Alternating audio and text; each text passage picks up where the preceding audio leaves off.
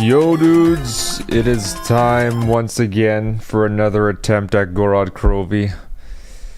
We're getting close. I actually downloaded a mod called Boss Trainer and I used it and I killed the boss on the first try. So I'm going to try again and just not freak out when I get there because I think I just overthink it. I realized the one thing I didn't realize is that the manglers spawn in the boss arena. That's why I was dying. So, with that in mind, I think we can take him on. This will be easy.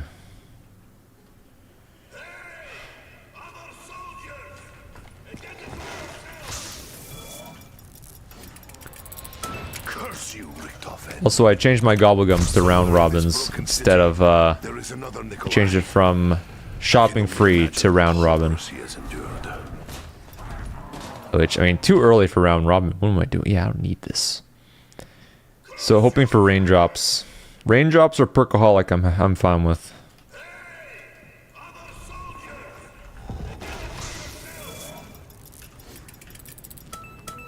Curse you. I said not round robin. Can you just give me what I want?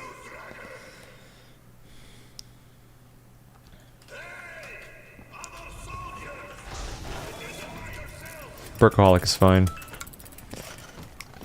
But next round it better not be fucking round robin. He's the last one. I should also track down Richtofen. Find out exactly what he wanted with the blood. Find out exactly why we were zipping around the place. I wonder if you can like strafe this. Oh, okay. There must be some hidden tricks in this map. I wonder if there's a die rise kind of thing. I know in die rise you can get to certain spots by strafing, but like that looks pretty straight. Like I don't know, I think that'll just keep blocking me, so there's probably no way I can do that. If there's a way, I'm not talented enough for it.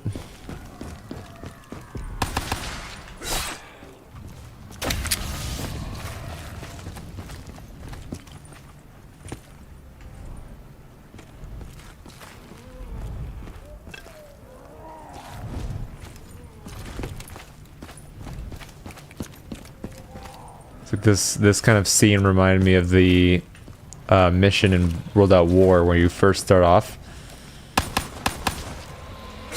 I don't know if this is a nod to it. It might be a different thing that they're referencing. I know this is like the Battle of Stalingrad as we remember it. But I don't know my history very well. I am taking a history course in university, so I will learn more. But it isn't war history, so I have no idea what it's going to be about. I think it was just something generic, like world history. So we'll see. It seems kind of vague, but we'll see what happens.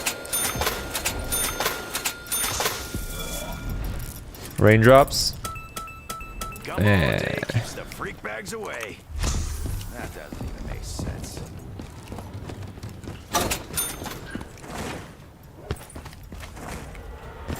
So the one thing I don't know is if I have to have the power on in order to get the code cylinders.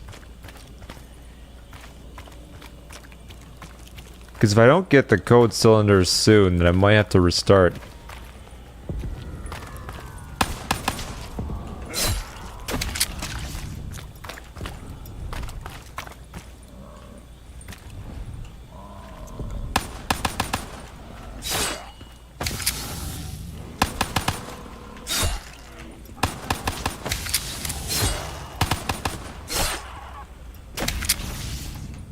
Yeah, still got nothing. Could sure use a Rhea. Running low. Yeah, I'm pretty positive you have to have the power on for the code cylinder. I guess we'll restart. Try again. Just give me raindrops. Make it easy.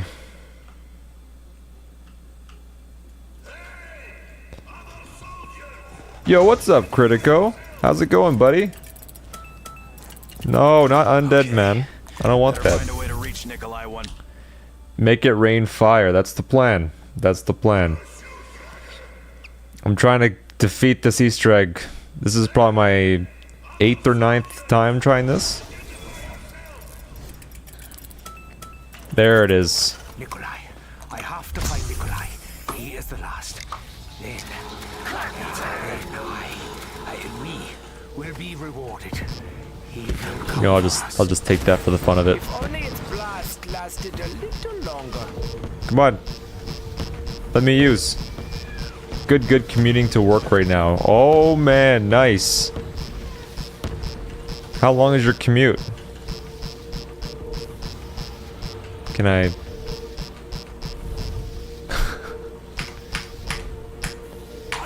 There it is. Well now, this is going to make quite a lot of mess. My God, is this?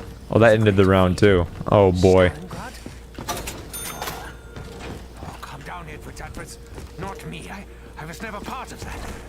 I am a scientist, a doctor. I never meant to cause harm, but I did.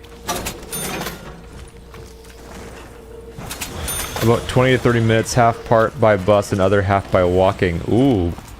Okay, I mean that's not too bad, but yeah, I mean for me my commute to work was about like 20 minutes. If I was walking to work it was about 40 minutes. Sometimes I'd walk just because I wanted the exercise, but I think that like sometimes I'd just be too lazy and then just go like, just bust it, man. It's been weird because I've been out of a job for so long, but I'm going to school in about a few weeks, so I have to try and get my brain back in order, I think, because I've been just like some days I would just be relaxing and doing absolutely nothing, but I should be trying to read more and all that stuff before I start. It's just I haven't been doing it. So I think tonight I'm gonna go back to reading a little bit. Yeah, walking is a top tier exercise, to be honest. I didn't mean to grab that nuke. Did I just restart the, like, is it a new round? I'm wasting too many rounds. I gotta start again. Yeah, walking is a top tier exercise. So like, I mean, with exercising, it's usually I walk. It's usually that I walk or I lift weights. Everything else is just too boring. Okay. Better find a way to reach Nikolai. Like I don't even like I know people say, well, some people jog, right? But jogging I find is just, it's like, I know it's better, but I also feel like I'm trying too hard. Like I want to be able to relax while doing some form of movement, which is why I walk. But jogging is like, you have to be focused in, you have to be locked in. I never ever experienced that runner's high that some people have, where it's just you're running and then you get this second wind out of nowhere and you get to keep going. But I never had that, so I usually just like walking because it's, you know, you don't feel like you're out of breath 90% of the time.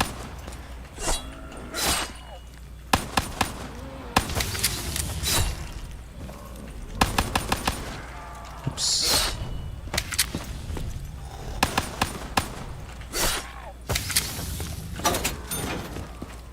Yeah, jogging is hella difficult, LMAO, yeah. Yeah, I mean, if I met someone and they like jogging, like if I was dating someone like, oh, let's go for a jog, I'd be like, sure, let's do it. But if I'm not forced to do it, then I ain't doing it. Hell nah. Here there are marathons every so often. Aussies love them. Oh, I didn't know that. I guess it's just like, I don't know, if you're in a group of people that just love to jog, then I'm sure it's a lot easier, but I find like if it's a community thing, I think it's a lot different. I think if you're just like a person and you're like, let's go for a jog, or I'm just gonna go for a jog today, you know, a solo thought.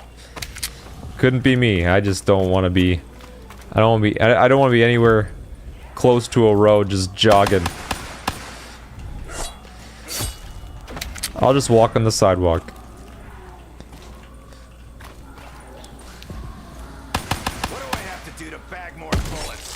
Oh.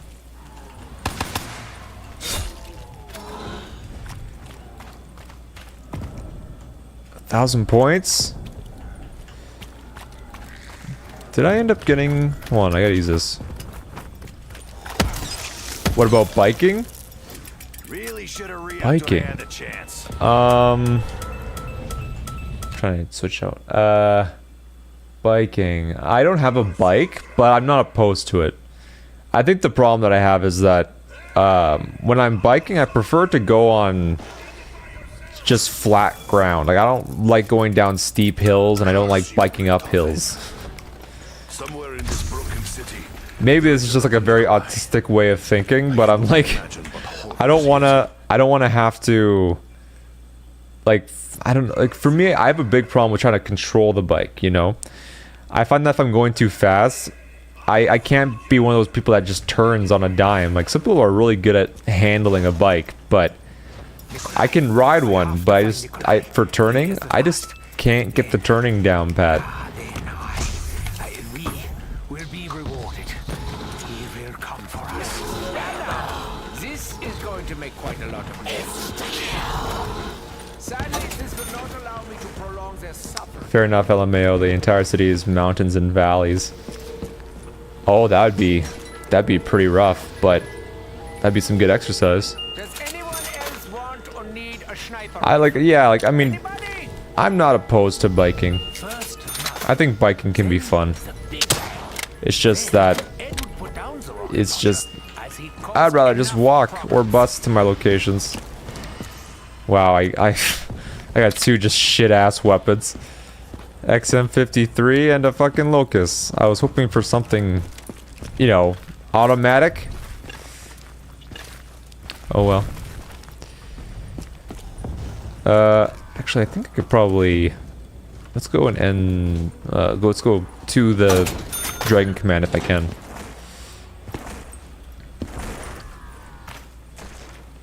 But other than that, you've been alright? Everything all good on your end?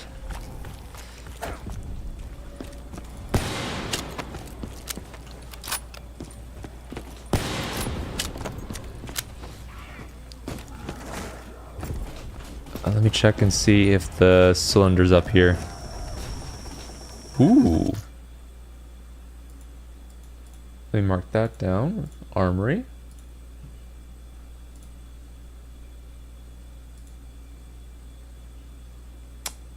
Yep.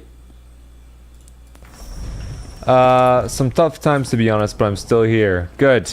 Yes, I know, like tough times are gonna happen, but as long as you have a positive mindset about it, then they don't really become tough times. They just become, you know, it's like, it's more of like, I would rather it not be like this right now.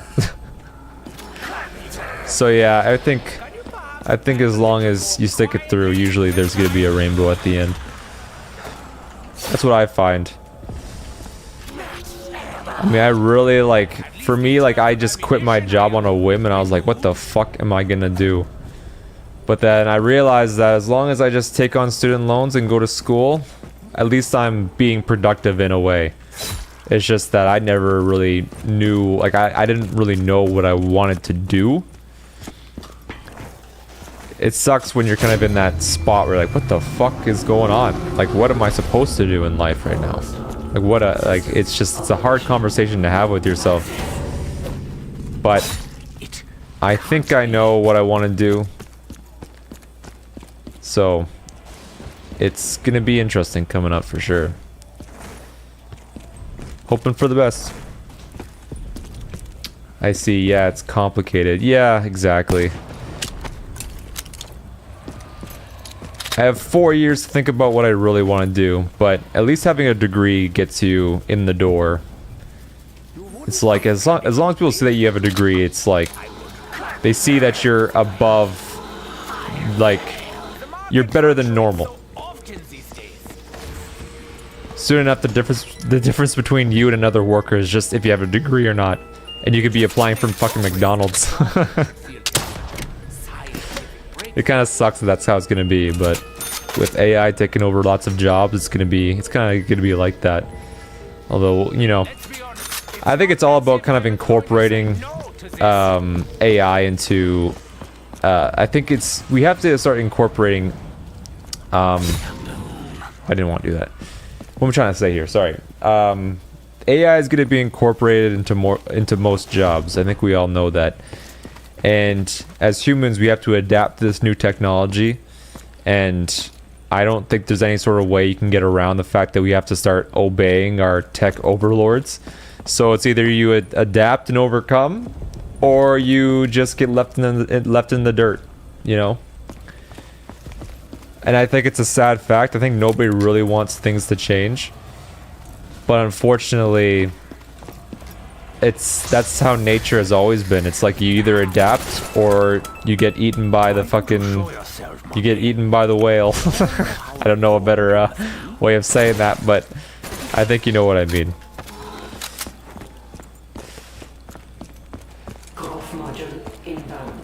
Yeah, it's a matter of adaptation. Exactly. Oh, look at me. Look at that. That worked out in my favor. Okay. Yeah, I'm not, like, for me, I don't really try to subscribe to a lot of anti-AI sentiment because I know it comes from a place of just, I don't want to lose my job. It's not really based on any sort of logic. It's like, yeah, it sounds good, but again, you ain't winning this battle. It's a battle between you and $1 billion. It's a $1 billion company. So, no point. I do believe in regulating it though, because I think there's lots of because I think you can't have a copyright law and then have AI training on books and like paintings and art and stuff like that that's already owned by people. I think that there should be that should be taken to court. I think it already has. Quick secret, even in relatively top tier research company, people are using AI for a lot of things. Personal experience, LMAO. I mean, that's kind of what I thought. I think most companies are just like, just use it.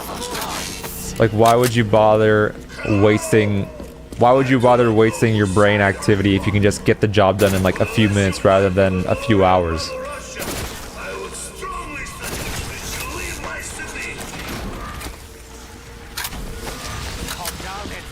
So yeah, like, I mean, even for school, like, I'm not like gonna say like, hey, I'm using AI, but if there's a really complex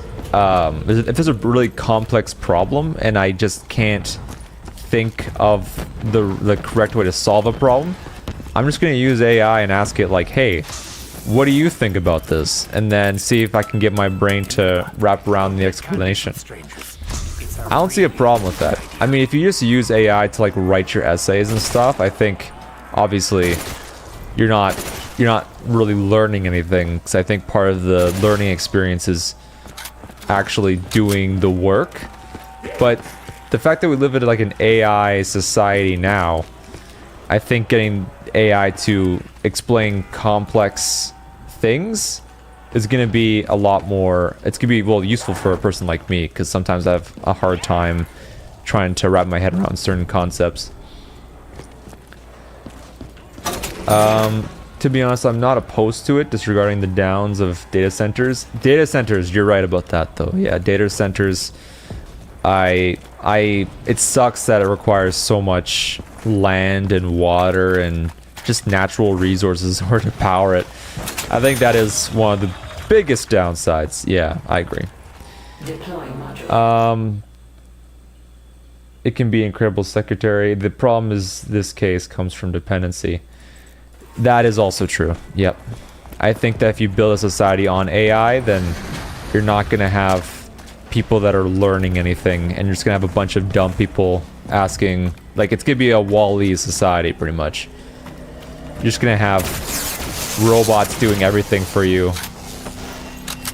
Which, I mean, for the lowest common denominator, like, there's always going to be stupid people. Like, I know in like the medieval times, if you were somebody that was not bright, you were either like the town drunk, or you would be like the person that scrapes the poop off of the sidewalk for horses and stuff. Like, you got those kinds of jobs. And society, I mean, we're always gonna have those really dumb people, and those people are gonna be part of the Wall-E end of things, where they're just gonna like have their robots do everything for them. But I think, but where I was going with this is that I still think that there's humans out there that want to improve themselves and be the best person of themselves, you know? So that's kind of what I have faith in, is that you can't take the human out of being a human.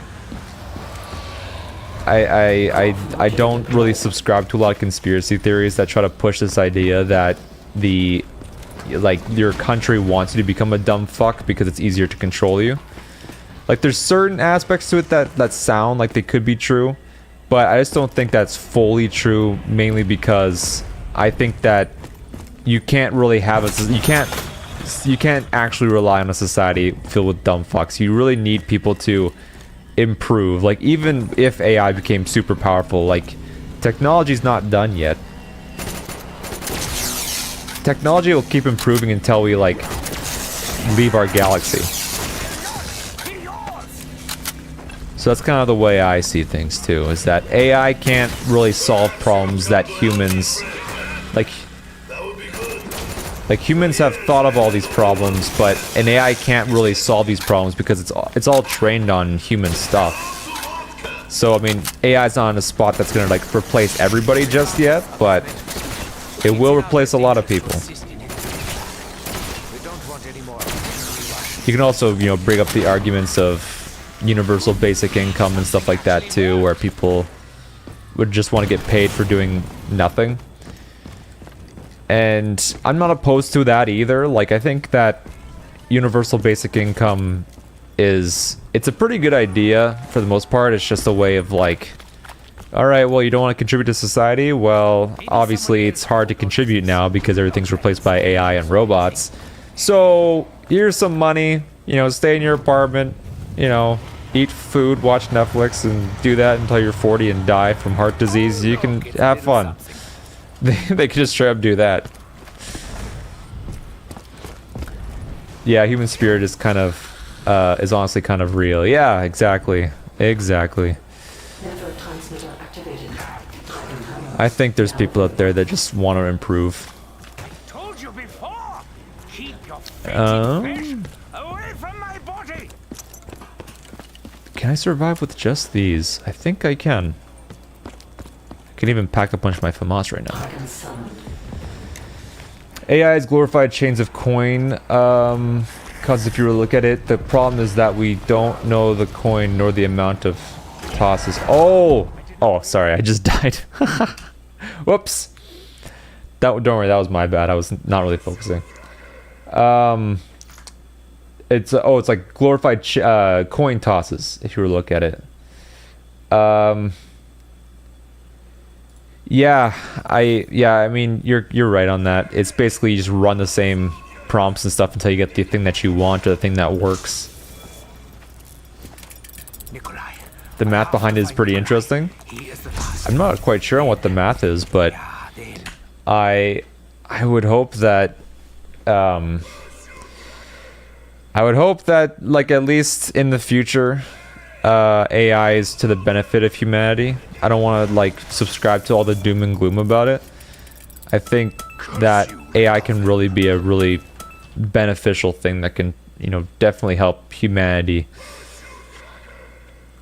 I just don't like that, you know, I think it's really dumb that a lot of people use it for like misinformation and stuff. Or even just people trying to do assignments. Oh my god, round robin, will you fuck off? Yeah, a lot of people just use it for really dumb reasons, and I think we are becoming stupider because of it, and I just don't want to be one of the stupid people. So I think using times of, like, using my time at university, I'm just going to try my best to become a lot more smarter.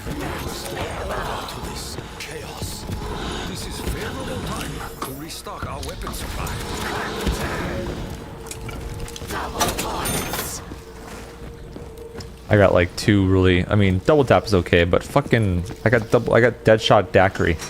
That's fucking stupid. It is shame. But yeah, I'm hopeful for the future, man.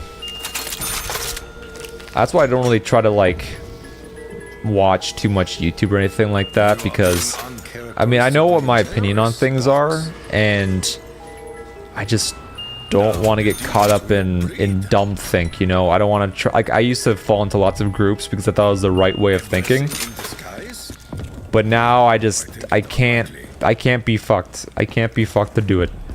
You're a pretty intelligent dude, to be honest. I mean, I appreciate it, but I think that I have to fix my brain in a lot of ways. Because even before, when I used to stream and stuff like that, I used to really be a motor mouth and not really know what I'm saying. I used to run my mouth and just act like a total idiot.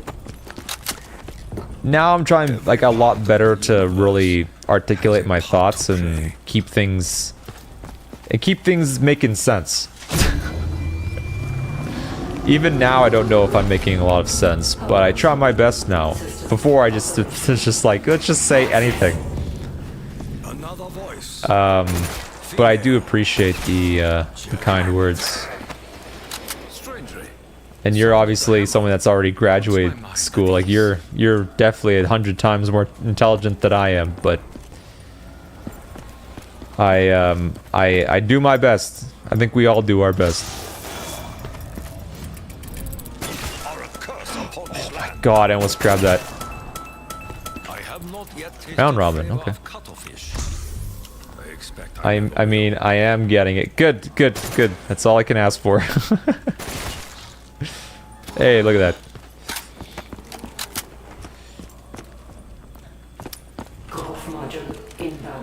Yeah,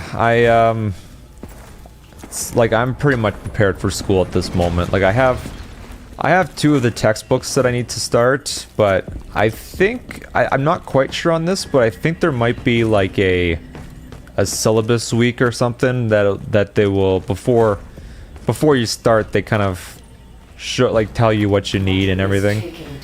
The orientation is a day before the university starts, which I'm not too happy about that. Like I wish that I had some more I wish I had more time to like think about school, like go to orientation and then figure things out. But I think it's basically just get accustomed to the building and then go from there.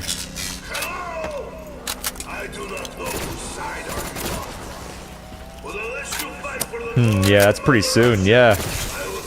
I mean, for me, university starts in 2.5 weeks, pretty much. Like, it's going to be on the 8th of October. Or not October, sorry, 8th of August. So, it's, we're getting close. We're getting close. I feel at peace, as though some burden has been lifted. But yeah, I think when I start school, I think I'm going to be cutting on my internet for a little bit and relying on my mobile internet, as well as my apartment also offers internet, but it just kind of sucks.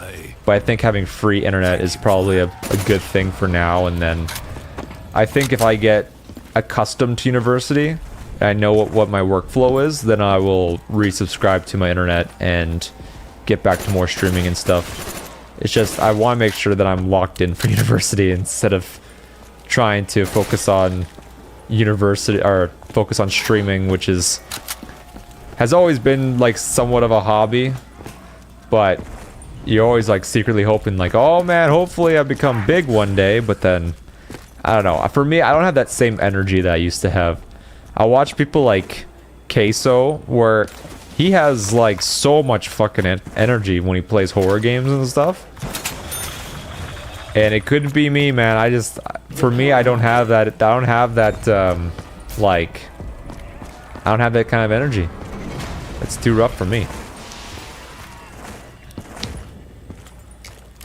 Not like you have to have that kind of energy in order to be like a very successful streamer, but I do think that it helps. We receive assistance from unseen But yeah, I still plan to stream at some point. It's just that I have to unsubscribe from my internet and save some money while I focus on school. Because my sister was making a big case, like, school's gonna kick you in the ass, especially, like, she went for, like, 5 or 6 years, but didn't have a full course load for a year. Like, I'm going for a full course load, which is gonna be, like, she was like, it's gonna be so difficult, like, you don't know what you're getting yourself into. So that kind of spooked me a little bit. I don't know why she was saying that, but she's correct. Well, I mean, yeah, it's gonna be hard. I know that for a fact, but I think if I lock in and just make sure that I don't, you know, get distracted by bullshit, then it should be okay. I'm not looking to get A's. I'm not looking to become like super genius over here, but I'm just looking to get my degree. And you know what? I think if I pass this first year and I realize it's a bit too much, then I will just take less courses next year. I mean, it really depends on Mayo. The first year isn't supposed to be that bad. Yeah, I think if I can't handle this year, like, I think if I do university right now for a full year, full course load, I will at least be able to gauge where I'm at in terms of studying.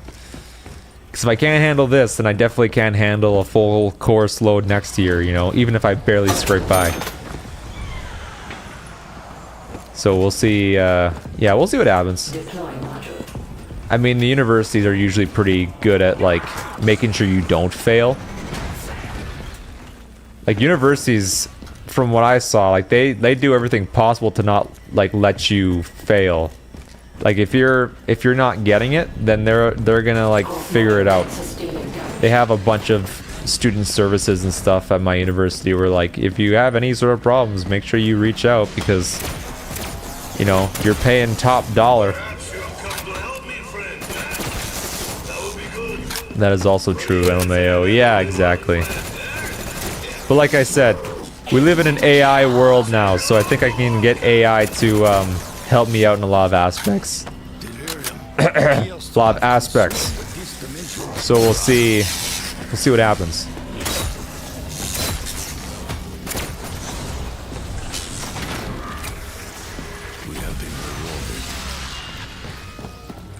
Shiva. Disgusting. That which is lost or forgotten. Come on, give me Perkaholic. Mysterious candy. What blessings will you bestow upon me this day? I got the Dracon and the FAMAS now, but XM53, okay. Can I survive? I don't think I can survive this lockdown without having a Perkaholic. I can probably survive without a Mark III, but definitely not a Perkaholic, so I'm gonna try and hit it again. It's literally gonna be my last... Actually, I can survive with this. Undead Man walking, this will be perfect. Terminal is not operational. Oh. Acquire transmitter parts and assemble to proceed. I forgot to put these parts in. I'm an idiot.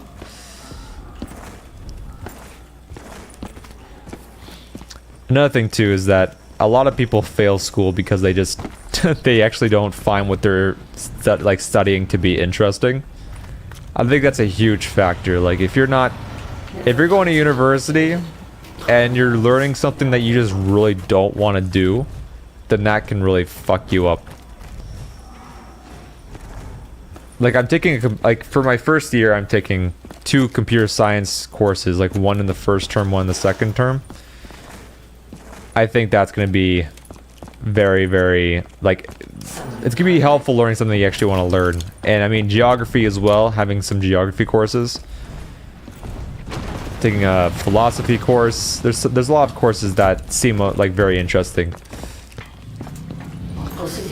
Although at my university, the one weird thing is that they force you to take one native studies course. It can be at any point throughout your degree.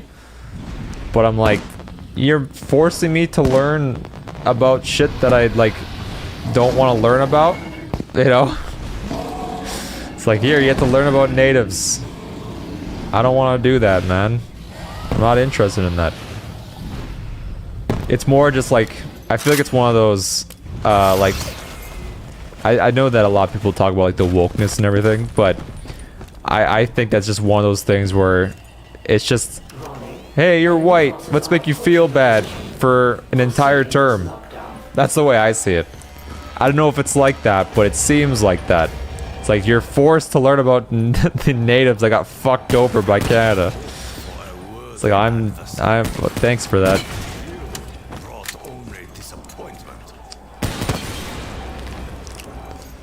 Obviously, I don't want to get political or, you know, talk about social issues, but man, I was just kind of like, this is kind of dumb. And that's all I'll say.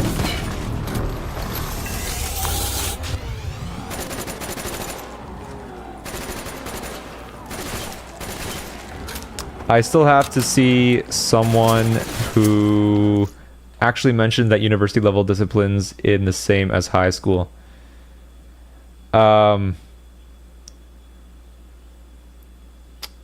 I still have to see someone who actually mentioned that university level discipline is the same as university level discipline. Like,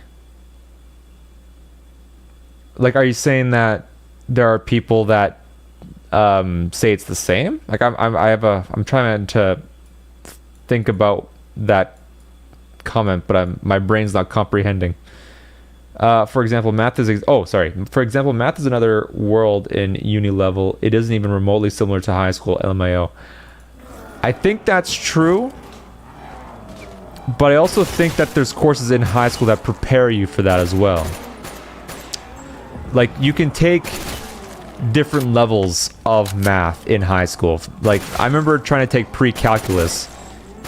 And I think I said this before. I'm not sure if it was to you, but I remember I said, as soon as they started introducing letters, I dropped out of that course and went to essential math.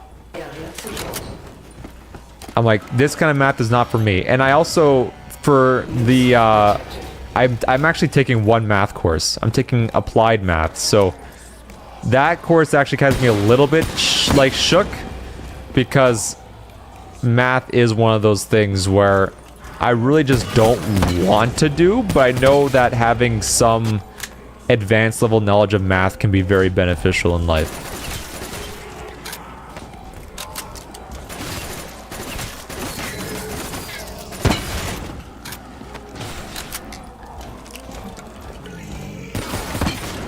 For me, I've always found it very impressive, like, when people can do math beyond times 12. Like, for me, I can do some times 12s, but when people get into like times 13, times 14s, like, some people can do math like in their head, like bada bing, bada boom. To me, I think that's way more useful and more practical than learning about trigonometry.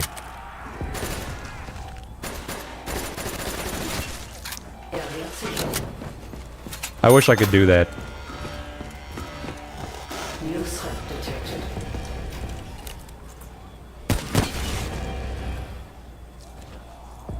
But I'm hoping that I can get through this math course. As long as I think of it as like a puzzle, you know, like solve this math problem.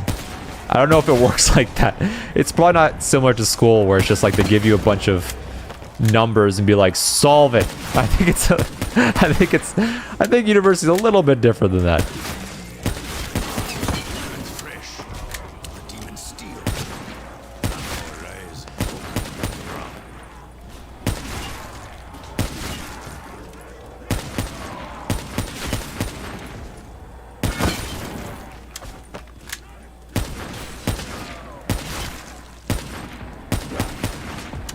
To be honest, as a personal tip, it depends on what your area is, but you can only need linear algebra and a bit of calculus for applied.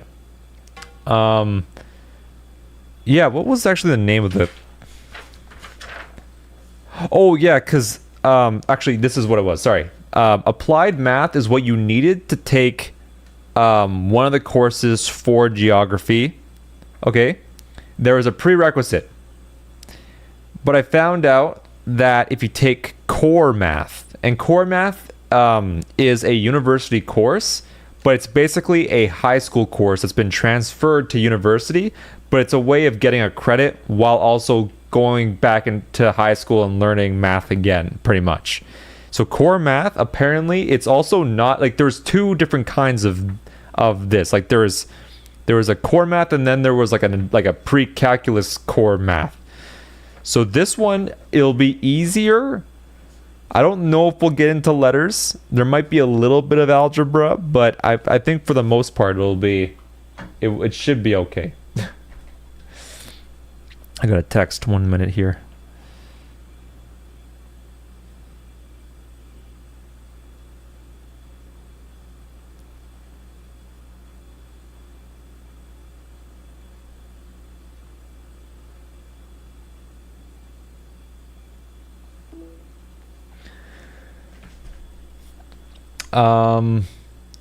Except physics, that's a bit more specific. Yeah, physics. That's the one thing. So I looked at chemistry first, but chemistry has so much prerequisites before you can even think about going for a chemistry degree. So I'm like, okay, that dream is dead, and I'm fine with that. Geography it is. Chemistry required that you had like pre-calculus, you needed chemistry from high school, and you also needed physics. Grade 12 physics. And like you can take these high school courses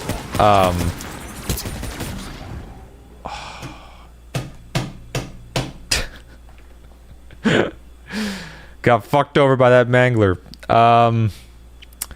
Yeah, like I can take those high school courses online, like they allow you to do that. But I just don't think it's worth wasting this much time because I'm already 28 and I more just want a degree, you know? And this degree is actually going to be somewhat interesting to me. So I'm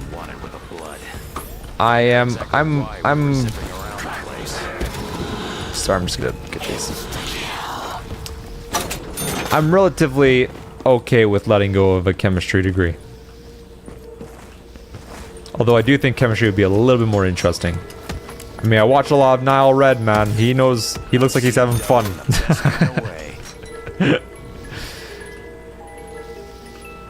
Ooh. I also think chemistry is one of those things that will just never truly go away because you need chemistry for a lot of things like pharmacy and all that stuff. It's one of those things that will always benefit society. Look at that.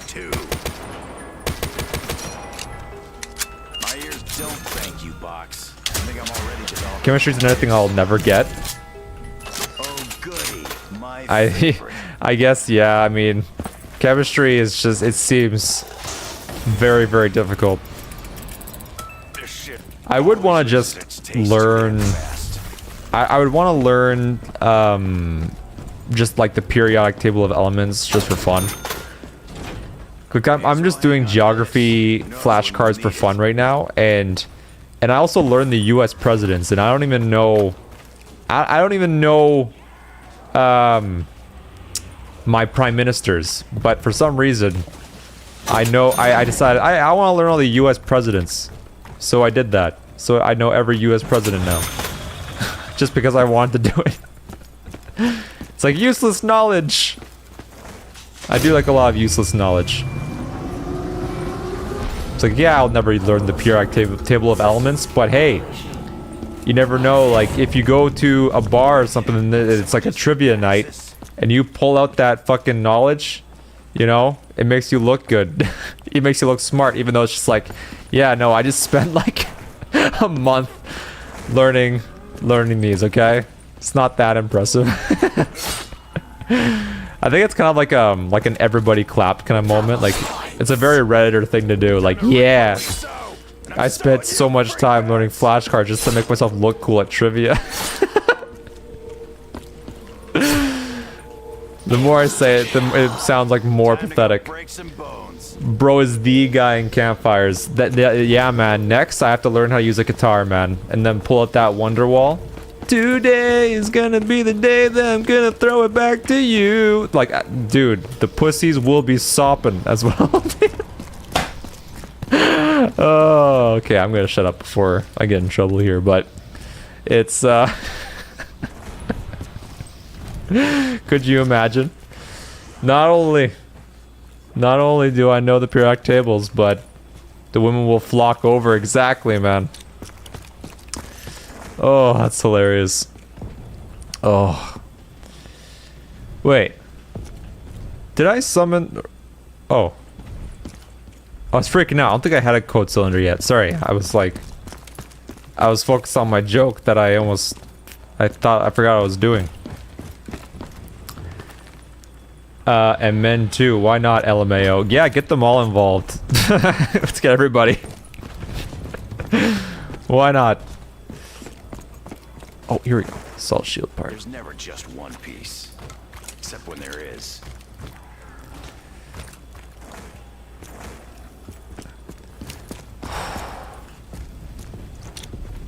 Can I no-scope this? Watch this. Got it! I should ask Nikolai if he knows what this is. I also, well, the thing is, I have also taken a backseat on my Japanese learning route right now, too. Because I was finding that, like, it's hard to find a way to progress when learning a language, because I'm not around people that know it, so it's just, I either attempt to do more flashcards or go through some sort of online course, but it just didn't feel like I was progressing, so I'd say that it's either I need a tutor or I just go to Japan and start learning it that way. But yeah, that's sort of taking a back seat. I'm gonna try and find a better way to like learn while living, but not spend, say, like an hour or two a day just sitting down and focusing like I used to. Because it's obviously like nothing's being built into my brain, which is rough. I think... Oh, there it is. Not sure I'm in the mood for a treasure hunt. Yeah, even more for a really tough language for self-study. Yeah. Like, the good news is that, like, for the most part, I've been really only learning kanji, and I've gotten really good at recognizing kanji. I think pulling out the... I can see a kanji and know, I've seen it before, and sometimes I can say the English for it, and sometimes I can also say the Japanese for it. Like, there's a lot of pronunciations for certain kanji, but usually I'm pretty good at recognizing it. I just think that speaking it is just a lot more useful, because at least when you know how to like speak it to people, at least you can communicate. I think being illiterate in Japan is a lot better than being a mute. Just pulling out, like, I don't want to be the one to like pull out the Google Translate and be like, how do I get to the ramen museum? And then you hold it out to the person. And I would say another thing too that kind of, you know, I'm not gonna say it's not a bad thing by any means, but I think the over glorification of Japan now has really put me off, because I just don't like the fact that it's just one of those things where it's just a place that everybody wants to go now. And I don't want to be a gatekeeper or anything like that. I'm not gonna be able to explain myself very well, but I just think that when you have like this flood of white people coming in that don't really give a shit about your country, but are just there for like the aesthetic value, or just to say that you were there because it's the place to go.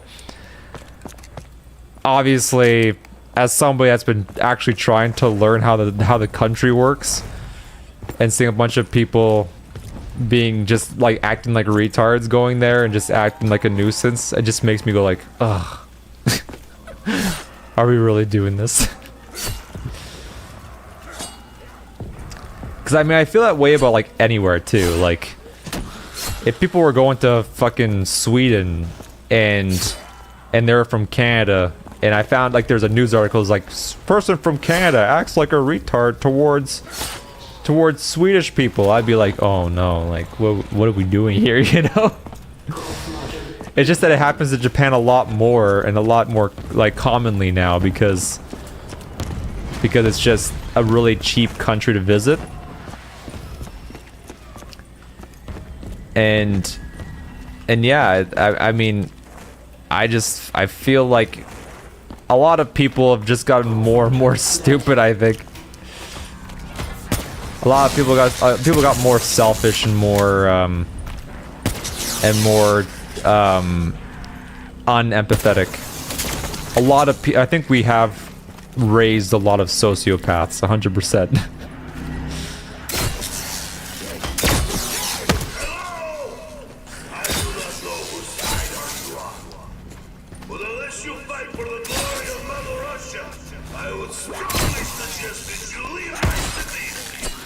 Weebs, man, also hype beast or whatever they call themselves. I'm willing to argue this. I think that weebs have more respect for Japanese culture than this current wave of people going to Japan. Because people that roasted weebs for liking, like, thinking Japan was a superior country, like, there's obviously a level to this, right? I think that there are weebs that just have this delusion that Japan's the greatest country on earth. And when you really study Japan, that's not the truth at all. Obviously. I think that every country has its problems, and Japan has many, many problems. That being said, I think that we have this wave of people that have never even watched anime, that see pictures of pink trees and castles and be like, let's go to Japan. But then I think that even weebs understand that respect is one of the hugest things. Like if you have a weeb go in there and being like, oh, konnichiwa, oh, hello.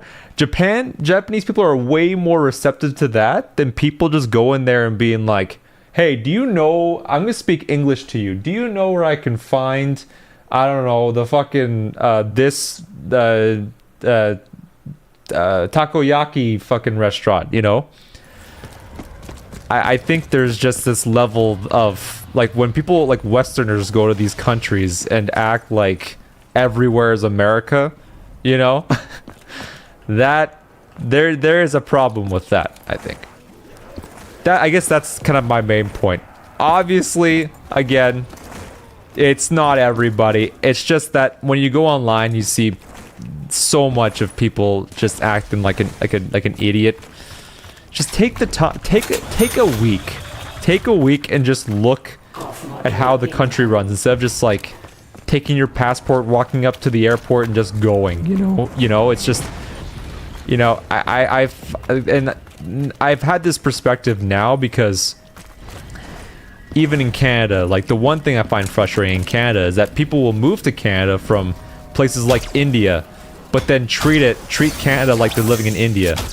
Like, countless times I see Indians, like, walking outside and just tossing their garbage out on the sidewalk.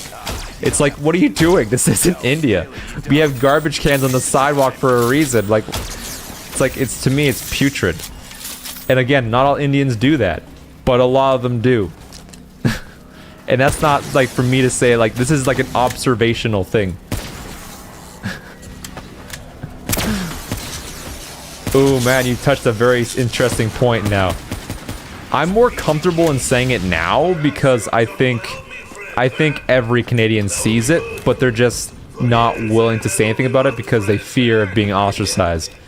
And I don't really fear that anymore. I mean, right now I'm not employed, so I don't have to worry about losing my job.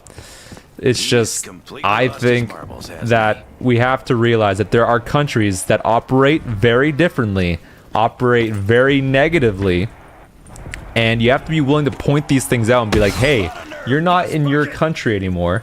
Realize that it doesn't work like that and adapt. Like, again, I'm not gonna go to fucking, I know that in Japan, one of the hugest things over there is recycling. I will be honest, I don't recycle a lot. I do recycle the things that are easy to recycle.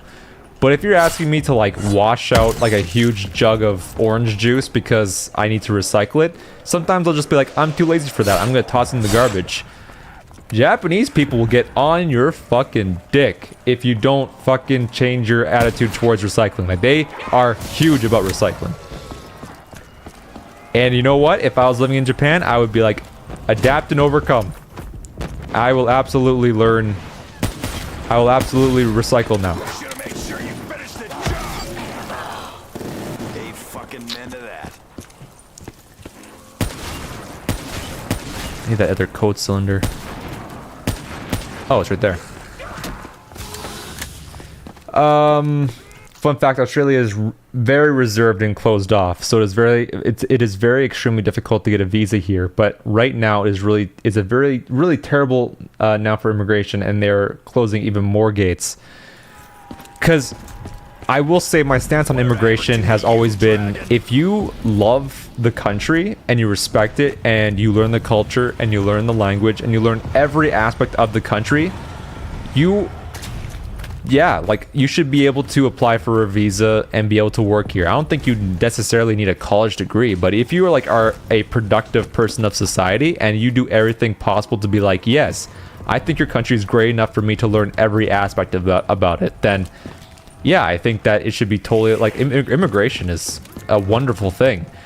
It's just there are problems with the waving in of of migrants.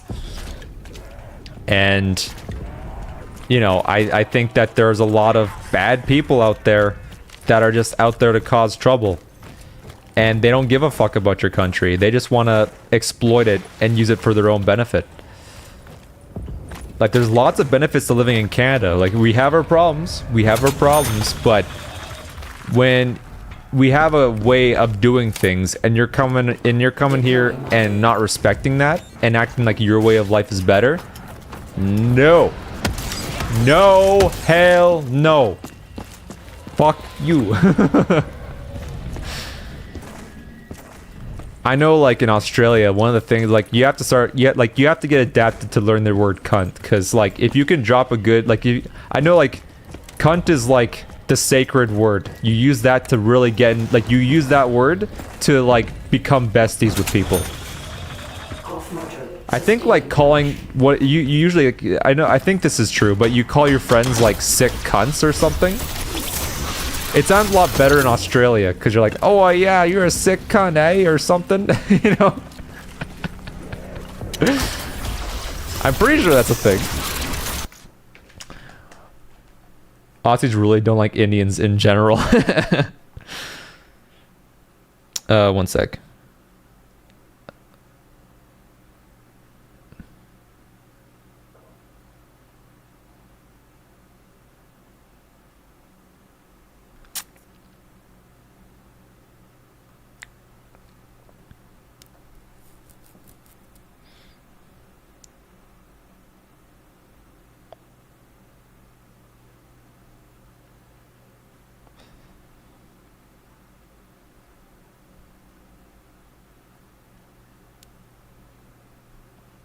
There we go.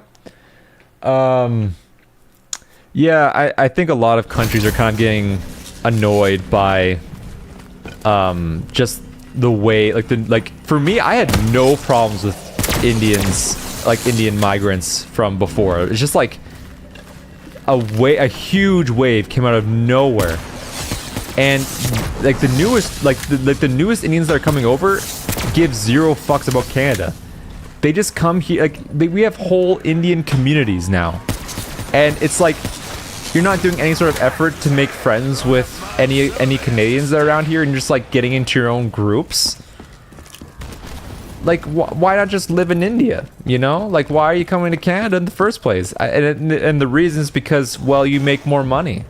You realize that Canada's, like, it's a better country to live in, but you're also not willing to, like, respect our culture and our way of living.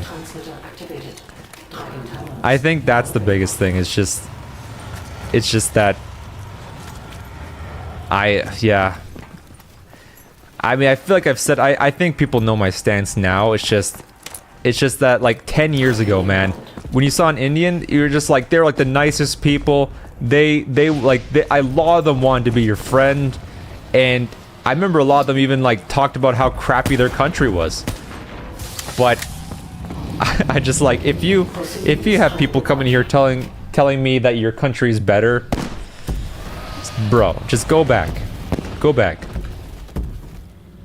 You know why? Oh, mate, bit of a tough nut, ain't you, cunt? I love Australian language. But you know what? I don't know, like, what are you referencing there?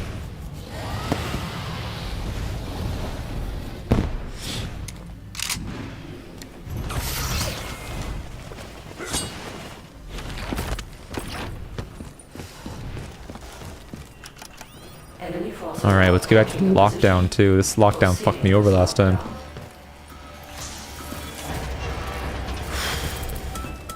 Does it work better if I chew faster?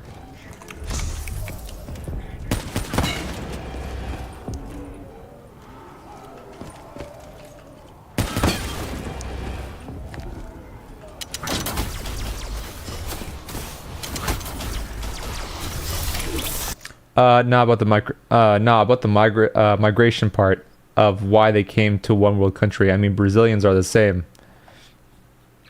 My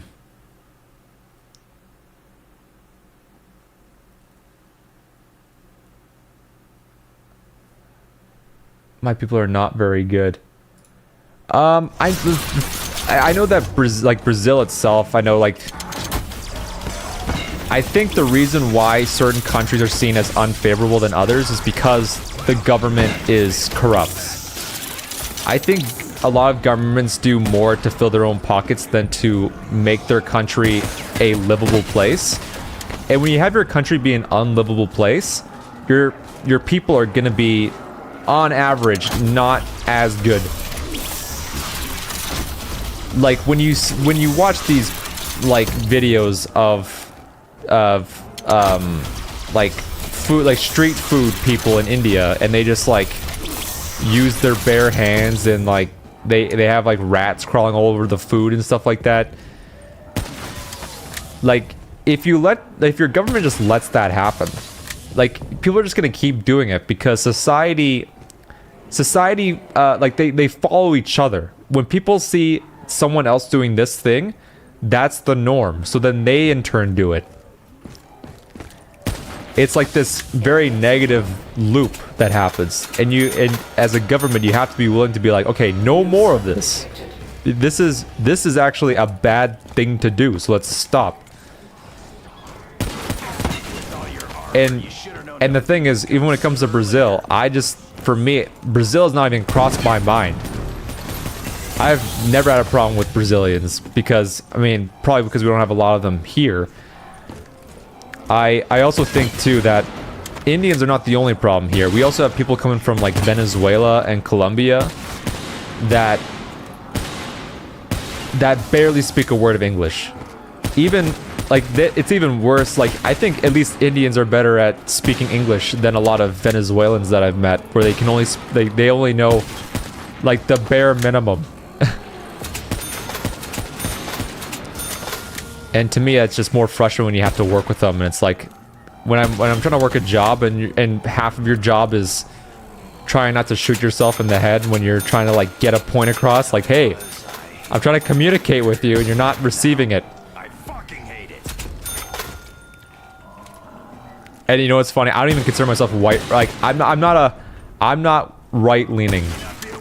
That's the funny thing. I don't consider myself to be like conservative.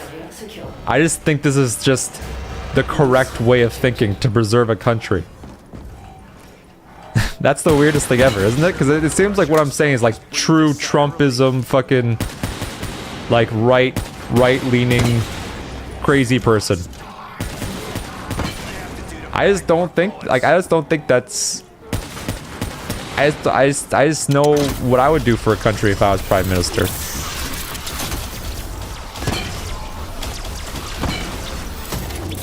But I mean, we'll get off this topic because obviously it's not a very nice topic to talk about.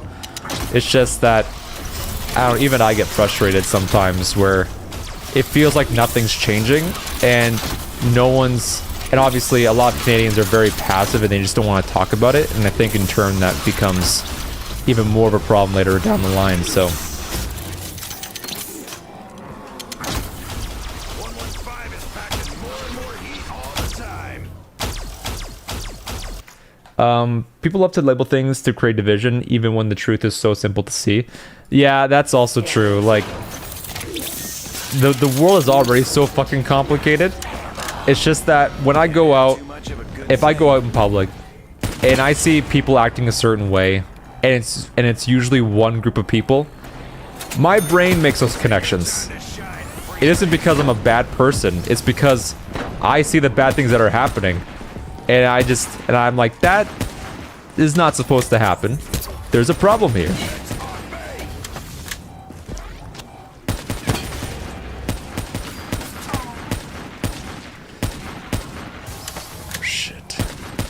And yeah, like the labeling of things, that's something that I've said that for a very long time, is that when you label a certain way of thinking with like a negative term just to make you look bad. I know like one of the hugest things is that people for a long time used to call like everybody Nazis or misogynists for thinking certain like not even thinking things that are even related to Nazism or sexism or anything like that. It's just like if you label something with a negative term, it's meant to devalue your opinion. It's not meant to actually it's not meant to call you out it's not meant to call you out in a it's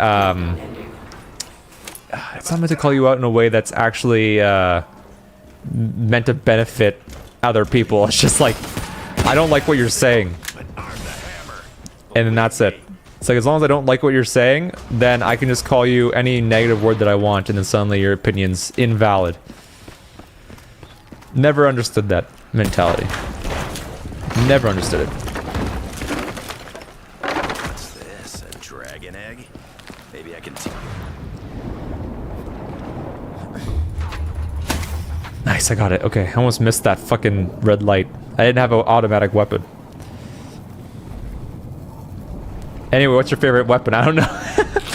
Yeah, let's move on from this. My favorite weapon, like in Black Ops 3? Because if that's the question, I feel like there's many levels to that. Like, what's my favorite? Like, there's a favorite weapon probably in multiplayer. Sure. I would say... Well, in terms of wonder weapons for Black Ops 3, I think my favorite wonder weapon for Black Ops 3 would probably be... I'm gonna say it's the KT4, because I used to love this liquefier back in Die Rise. It's a goopy weapon, right? And the KT4 is just a more fun version of that, because they have this cool bubbling effect that looks putrid and disgusting and looks awesome. So I'll go with the KT4 from Zetsubo no Shima, and then I'm gonna go with for multiplayer.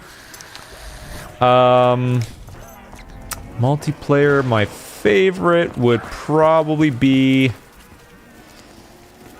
BF4's a hard one, because I feel like a lot of the weapons were just not as fun to use as Black Ops 2. I gotta put this dragon egg down.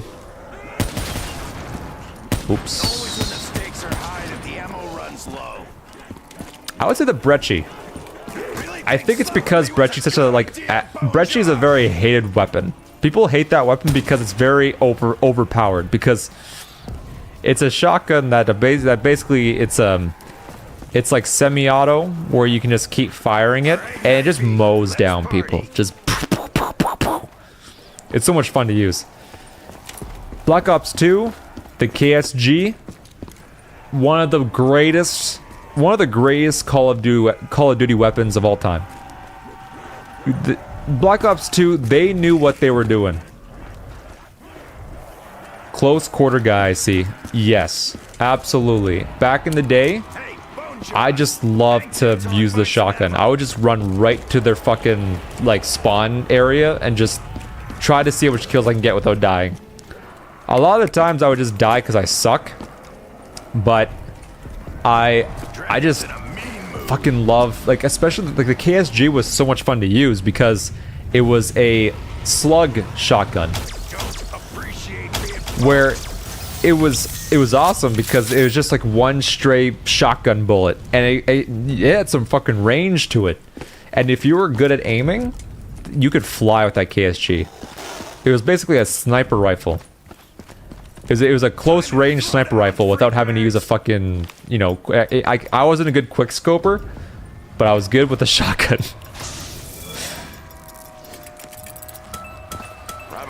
I was never the biggest, like, MLG person. I could never do trick shots and quick scoping and stuff.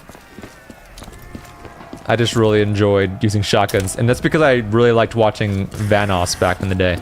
Because Vanoss Gaming used to post a lot of shotgun compilations and stuff, and he also had shotgun tutorials. I don't know if they're still up, but I remember that Vanoss had he had a tutorial for like the best shotgun areas in like Modern Warfare 3, the good Modern Warfare 3.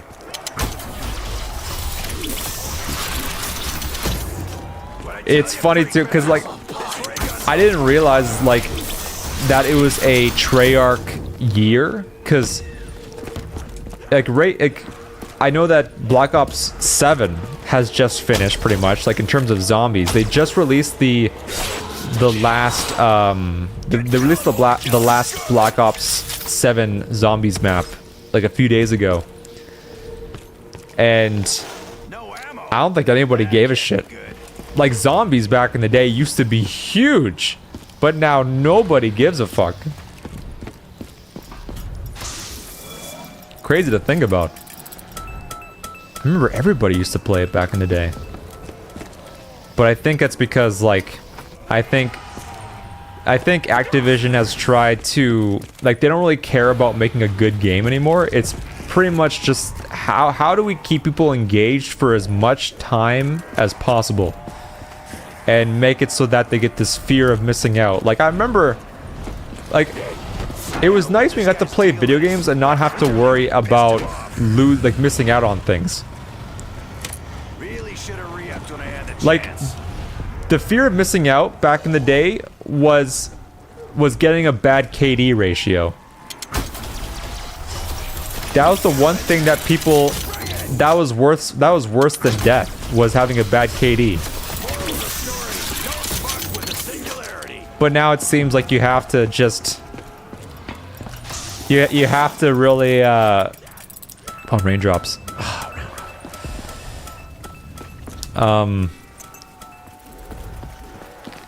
Sorry, hold on. I want to get some more ammo for my Dracon so I have to complete these challenges for my Dragon Egg, so I need more bullets for this, or I need to try to pull a I want a raindrops. Perkaholic! I could try and toss this back in the box and pull another thing, but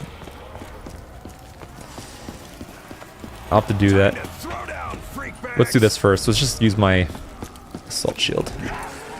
This is one of the challenges.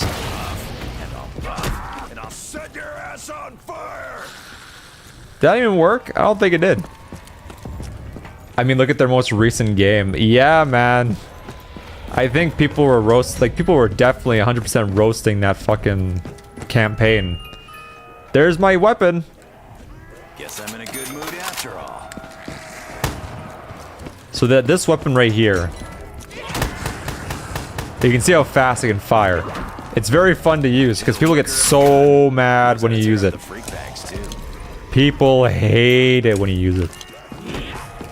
Here we go. SVG is good.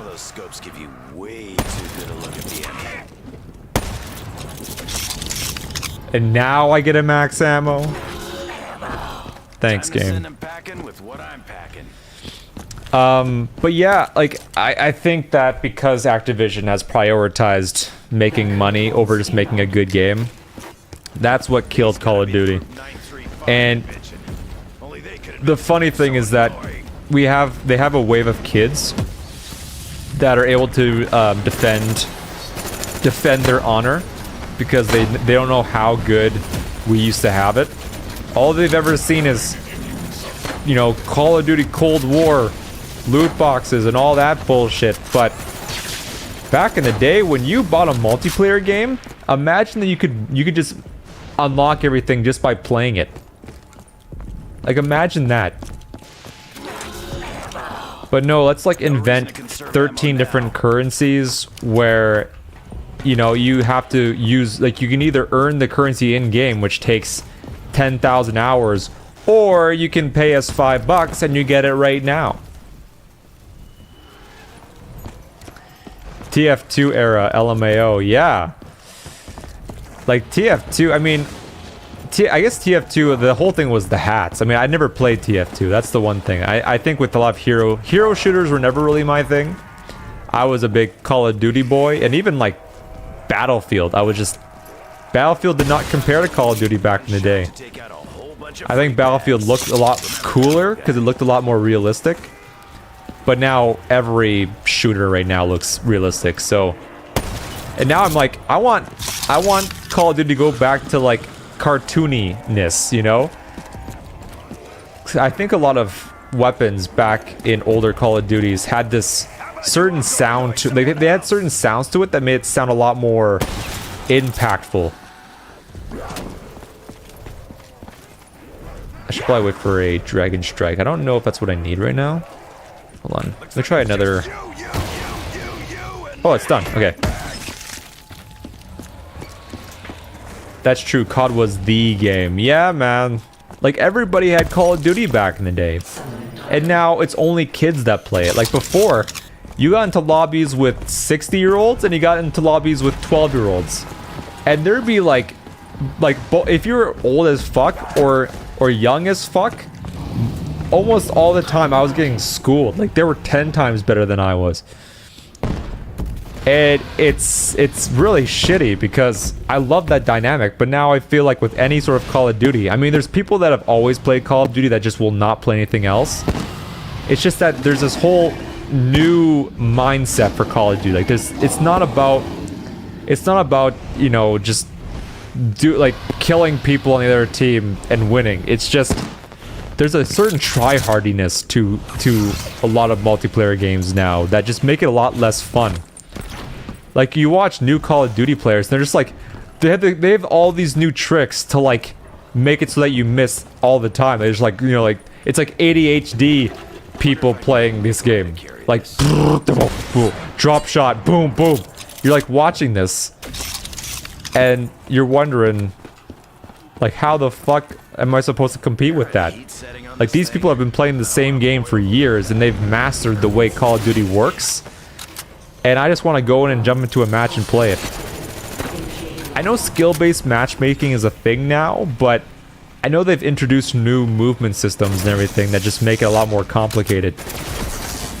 I remember in Black Ops 4 they introduced, I don't know if this is still a thing, but they introduced self-healing. Like, before, if you got hurt, you just hide away from it for a little bit and then you re-heal. Or if you're playing hardcore, then you just die. So there's those two game modes. But then Black Ops 4 introduced self-healing, where you have to press a button in order to heal. And that, to me, like, I was like, okay, I'm gonna hate this. So I just never played it.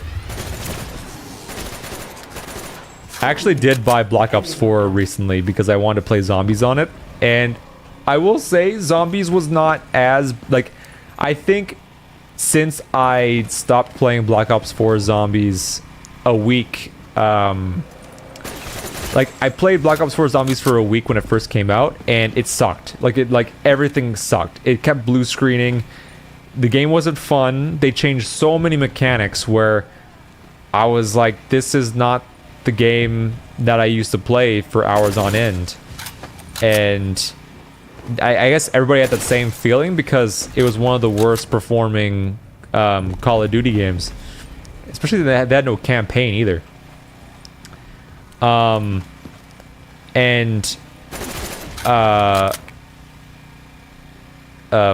like Black Ops 4, I was playing it and I'm like, the zombies is not bad now. But I also think that it was just, there's this whole feeling about the game where it feels cheap. It feels very, very cheap. I despise it. And, like, here's the thing. I don't want to say that I'm a fan of Black Ops 4. I am not. We should never, ever think about Black Ops 4 ever again. And also, you said something about Omni Movement. controversial take. Omni movement as well. It kind of ruined the grounded feeling for me. That's one of those things where it is just like, oh yeah, I guess this comes into another thing that I was thinking about yesterday.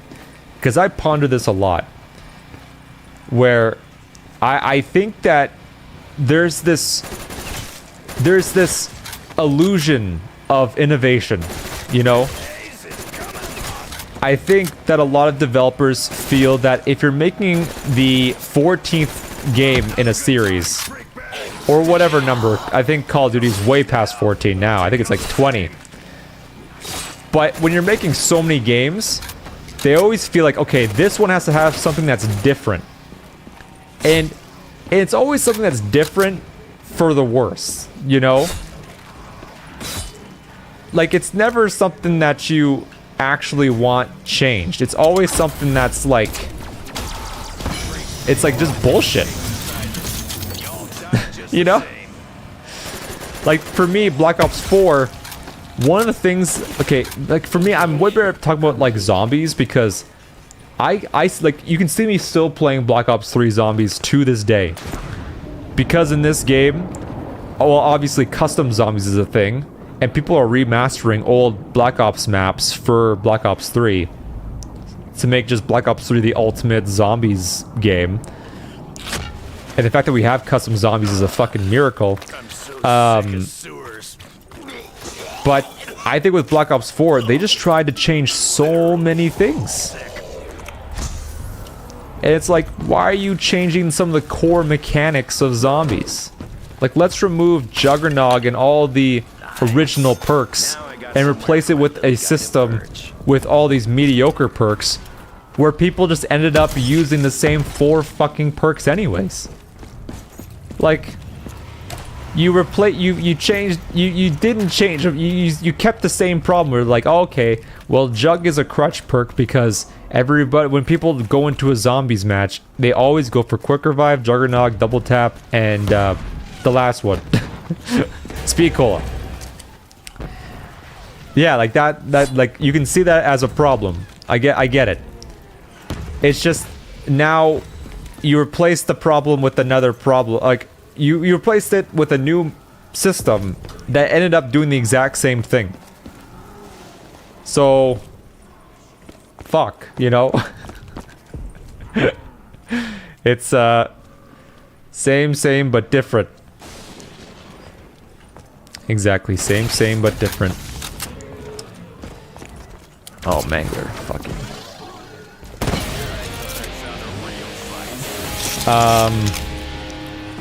But you have to remember too that there's games that have existed for, like, you know what?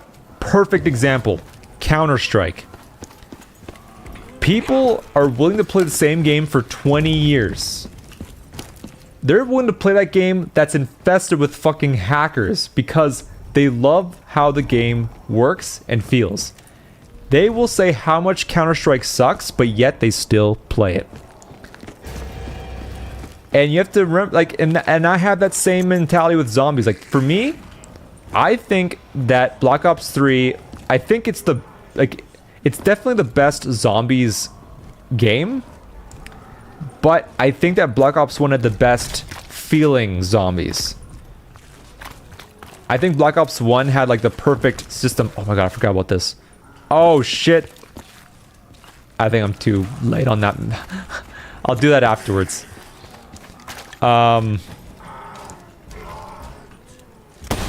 Oops. Sorry, hold on. All right, little guy, let's go start some fires.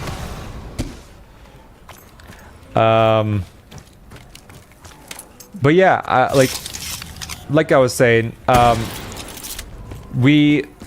think that there is this illusion there's this illusion of innovation that happens within Treyarch, Infinity Ward, Sledgehammer, that is a detriment to their games. Because when you try to change things that people like, you realize that if you change something that's way too drastic, that people are just not willing to change how they think. Like, Black Ops 4 changed so much stuff. Like, the fact that there was no campaign You had, like, in multiplayer, you had to heal yourself. And in zombies, they removed, like, perks and a lot of the core mechanics that made zombies fun. People are not gonna play the game because you're just making things unfun because you think that they were game breaking, or they ruined the flow because you became overpowered too quickly, or stuff like that, you know? I just hate that there's just this idea that things just have to change for the sake of change. You want to know something? Here's my idea. All right, this is my idea. I think that, well, in 2 years we're gonna get another Treyarch game, and it's more than likely gonna be a Black Ops game. I think we know this. I think that they're not gonna be able to step away from Black Ops. I don't think Activision will let them, because right now we're in such a shitty spot with Call of Duty where they're not willing to get rid of any sort of name that is built into our brains. So how do you fix this? Here's my idea, okay? This is big brain. This is big brain.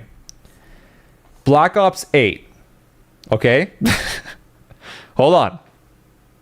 Black Ops 8. But for the logo, you take that 8, you turn it sideways and call it Black Ops Infinite. And then you remaster a bunch of old Black Ops shit. You bring a comeback for zombies. You just go straight nostalgia bait throughout the entire fucking thing. That's my prediction. Because Infinite is already a name that's been used in previous Call of Duty. So calling it Black Ops Infinite, all they care about is names. They want names and they want nostalgia. And then if they want to implement dumb bullshit, they can do that after patch. So I think that is my idea. Wait in 2 years. Bro saw the code, the Matrix. I'm trying to think the way that Activision thinks. And we're at a shitty point with Black Ops where they're not only do they not want to give up the name, but they realize that they can't have another Black Ops 7 appear because the campaign was so shit. The best thing that they could possibly do at this very moment is to make Black Ops Infinite, but I would say that instead of making a I don't know. Here's the thing. You could remaster the first 3 campaigns, Black Ops 1, 2, and 3, and put them in Black Ops Infinite. You do that. And then you also add story elements to those campaigns to like add more context or make it longer or something. You know, add new content, because obviously the campaigns are just not working out at this point. They can't write new campaigns anymore. Get a writer or two from the old campaign days and ask them to, like, what would you do for lore reasons? We'll pay you $1 million. Just come in and fix our shit. You can do that. Zombies, I think they should have a Super Smash Bros. Ultimate moment. Everyone's here. You put in all the old maps while simultaneously bringing in new maps, but have a totally new. I don't want to see the old ass characters again from 20 years ago. I'm done seeing Richtofen, Dempsey, Takeo, and Nikolai. I'm done. They actually brought back those characters for Black Ops 7, but they're the Dark Ether versions. I don't know either.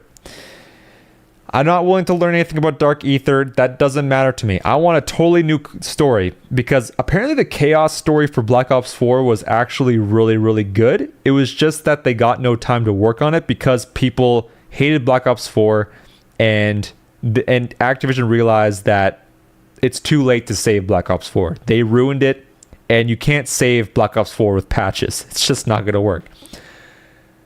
So I think that they have to do a remaster of Black Ops, but take only the first 3 Black Ops games, remaster everything about it, all 3 campaigns, The multiplayer should be like an amalgamation. I think take all the best elements from all the games, but remove the double jumping and wall running. We don't really need that unless it's for the zombies maps.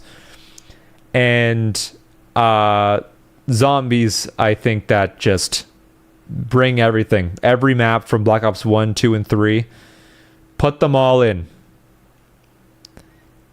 At this point, go on full on Mass Effect with aliens and shit. I don't know, LMAO, terrible idea. You know what I think? I've been already saying what I think, but I think that with zombies, I think Mr. T Lexify, I was watching him a little bit, and he had this, he was thinking that the best way you could go about zombies at this very moment is to have every new zombies map play like a Call of the Dead or a Mob of the Dead, where you just have this celebrity cast and you put them in an environment with its own self-contained story. Doesn't have to all be conjoined or anything like that. Just have a map with a story and like an environment. Like it could just be like, you know, have like, you know, hire fucking I keep thinking of the character's name. I was thinking like Jack Sparrow. What the fuck is Johnny Depp? Get Johnny Depp and get like a bunch of different people from pirate shit, like pirate movies or whatever, and then put them in a pirate map.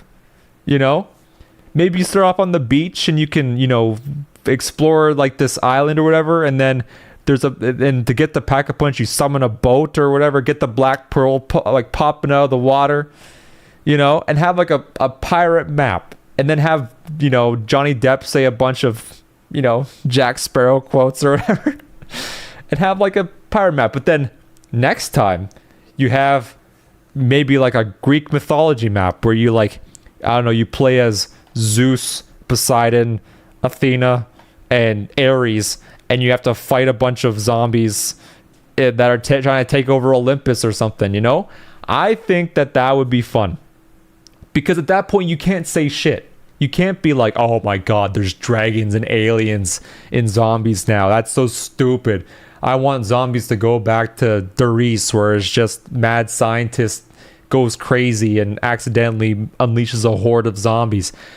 I think that you could make the perfect, like that's the perfect way to make bank, honestly. You hire celebrities and you put them in these really interesting environments and be like, and just add zombies to it, and treat it like old Black Ops 3 maps. Like, it sounds like a very custom map thing to do, but if you have Treyarch level quality in a game like this, obviously a lot of custom maps have a stink to them, but I think that you could do something with that, and I think that idea sounds like a lot of fun. I think too that you could also have fun with another, you know, huge storyline with every map connected, but it's hard. It's hard at this point because I think a lot of people are just not willing to let go of Richtoff and Dempsey and, you know, the original cast. Even for me, I'm just totally done with it. Like, we've had enough. We've had enough. And I have to end this round to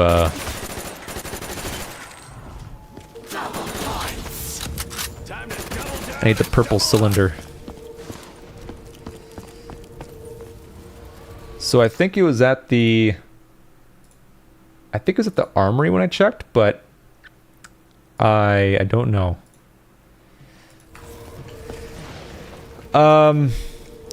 Yeah, I mean, like I would hope that we can go you know, full crazy with zombies, but that's my idea. Black Ops Infinite coming soon. And I just realized that I have to start the generator again. I have to go back to Pack-a-Punch. So I'm going to survive here for a little bit until I get down to a few zombies. Also, are you at work? I realized that I don't know, I didn't mean to keep you, but I was really pondering this idea that, like, I think right now we're at a point where I don't think Treyarch is going to be allowed to make a new game that's totally original. It's just too much of a risk.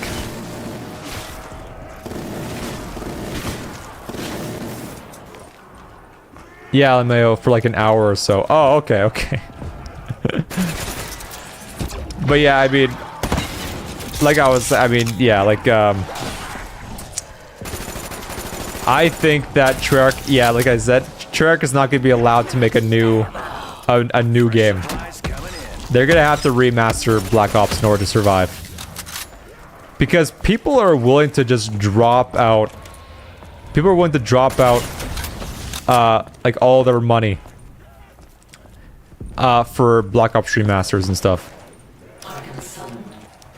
I work alone, so it's chill. So, for now, it's in the morning. Oh, nice. That's actually pretty awesome. What would you say? Like, what would you say? What was your last Call of Duty that you played? Was it Black Ops 4? Because I'm not even opposed to Infinity Ward or Sledgehammer. I think Sledgehammer. I mean, actually, Sledgehammer I'm opposed to. Sledgehammer has never made a good game. They suck at making Call of Duty games. Just let them. Just tell them to stop. Tell them to stop. They're not good. Black Ops 4. That was me as well. Like, I was already starting to drop out after because it went from Black Ops 3 to Infinite Warfare, which was, for me, Infinite Warfare was like, okay, this might be the beginning of the end. And then Black Ops 4 came out and I'm like, yes, it's the end. And that's like, I literally bought Black Ops 4, got disappointed and said, I'm not buying Call of Duty ever again. And I stuck to that.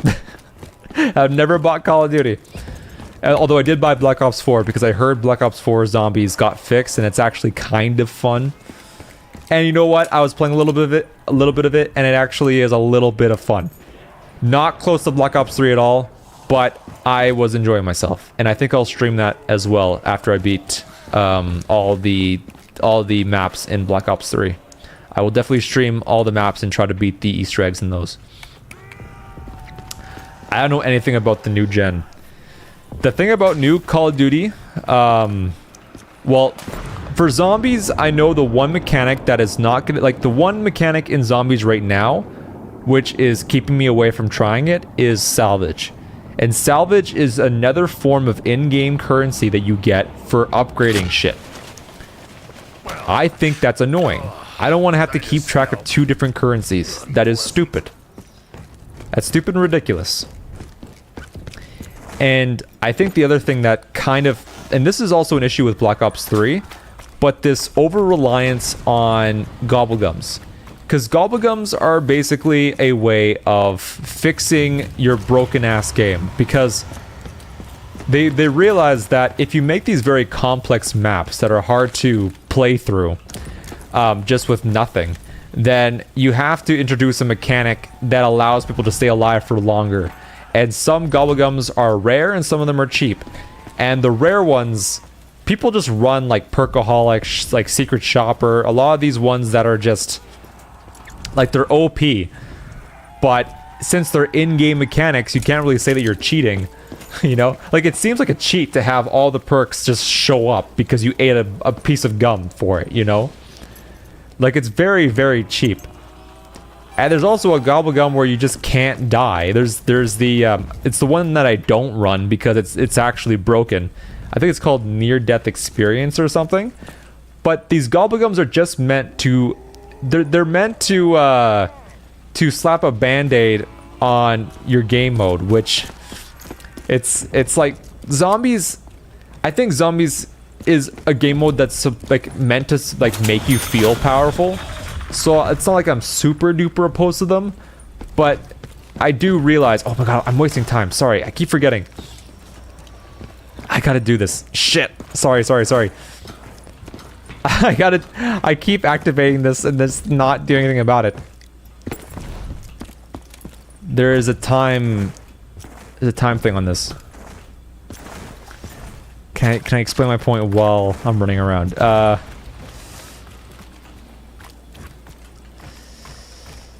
Shoot, what am I saying here? Did I check department store yet? I kind of forget what I was saying, but I think I'm more or less just repeating points that I've already been saying anyways. I think that I failed it. Durr. Sorry, I was wasting too much time talking about this, but yeah, I totally forgot what I was saying, so I don't even know where to go from here anymore. The town with Dempsey tonight. Just know that oh, I think I was talking about like how shit new Call of Duty was. That's what it was. Just feels right. Yes, candies or something. That's right. That's right. Yeah, being immortal. So the biggest thing about zombies is that they had to keep you alive for longer, which is why they introduced gobblegums. Because they realized that the average person is just not gonna want to like they don't want to be the master at this game just to beat an Easter egg. Like Gorod Krovi is so difficult. Like the boss fight is very, very difficult. Once more for old times. So yeah, people are not willing to learn it. So like, but now in new modern Call of Duty Zombies, it's now almost impossible to die because with Juggernog, it's something that you can take like 14 hits or something because you have armor and everything as well. Like imagine taking 14 hits. Like you can stay in a corner and get hit like 14 times and all you do is just like blast them with your wonder weapon and then they're gone. Like zombies is now too easy. And also introducing difficulty modes is also a huge factor. Like now you don't know if everybody, like when you play Black Ops 3, everybody's gonna have the same experience with the map on solo because of the fact that there's no difficulty slider. And that's why I'm a very big advocate on not introducing difficulty sliders on, say, Dark Souls games. I think that I think that difficulty sliders totally ruin what makes, like, it ruins the identity of the game. Because Call of Duty Zombies does filter out casuals because it's a game mode that can be very, very difficult and unforgiving, especially in like the Black Ops 2 days. Like Origins, doing that Easter egg on solo is not an easy task. And same with Buried. In Buried, there's a mini game where you have to shoot these targets and you have to have all 4 people nail the targets on the buried Easter egg without failing. And it sucks and it's hard. And which is the reason why I never really attempted to do it, but I want to do this solo mod for it, so at some point we'll do that. Oh shit.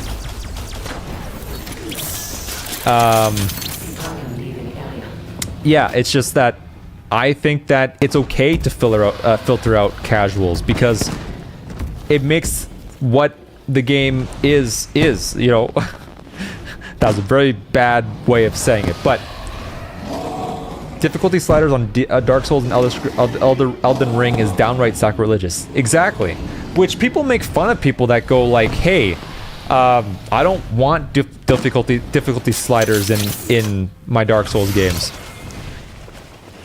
And all these people that like advocate for these accessibility options, which are basically just glorified cheats, is like before having a god mode was seen as a cheat, but now it's a feature, you know? Man, I think Nikolai's taking this worse than me and Tack. We know Richtofen didn't give a fuck about knocking himself. It's like I get the fact that we have disabled people on this planet that can't do certain things like other people. I get that. I get that. It's just that now you're sacrificing my fun and the community around it just to, you know, just like, and also here's another thing too. A lot of people seem to think that disabled people are like these, like they're just incapable of adapting, you know? Like imagine, like there's people that have like no movement in their hands and they're playing Dark Souls, like obviously with a lot of difficulty, but they adapt and they can win, you know? To me, that shit's impressive. But when you're just like, you know what, here's the option for God mode, but also you can get all your achievements while in God mode, so it's like, it's not even an achievement. You can just walk through the game and shoot people and you win. So, I don't know. For me, I have no problems with gatekeeping anymore because it seems like It just seems like there's people getting into my hobby that don't actually give a fuck about video games and are just there to like I have been watching. advocate for their worldview. I've seen each And I have a every problem with one that. of your misdeeds. And you know what? I'm happy for the disabled people that are also calling out this bullshit. It's like, you don't actually give a shit about me. You just want to have this, like, aha! Fucking is. I got you, you know? They want this aha moment. That's all they want. Okay, I'm gonna set this generator and try this again. I wasted so many rounds doing this, but I'm gonna try this now.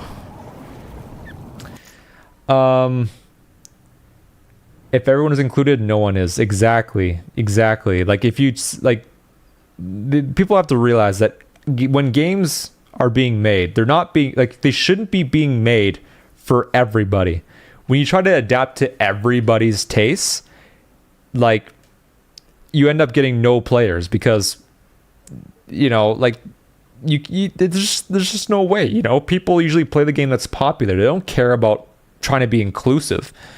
They just want the game to be fun and engaging.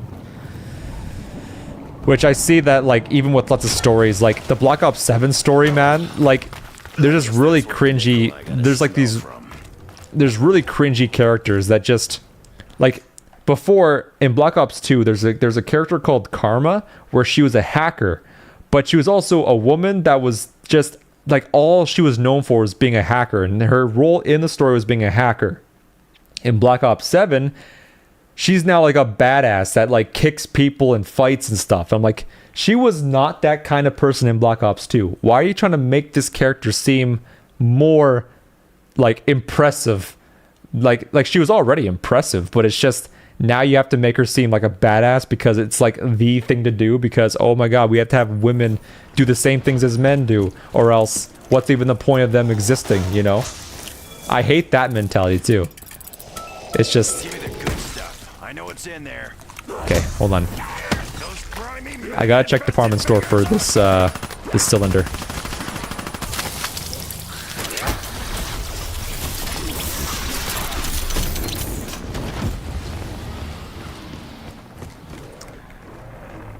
I started the generator, but this is not popping up. Why isn't this... The green light's not showing on that. I'm really confused on this. I obviously, like, I'm gonna end this. I think I'm gonna try this another time. For me, I've been talking so much where I'm like, I said a lot of, I'm not really focusing on the game too much, which is why I kind of want to try this another time. I like talking, which is why I just feel like now I'm at a point where I can't really focus on the game because I'm getting too engaged in the conversation. You have to make your game to a clear audience. I couldn't care less to modding and cheating in a solo game, but it should not be on the core game.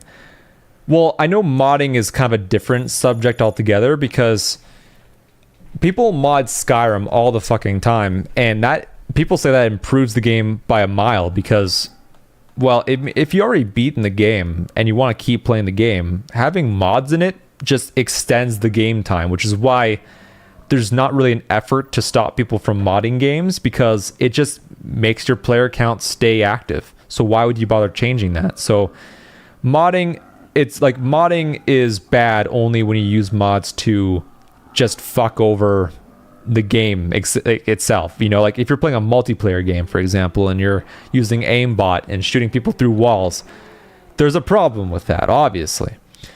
And like you said, in a solo game is very different than multiplayer, yes. And cheating is dumb, but just don't like people. There's an article that came out around when Sekiro came out where some journalist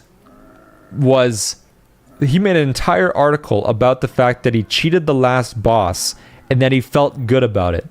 He tried to justify the fact that he uses cheats to beat the last boss. It's like, nobody cares if you actually cheat, you know? But if you try to act like cheating is a good thing in order to, like like for me, the whole point of a Dark Souls game is that you see the problem and you have to learn how to deal with this problem more to succeed. But the fact that this guy was using slowdown, he was using a slowdown cheat in order to get through the boss, and then like saying, hey, I use cheats and I'm proud of it. It's like, you're a fucking loser, dude. Like, nobody actually gives a shit. But the fact that you're going out of your way to like oomph yourself and act like you're top shit, it's like, no, you're an idiot. Like nobody would, like, the fact that nobody would give a shit. Like, if you just said, hey, I beat Sekiro, thumbs up, man, I did too. It's a really great game. Hope you had a great time. But now you're like, yeah, I had to use the slowdown cheats, and here's why that's a good thing. It's like, you're a fucking loser. Just stop being a journalist at that point. If you're a game journalist, like, I don't think a game journalist should be using any sort of cheat at all. Like if you're using cheats to get through a game, then you're not fit for being a game journalist. You should probably go back to writing articles about what cheese is best on what Italian dish, you know. Make one of those millennial articles. We interviewed this many people about, like, which Friends character are you, you know, like those kinds of fucking things. I don't know.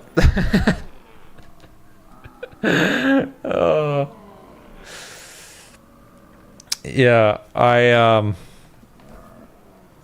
my conspiracy is that game journalists don't exist. They're a mass hallucination. I would like to think that, but it seems like game journalists have too much hands into game development now. I don't know how they got in, like, I don't know why game developers even take the opinions of game journalists at all, but that's what happens. Because I mean, even now, like, there's the fact that we have organizations that have like 50 people in them, like Sweet Baby Inc., that were just able to like infiltrate their way into AAA games. To me, that stuff is scary. Like, how do these companies just come out of nowhere and then they're able to like stick their foot in the door of these AAA companies and be like, hey, change this, change that, fuck your art direction, fuck the way the game's supposed to work. We want this to change because unfortunately we have this disability that somebody has, and like they can't deal with the situation unless we have this one option in the menu for that. And although it'll be totally game breaking in that, you know, people will use this to like manipulate how they get like a platinum trophy in their game. It's just, I think it's just that we'll just fuck over the game just to make, you know, 0.1% of the population happy, you know. I think that when it comes to game development, we should stop relying on other people and companies for opinions. It's just like, make your art, like make your art. Just make your art. If it fails, it fails. This is obviously a perfect world scenario, but the fact that you have failures that you're able to use in order to and able to like use those failures to make your next product better is a way better way of doing things, instead of just using these companies that are supposed to make your game better but end up just making it, they just don't know what we want. They don't know what we want. Only we know what we want, and for me, like, I just decided I'm not gonna buy games that are bullshit. It always remind me of that Sweden game, I think, that was so terrible, actually got money laundered accusations, LMAO, Dustborn. Yes, that game. I watched Oni Plays play that.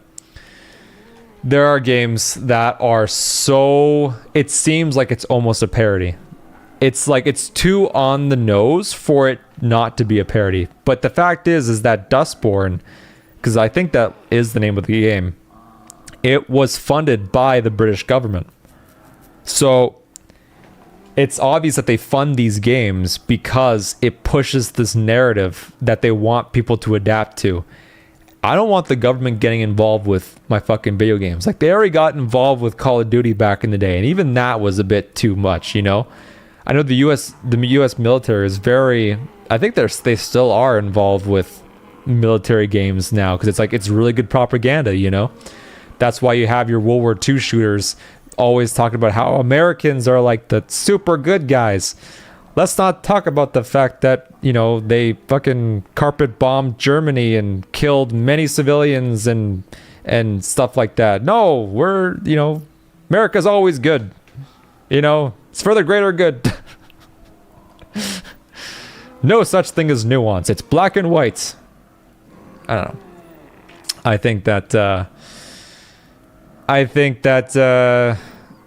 you know, well, Dustborn in specific was very much a meme. Like, it shouldn't have existed, but it existed because it was funded by the government. And that's why now I look at the game. If it looks like fun, I'm going to buy it. If it's $80, I'm not going to buy it. I'm going to wait for a sale. At this point, I don't want to buy any full price games anymore. There are games like Persona 6 where I will analyze my financial situation at that time. And if my finances are good to buy that game at full price, I will buy Persona 6 because I know Persona 6 is not gonna have any sort of dumb political bullshit. Like when you play a Call of Duty campaign, they have all these certain narrative points that you know are gonna be in there because it's in like the way of the new millennial way of thinking.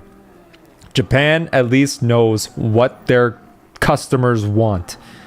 They know how to make games because they don't really care to listen to journalists or anything like that. They just go like, okay, Persona 6, what do you want to do in Persona 6? Well, I want to be able to catch the personas like their Pokemon. I want to be able to have relations with all my friends. I want to be able to have this, I want to have a banging fucking soundtrack that for some reason, like, I don't know why Persona games just manage to kill the soundtrack every fucking time. Like, they've never failed. I think that Persona 6, like, it's so, they know exactly what to make. But yeah, I think that it's just American AAA games. I just feel like I'm going to wait and see what people say about it because I just don't trust Western game developers anymore. They just make games to appease people rather than just make a fun experience. You know, like I miss the days where it was just like when you play Call of Duty World at War, the campaign where it was just the boys, you know, like you had men fighting and it was just like, it was gritty, it was realistic in a way where it was meant to show like everything that awful happened. Like there's World at War and then there's Call of Duty World War II. And then when you play the World War II campaign, I mean, I never played it, but I saw the clips of it and it's very Hollywood where it's all about the drama acting and it's just like so cringe. You're like, ugh. Remember when you were in like that campaign mission with Reznov and you had to crawl under the fire? Like you get to shoot that guy that's in that building, like the cat and mouse game. Obviously it's not realistic, but I mean it was just a lot more gritty and it felt like I didn't have to worry about like a woman kicking a door and being like, let's get these motherfuckers. It's like it's just I just can't jive with that, man. It's not my thing. That is true. PS3, PS4 Golden, and PS5 are crazy good on OSTs. Yeah, man. Like they have never failed. Even the reload, like the PS3, the Persona 3 remake, they added new songs that were also amazing because they brought back the original rapper guy, and he still knows how to do it, man. He still knows how to rap. Even like the disturbing the peace, look into my eyes, like that was a new track and they introduced that track and it was just awesome. There are certain tracks where I prefer the original because they did remake all of them. I think they remade every single track, but I would say like certain tracks I would say I prefer the original just because it had I played the original first and then Reload, so I have a bias towards that. The track's so good it became a meme. Every Persona track becomes a meme at some point, man. Even like the life will change, like the Persona 5, tons of memes of that song in there. You could even say like the Junez song was a bit of a meme too. Because, I mean, you heard that song, that little jingle every time you play Persona 4. And then at your Junez. And then, like, you know, people just know that jingle because they played the game and it's a catchy jingle. Also, I do hope that at some point they remake Persona 2. I hope Persona 2 is their next venture for a remake, because obviously it's going to go Persona 4 remake, then Persona 6, then hopefully they go and make Persona 2 remake. They could go to Persona 1, or even better, make a Persona 1 and 2 combined. But I also think Persona 2 is just too big of a game. I think you have to have a full Persona 2 remake game, because there's specifically two different Persona 2 games, like Eternal Punishment and what was the first one? Because I think Eternal Punishment is 2, but the first one's like Innocent something, right? Either way, Persona 2 there's lots of potential, and a lot of people have fond memories of that, and they say all the time, like, Persona 2, it is a slept-on game. The only issue with Persona 2 is the fact that it came out, 20 years ago, and it's just actually probably 30 years ago, because it was on PS1, I think, first. But it came out so long ago, and it has now been overshadowed by everything else, and people are just not willing to go back and play older games, because a lot of older games are very unforgiving. But I think that if you have the story already laid out for you, man, like, you have a full game that's just being ready to be remade, so why not do it? I hope they do it. There's lots of, like, games that I'm, like, very much interested in. Like, there's a lot of indie games I'm mostly looking forward to. Like, there's an indie game called PVK that I'm looking forward to, which it's a long German name. PVKK. Let's try and read this. Planetenneverdedungungskanonen Kommandant. That game, I'll put the name in chat. That's the name of the game. I would say that I am really excited about this game. It's coming out next year, but it's basically a Papers, Please inspired game, but it's a lot more involved. Like, the trailer looks it looks like a lot of fun. That's a spouser. Honestly, the main girl of PS2 has, like, one of the most complicated relationships of the entire in the entire series, if I recall correctly. I heard that because it's based in college, that a lot of things are, like, a lot of the conversations of that game are very mature, and because of that, it makes it seem a lot more relatable to a lot of people, which I think is needed, because a lot of people have played. I mean, we've played a lot of the Persona games, and it's always high school students, and I think that, going back to a game that deals with people that are older, I think could be good, because a lot of people have already graduated school and they want to have to deal with adult problems now. I think that I have no problem as playing as a high school student, and I think it's just like, Japan has always had high school students as, like, their main protagonists, because obviously people go back and think about the good times they had in high school, and it was like, oh man, the glory days. And a lot of those games try to replicate that same feeling of, like, remember back in the day when things were good. But I think sometimes it's good to change it up and have a college-based game, and then, it's a bit of a change of pace. So hopefully they go back to it. But yeah, PVKK is what I'm looking forward to.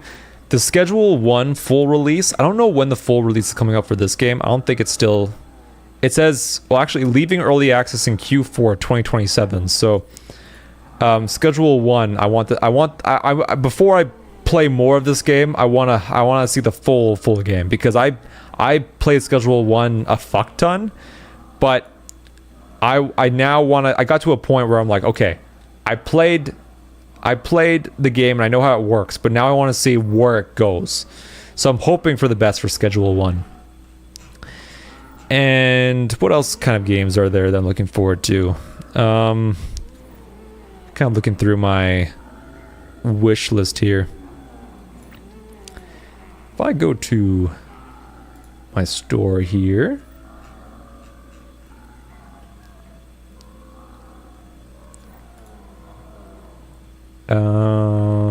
oh, there was that one Yakuza studio game, Stranger Than Heaven. That one is going to be a wait for a review because I have a bit of a problem. I have a bit of a problem with them pulling out Tupac. Like, it's like a very... like, pulling out Tupac as a side character is a very weird thing to do. I don't know if I can get on board with that. But I'm going to wait for reviews because it might be a fun game, and it might actually be a game that makes it respectful to Tupac. Oh, I didn't know that. Like, here's the thing. The game looks very interesting. It looks like it's a lot of fun. And it's from the Yakuza studio. And I love Yakuza. Yakuza 0 is one of my favorite games ever. So seeing this game, it looks interesting. However, just using Tupac in a game like this that looks very strange. Like, I don't know where they're going with it, which is why I don't want to say too much. It's just like, just because you can get, you know, the approval of the estate to use his likeness doesn't mean that you should do that, you know? Obviously, you know, it's just my opinion, but I'll look and see, kind of, I'll look and see how it works. Can I sort my wish list by release date? So I have Devil's Due on here, which is a roguelike deck builder. I think we definitely do need more good roguelike deck builders, because Slay the Spire 2 is really, really fun. I'm sort of waiting for Slay the Spire 2 to get a bit more balanced, because I find that, like, whenever I get adjusted to how the cards work, they just completely change it, and then my brain goes fucking haywire. I'm like, oh my god, what do I do now? So I'm gonna wait for Slay the Spire 2 to kind of like iron itself out. But the Devil's Due is another roguelike deck builder, so I'm hoping that turns out to be good. Into the Inkwell, or Into the Unwell, is a action roguelike, which it looks like old animation but 3D, and the animation looks really, really good. So we'll see about that.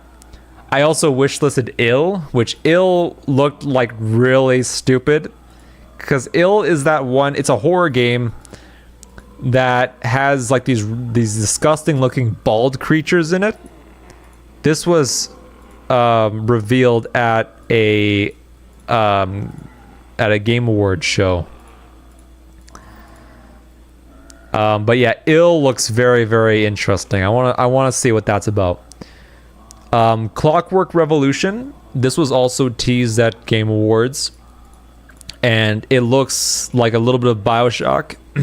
It's a bit of BioShock and a little bit of steampunk elements to it. Looks very, very interesting. I'm very excited for that, and I'm hoping that I'm hoping that it plays as good as it looks. It's a totally new IP, which is what really made me go like, finally, something fucking new that has like elements of games that we already know, so it could take those elements and like make them better, you know? Like how Bloodborne worked, right? Obviously From Software established how the Souls games worked, but then Bloodborne was like a new IP, and it played a lot differently while also keeping a lot of the things that make Dark Souls, you know, fun, right? So, and like, yeah, Clockwork Revolution looks like a little bit of BioShock and some other games that I've played before. So I'm hoping for something good on that. Mortal Shell 2, I'm also like, actually this came out a few days ago, which Mortal Shell 2 looks like it got some good ratings. Hey, I was waiting for that because Mortal Shell 1 was not very good. Although it seems like a lot of the dislikes are like, patches, it needs patches. Oh, this guy put, game is mid as fuck, let it cook longer. Tons of issues, many previous reviews have already touched on that drag. that touch on this. Tons of issues that many previous reviews have already touched on that drag this game down. Mortal Shell 2, I played the demo and I thought it was pretty good. But obviously, the full game is usually never as good. The demo is like showing you the best bits, and then the full game happens. You're like, oh, that's it. And that's all I have. That's all I have wish listed for games that have not released yet. Yeah, because all the other ones that I have are games that have already come out. But yeah, I think the one I'm looking forward to the most right now is probably Persona 6. Persona 6 is like ultimately one of those. Oh, actually, I have a few here. Persona 6 I have on here. I have Don't Starve Elsewhere. That's another one. The Don't Starve sequel. Enter the Gungeon 2 is on here.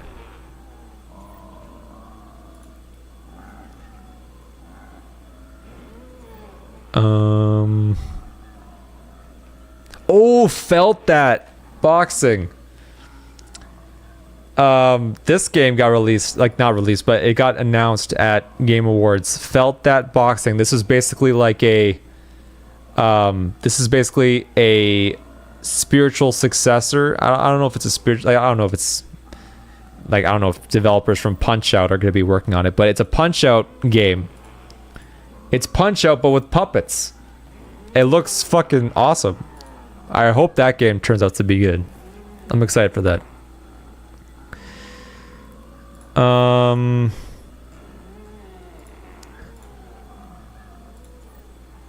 Oh, that's cool. Yeah, like it looks like it's a very interesting idea, so I'm hoping that turns out to be good. A game called Rooster on here. I don't know what this is, but it looks Japanese inspired, which is probably why I liked it, or I wish listed it. Oh, Bulbo is another one I'm looking forward to, but Bulbo, I think Bulbo recently got an update.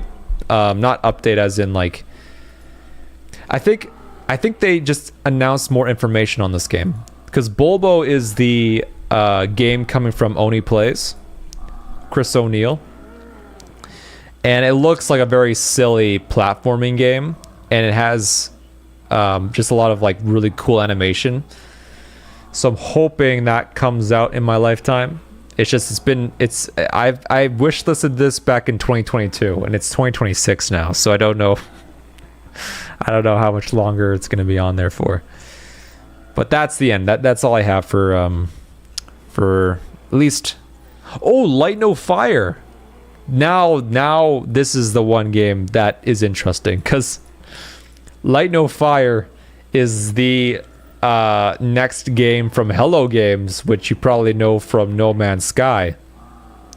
Which when they announced this game was like, well, the problem with No Man's Sky when it first got announced was that they talked about it like it was going to be the game to end all games, and they sort of did the same thing with this game as well, where it's basically like the entirety. Well, it says set on a fantasy planet the size of Earth. So, Light No Fire is gonna be it's a whole fucking planet that you can explore. That's the size of Earth, which I don't know how that's gonna fucking work. I don't know what's gonna be happening here. I just hope that it's gonna be fun, and I don't know how they're gonna do that, but I'm hoping for the best for Hello Games, because they did pull through with No Man's Sky. That game turned out to be really, really good. Yeah, No Man's Sky was a problem of dudes in suits pressuring small developers, LMAO. Yeah, like that was a huge problem. I trust Sean after that. Like that, I will give him the credit. I will give him the credit 100%. There was a lot of problems with that game when it first came out.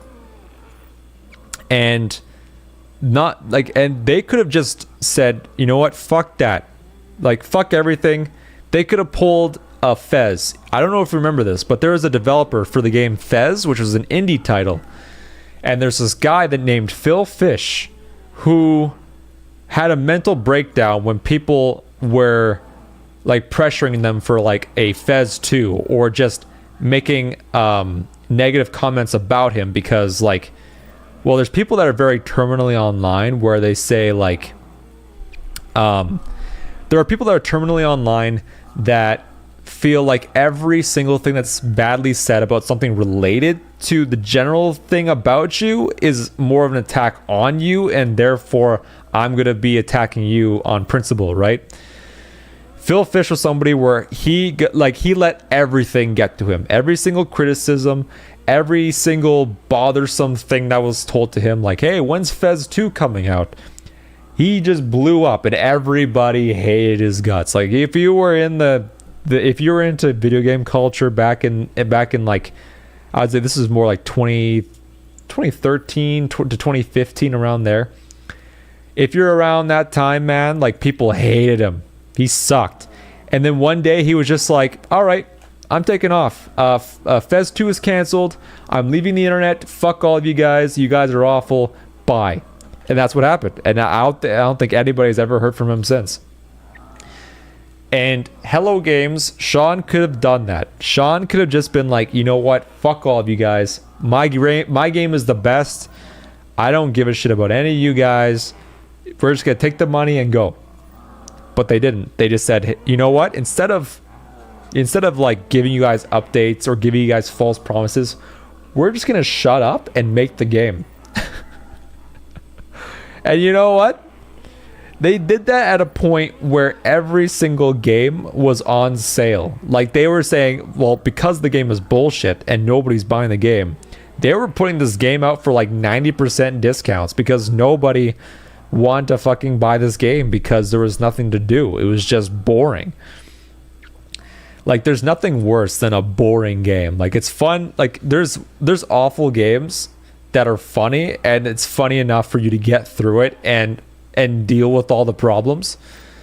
But then I think there's nothing worse than a boring fucking game. And No Man's Sky at the beginning was a boring game, at least from what I've heard. And the fact that they just went ahead and been like, you know what, we're not going to talk to the internet, we're just going to make the game. And they did that, and then people found it. They found out what they were doing, and it just kept releasing updates and updates and updates and adding all the things that they promised over time. And they just made it. And you know what? Now it's like they get that benefit now where they can announce a sequel and be like, we're going to give you guys the world. And now we're like, even if at patch 1.0, even if at patch 1.0 it's still stupid, you know over time they're gonna make it better. So I think that now they have that trust. Like Hello Games, From Software, the team that does Persona and Shin Megami Tensei, you know that these studios, you know you're gonna get quality. You're willing to go, okay, I'm willing to pay full price for this product because I know I'm gonna enjoy this product, you know? So Atlas. Yes, Atlas. I still have to play. Actually, I have what's it called? It's like metaphorical. What is it called? Metaphor, Refantasio. I bought this game and I played. It says I played 15 hours, but I forget everything about it. I've been meaning to play that game again because apparently the game is really, really good and it's very Persona-like. And I do remember the gameplay being very reminiscent of Persona. But apparently the game is a lot more mature. And it's made by Atlas and it has a great soundtrack and all that good stuff you're expecting. So I plan to play that. Probably on my own time because I think Persona games are kind of boring to watch on stream. But I still have to play that. 100%. But in terms of like other AAA games, like there really isn't a lot out there. Like I'm more excited about a lot of indie games, you know. There's a lot of good indie games that are coming out. So I don't feel like I don't think that there's going to be a they said there's gonna be another video game crash. And I think the crash has already kind of happened. Like, a lot of people are just not playing AAA games anymore because they're too expensive. And people are now going, hey, these previous times you released a bullshit piece of, like, you released a piece of bullshit. And now I don't want to pay for a piece of bullshit anymore. Like, for me, I made this realization back in Black Ops 4, where I'm like, I don't want to pay for bullshit anymore. So, like, now I haven't bought the newest God of War game because when God of War 2018 came out, I'm like, this isn't God of War. I don't want to fucking play this. Like, God of War to me was Kratos fucking, these, big titty, these fucking, what was her name? What's the god of love? She's, Aphrodite? In God of War 3, you get to fuck her, and then plus two like two other ladies, and then you also on top of that go ahead and kill every single mythological god. Like, that to me was God of War. Like, it was silly, it was absurd. Even like the whole story of him, like, you didn't really care about Kratos' backstory with like his family and stuff like that. Like, you give him a reason to go out and kill Ares and kill Zeus and then kill the rest of them. You establish that baseline, but it's kind of like the same thing of how you started Doom, which in Doom, he originally got into hell because they killed his pet rabbit, and he got really mad about that, and he's like, okay, I'm gonna kill hell, is how that game ended up being. And God of War is like that. Like, there was obviously some pretty nice there's some pretty nice story beats in the original games, but I just think now that you've went too hard into the story elements and try to build Kratos as like this very like dad-like character, like, I don't know what happened. To me, it's not God of War anymore. I don't know what this is. It's not God of War to me. And I refuse to play even like the remakes that are going to be coming out, because the remakes, for a fact they're going to be censoring it. They did it with Dead Rising. They censored Dead Rising of all games, Like, and it wasn't even like they took out like the erotic shots, which, like, you know what? I would let you have that.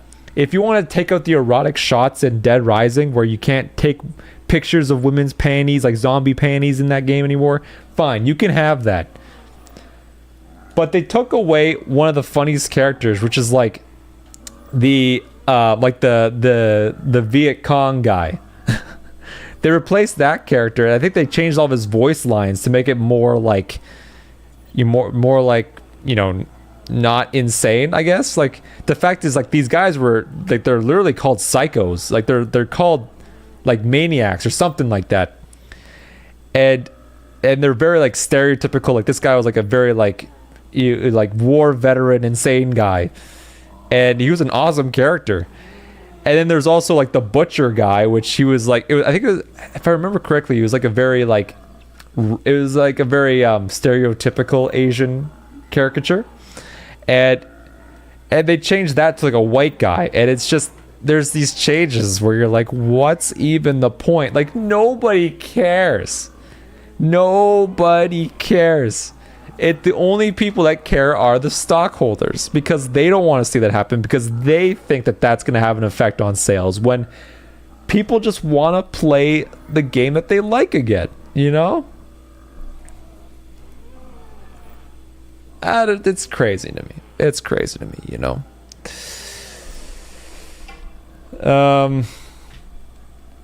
Hold on one sec.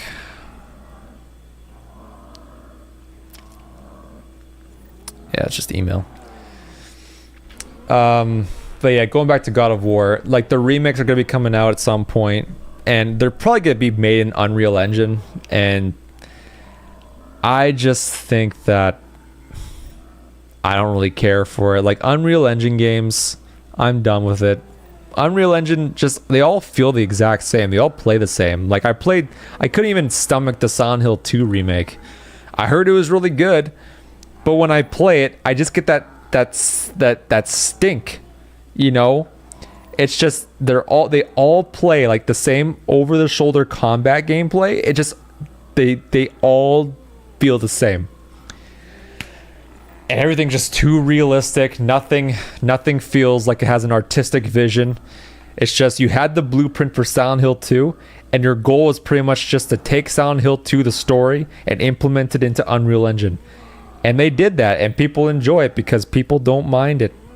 And for myself, like, Silent Hill 2 was one of those games that just impacted my life. And when you see a game that nailed the atmosphere for PS2, like PS2 has this, like PS2 game has a very specific feeling to it. This feeling of just like you're in a fever dream, like everything just feels unusual. I played Silent Hill 2 for maybe like 5 hours, like the new remake, and it can't nail it. It couldn't do it. It couldn't do it. Dead Rising 3 is such a ride. Also that hack and slash game with the lollipop girl. Oh, hold on.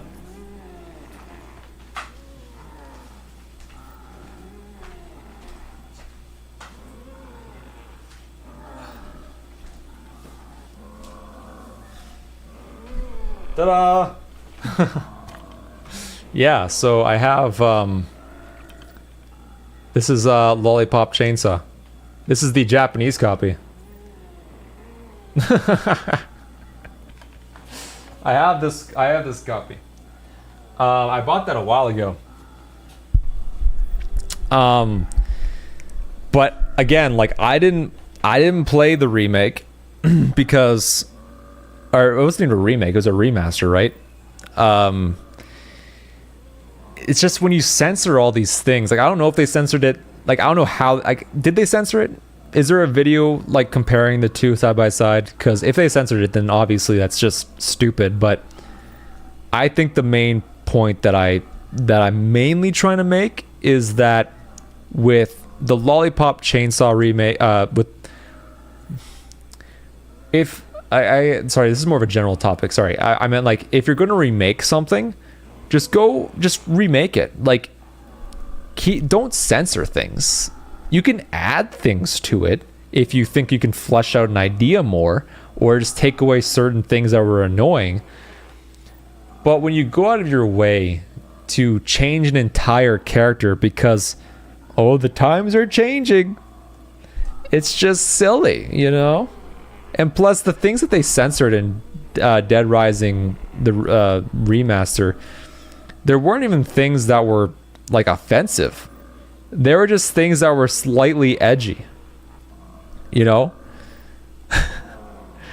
It's stupid. I wouldn't put my hand on fire though.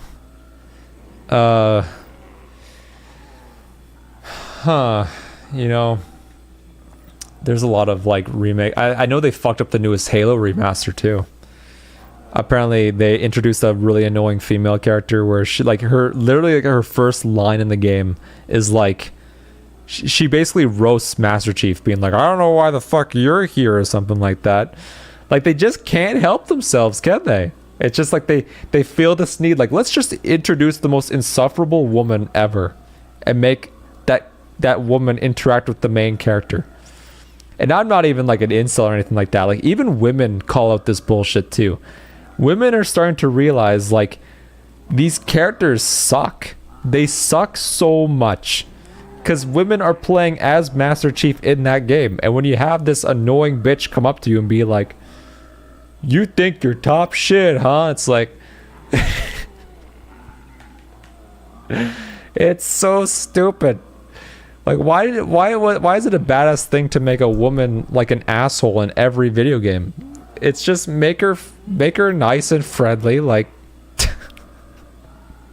you don't always need like a badass character that's just an asshole. Honestly, I just want a really good, actual good Mass Effect game. Mass Effect is one of those games I've just never played. I will be honest. Haven't even started it. I think I own all 3 games on Steam. I think I got them through a bundle. I have 1 and 2. 1 and 2. Mass Effect trilogy is one of my top of all time.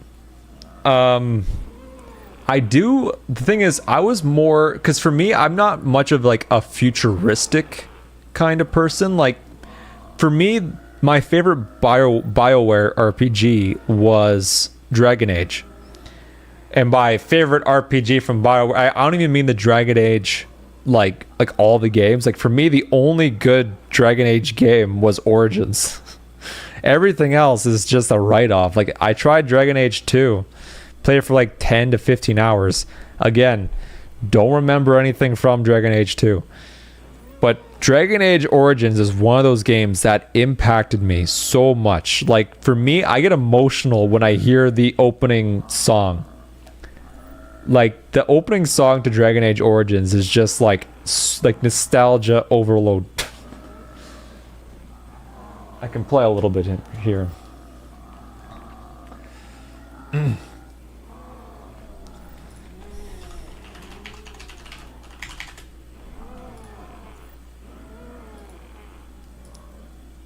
Like, this opening song is just so magical to me.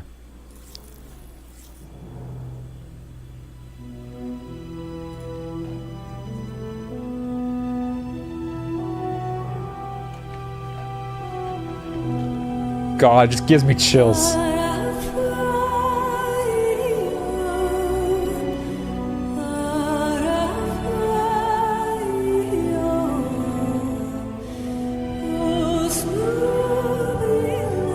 This makes me want to play the game again.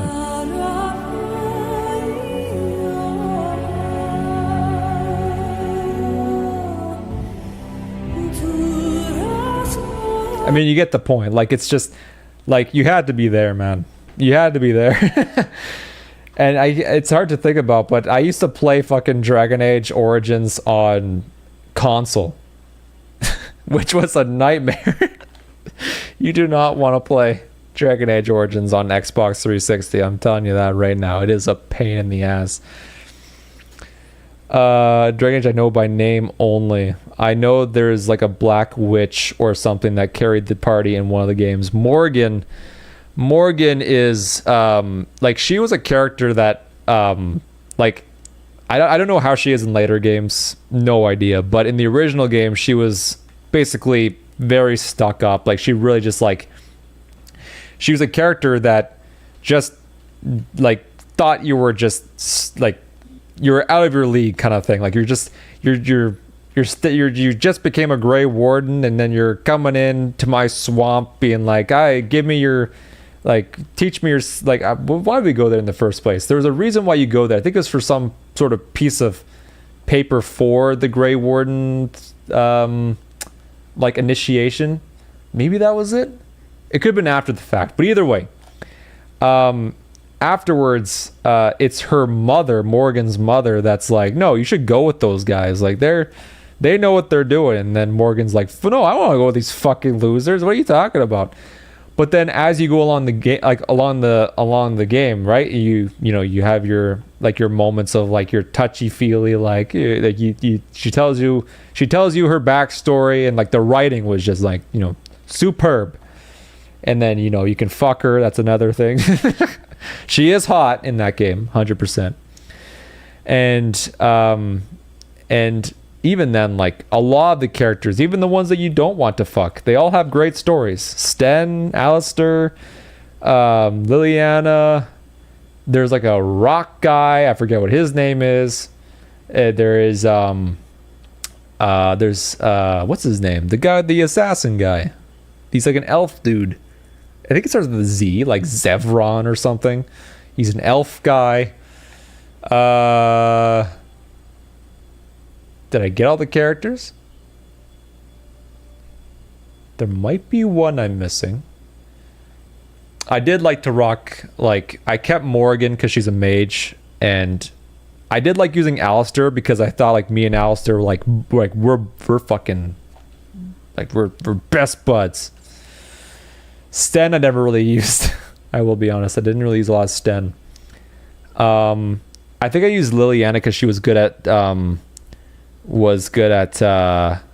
like rogue shit. Like, she was one to, like, I think she already had some buffs in lock picking and stuff. Oh, fucking, what's his name? The dwarf. Oh my god. Shit. He was an awesome character. What was his name? Oh my god, the dwarf. He's like one of the best characters. I forgot him. Hold on. Dwarf name in Dragon Age Origins.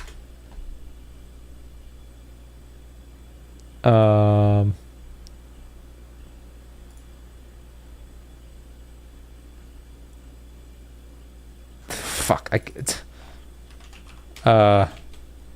Party in Dragon Age. I put dwarf in Dragon Age, and it's going like through all the factions and stuff. I'm like, it's not what I'm asking for.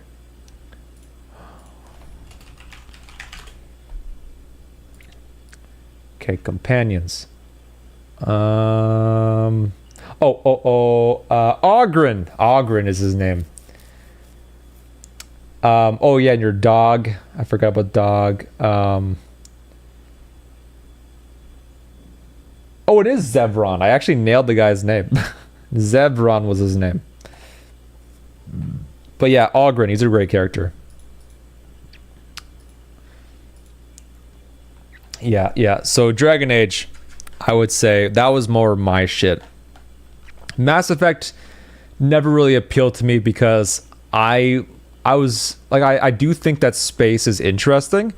It's just that the sci-fi element of things just didn't really appeal to me. I think now my opinions sort of changed since when I was a kid. It's hard to start an RPG now as an adult. That's the problem. It's like if I go into Dragon Age now, I kind of know what to expect, which is like I'm willing to sacrifice 70 hours because I know what I like. But Mass Effect is like, I don't know when it gets good, you know? It's kind of hard to explain. It's a gigantic game. Yeah, exactly. But I did hear that the game is really, really fun. And lots of words. I'm fine with that. I'm fine with words. It's just not that interesting to... I would say it's not that interesting to stream. Like, obviously, I play Black Ops 3 on stream because it's one of those turn your brain off games. And if somebody wants to strike a conversation, then I can do that. Obviously, if I'm trying to do an Easter egg that I've just never been able to beat, it's a bit more difficult. But at least Black Ops 3 is, for the most part, it's a chill game. Like, I know I'm not attempting to learn the story or anything like that. Mass Effect, if I streamed it, it's just, if I had 5,000 viewers, then obviously it's a lot easier because it's just people just want to watch you play a thing that they like.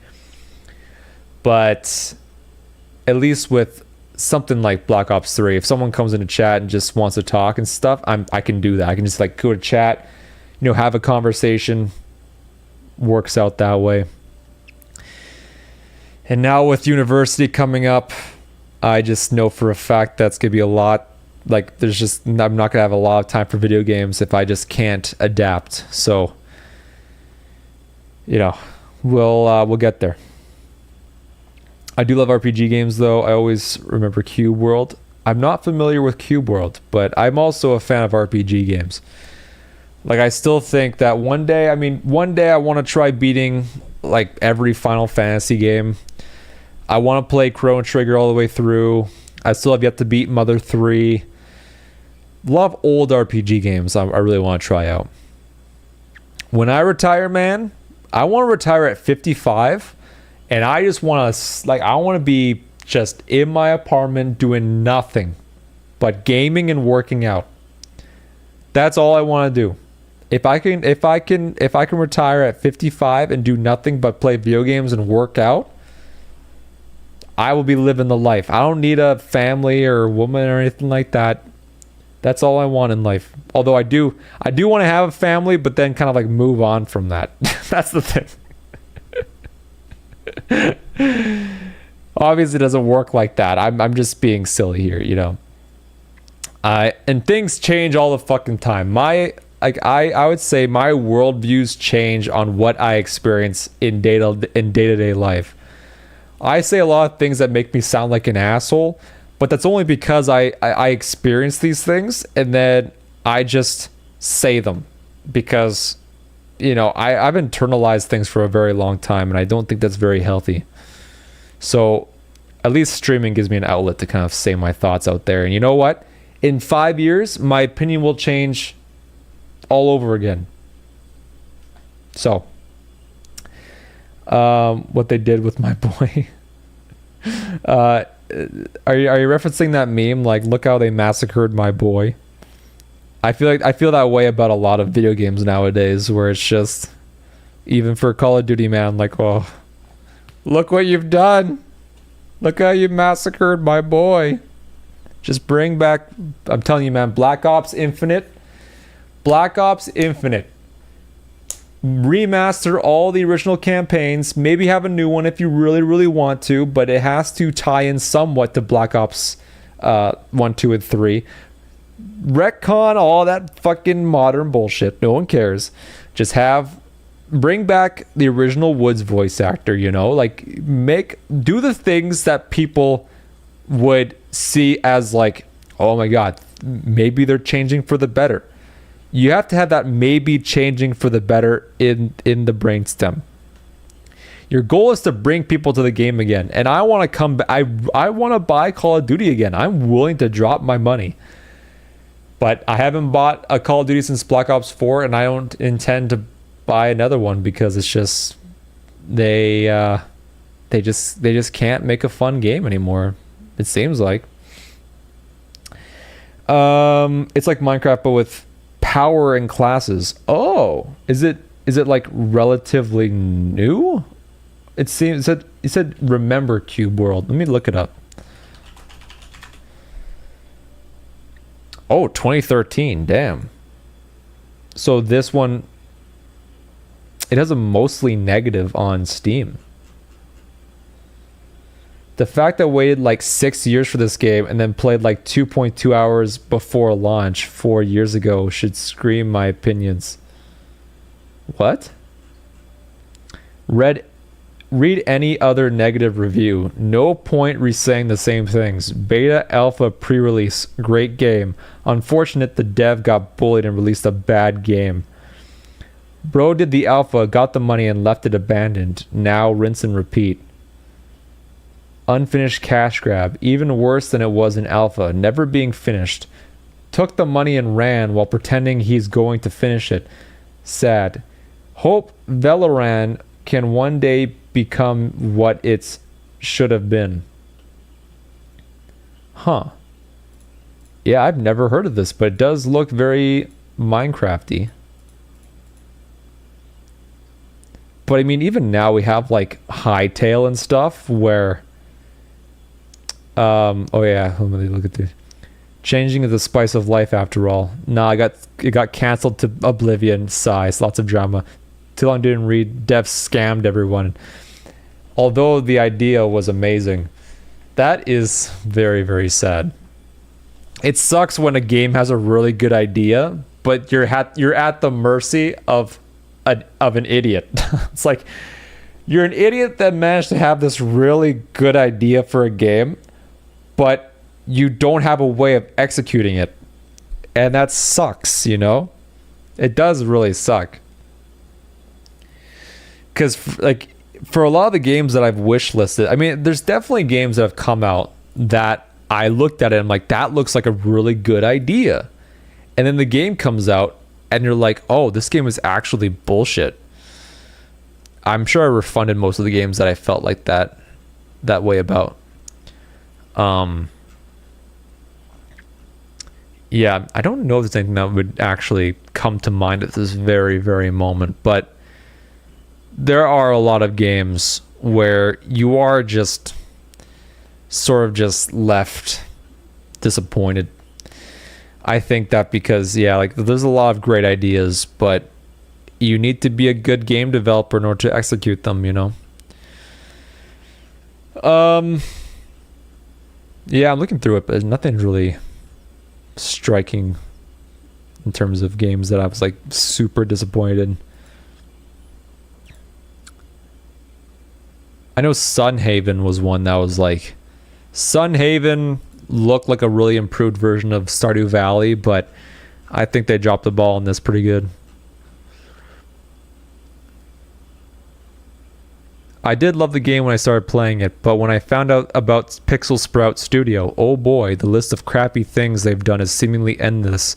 From uncredited work, underpaying outsourced labor to straight up unpaid fan labor, and bad faith firings, amongst many others. I cannot recommend this game in good faith. Wish I could undo my purchase.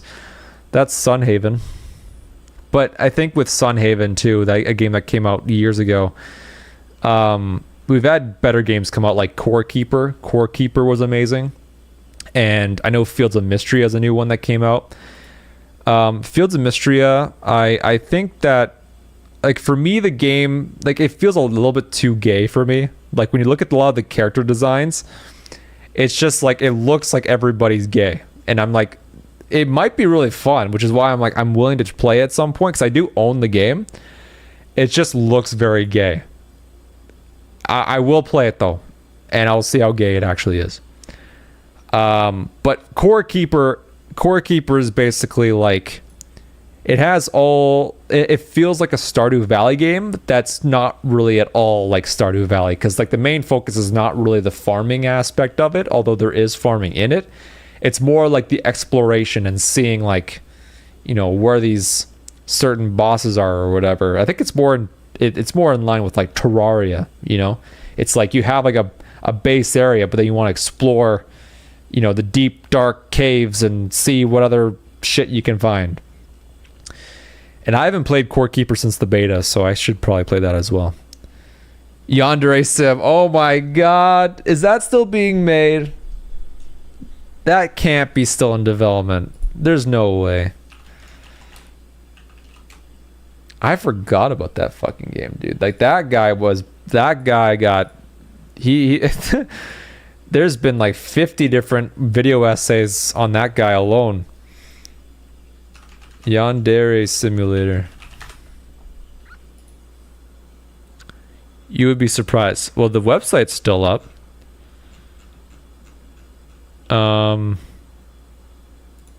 Download. Is it free? Is it a free game? Use the launcher below. Use the WordPress. So you can download a launcher. Technically still in development, although it got banned from YouTube.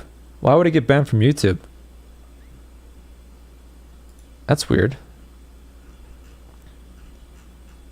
Holy shit, there's a lot of characters. What the there's like 50 characters.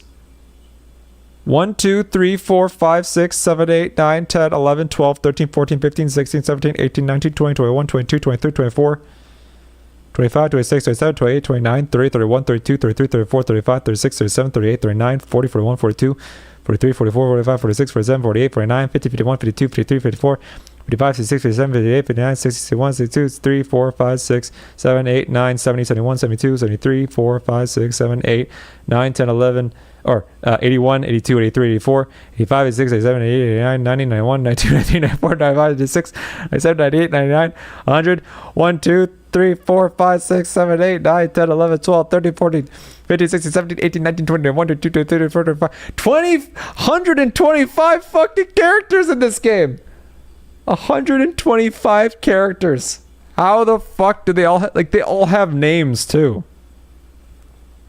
That is fucking insane. And the game is not even out. Is it not? Oh my, not really banned, but essentially YouTube handed out a bunch of copyright strikes to a lot of content creators, both for old content and new. Cub Scouts is a great entire video on it. Cub Scouts.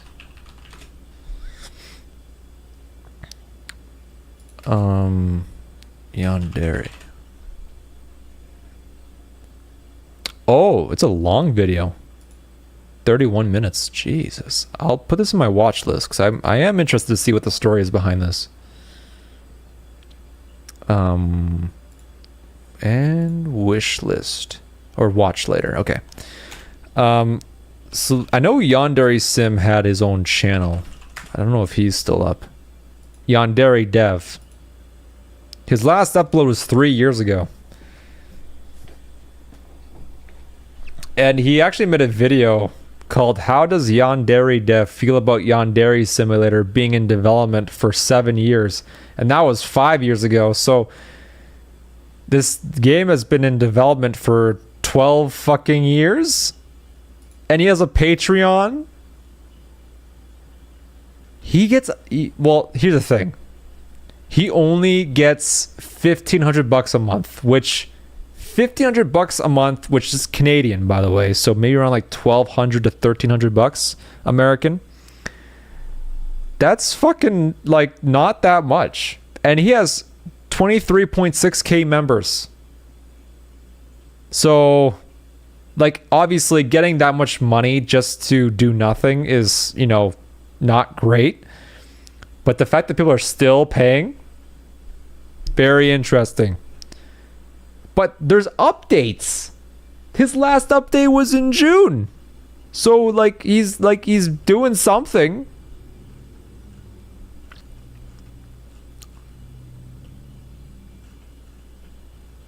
So obviously this is obviously let's just say how it is, okay? This is the most elaborate scam of all time.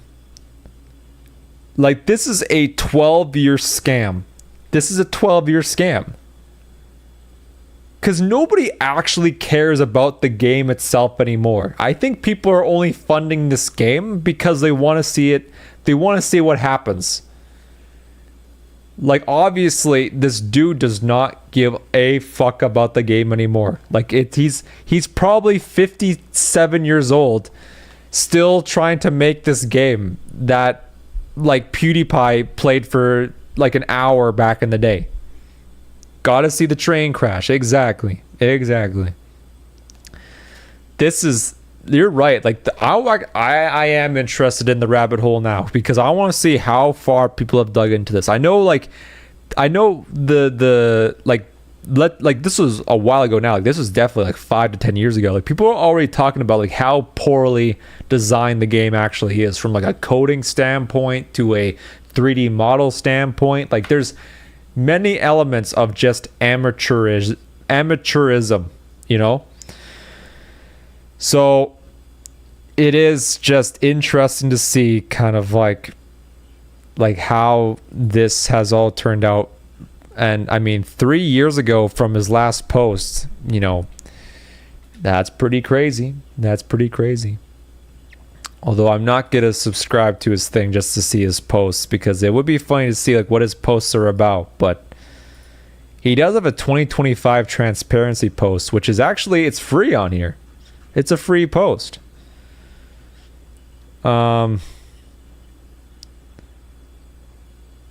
Here's how much money I received through Patreon over the course of 2024. So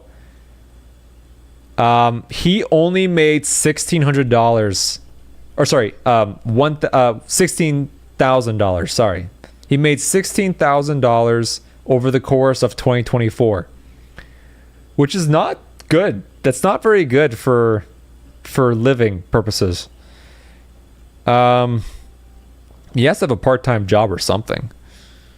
And he said that his earnings have dropped, obviously.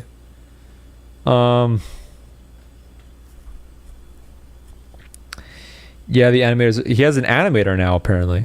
And he spent $4,000 on like artists and animation, according to him. And the remaining money in surplus is $9,400. 2025 progress. Actually, I just realized that the Happy New Year post I wrote earlier this month was already a progress report. I don't have much to say here that hasn't already been said. In 2026 plans, he says, a lot of people are apparently giving him feedback on the game. It says a lot of players reported that Amai's week felt disappointing and underwhelming, but not just because of the lack of voices and animation. There were other problems too. I received a tremendous amount of criticism, feedback, suggestions regarding various ways to improve Amai's week. Using this feedback, I redesigned most of Amai's events and rewrote most of the dialogue in Amai's week. So Amai is a character he's working on, I guess. Factors slowing down the game's development. You had 12 years. You had 12 years to make a meme game.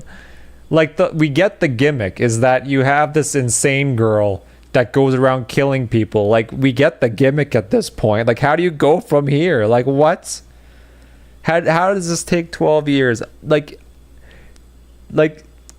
the fact that Toby Fox has made 2 games pretty much like before this game came out, and he's a solo indie dev as well. And fucking the dude that made Stardew Valley, he not only released his game, but he's been making progress update. Like, he made these huge updates for Stardew Valley since its release.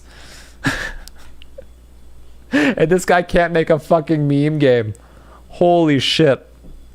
That's fucking insane. I think she is the 3rd villain, by the way, out of 10 or something. We should just have an entire stream of just watching videos about this, because now I'm curious. This is fucking insane. Being subjugated to all kinds of abuse, bullying, and harassment on a daily basis has made me severely depressed, robbed me most of my motivation, completely depleted my morale, and destroyed my mental health, which has resulted in lower productivity and slower progress. If people didn't treat me so badly, I'd work faster and get more work done. No, you fucking wouldn't. No, you wouldn't. No, you wouldn't. Like, imagine getting paid money for making a game. Wings of Redemption 2.0. It almost is. It is pretty much. I just can't take it. I can't take this shit no more, man. I want that video to come out. When are we getting that Yandere Sim breakdown? Or, like, freak out moment? That has to be one of the top 10 clips of the internet for sure. I just can't take it. Such a funny fucking... That's so fucking funny. Here's the thing. I'm not laughing at the fact that this guy is depressed and his mental health has been destroyed from this game alone. But here's the thing that you could do. How about you just don't make the game? How about you just cut your losses? Say, make one, like, just say, hey, I'm gonna release a 1.0 version. It's probably gonna suck asshole, but I'm done. You could just pull a Phil Fish, man. Just say that you're done and leave, because people will forget about you. Nobody cares about the fact that this game exists anymore. People make fun of you because of the fact that you spent 12 years on this game and you really have not a lot to show for it, you know? I think obviously the game has he's obviously making updates from like when it released to now, but 12 years for any game. I think 12 years is even longer than the Duke Nukem remake. Not remake, the sequel, Duke Nukem Forever, because that game was infamous for being like stuck in development hell, right? But that was like a different set of circumstances. But you can't just say, hey, my mental health is bad, and if it was good and you guys started and if you guys stopped treating me badly, then I would be able to get work done. How about just don't go on the fucking internet? How about just make monthly progress updates and that's it? Like, before, I know, like, for example, a game that I really like that had a lot of controversy behind it, the Coffin of Andy and Lele. This one, holy shit, this one got like all over Twitter. This person got harassed to hell and back. But even she has put in more. Like, she is not only putting updates out there, but like she's releasing these episodes, and they're amazing episodes. At least she has a vision and like a start point and an end point. So, like, I would say arguably that this woman got put through more bullshit than the fucking dev did. I don't know. It's hard to really gauge what is worse. I do like the memes. The thing is, like, for me, there's a lot of memes on the dev rather than full-on harassment like this person did. Like, for me, the cum chalice thing was one of the funniest fucking memes regarding the Yandere dev. It was just just the cum chalice. I don't know why that made me laugh so hard back in the day, but it's just so stupid. I just remembered that meme. At this point, it is generally better mentally and financially just to start a new IP. I know. I lost all compassion in all that minor texting, to be honest. Did he actually do that? Because I know that people were saying a lot of stuff back in the day just to like make his name look as miserable as possible. But again, if he actually did that, then obviously, yeah, you can just be like, okay, well, first of all, if you're if you're even like somewhat close to children that you don't know, it's like, well, you're done. Nobody is gonna care if you're depressed or you have like mental health issues. It's like, nope, you generally did. Okay, well then there you go. Like at that point, you're gonna lose all your support regardless. You know, it's like you're already seen as a disgusting pedophile. So like, you know, just cut your losses and leave the internet. Back in the days was memes and whatever, but he actually did it. Okay, well that's fucking stupid. I mean, yeah, like for me, like the person that made that the coffin of Andy and Lele, like that to me was just like unneeded harassment, because she had this idea for a game that's obviously like, it's sexualized horror, which has been a thing since the fucking 80s and 70s. Just these really weird ass, like people have never watched an Italian horror movie in their life and they can show it on Twitter. They took all this rage that they had and applied it to this one game because there's like incest elements of the game. It's like, it's supposed to be fucked up. That's the whole point, you know? And it made me upset, where it's just like she felt the need to leave the internet because of these fucking insane people. It made me upset. It really did make me upset, because I wish that this person could have, you know, actually engaged with the community more and stuff. It is a damn shame. Back in the days it was memes and whatever, but he actually did it. Yeah, exactly. So like, I hope that, you know, people can come around to this game, because for me, like the coffin of Andy and Lele is actually like a really well told game, and I will say that Lele is actually pretty hot. There are some hot scenes in the fucking game. Straight up. They are. And you can act like they aren't. That's fine. But you know, deep inside your disgusting heart that they actually are kind of hot. And it's all fantasy anyways. So like, if you these are the same people that are like saying that this is like disgusting, are the same people that jerk off to stepsister and stepbrother porn. You know? We have to say it how it is. I mean, they're supposed to be, LMAO. Exactly. So yeah, I am anticipating the next release of Coffin of Andy and Lele. Was there anything else to this Yandere dev?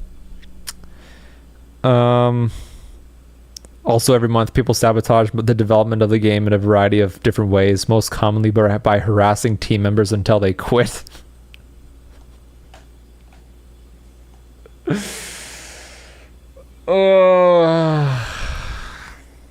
The speed of the game's development is 95%.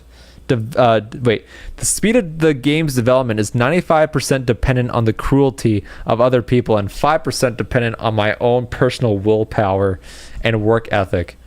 I'm not in a good mental state right now, so I don't have many positive or optimistic things to say about the future because my circumstances are so dire. I am more grateful than ever before to have your support. I appreciate everyone who continues to support the game's development very much. There's 9 comments here.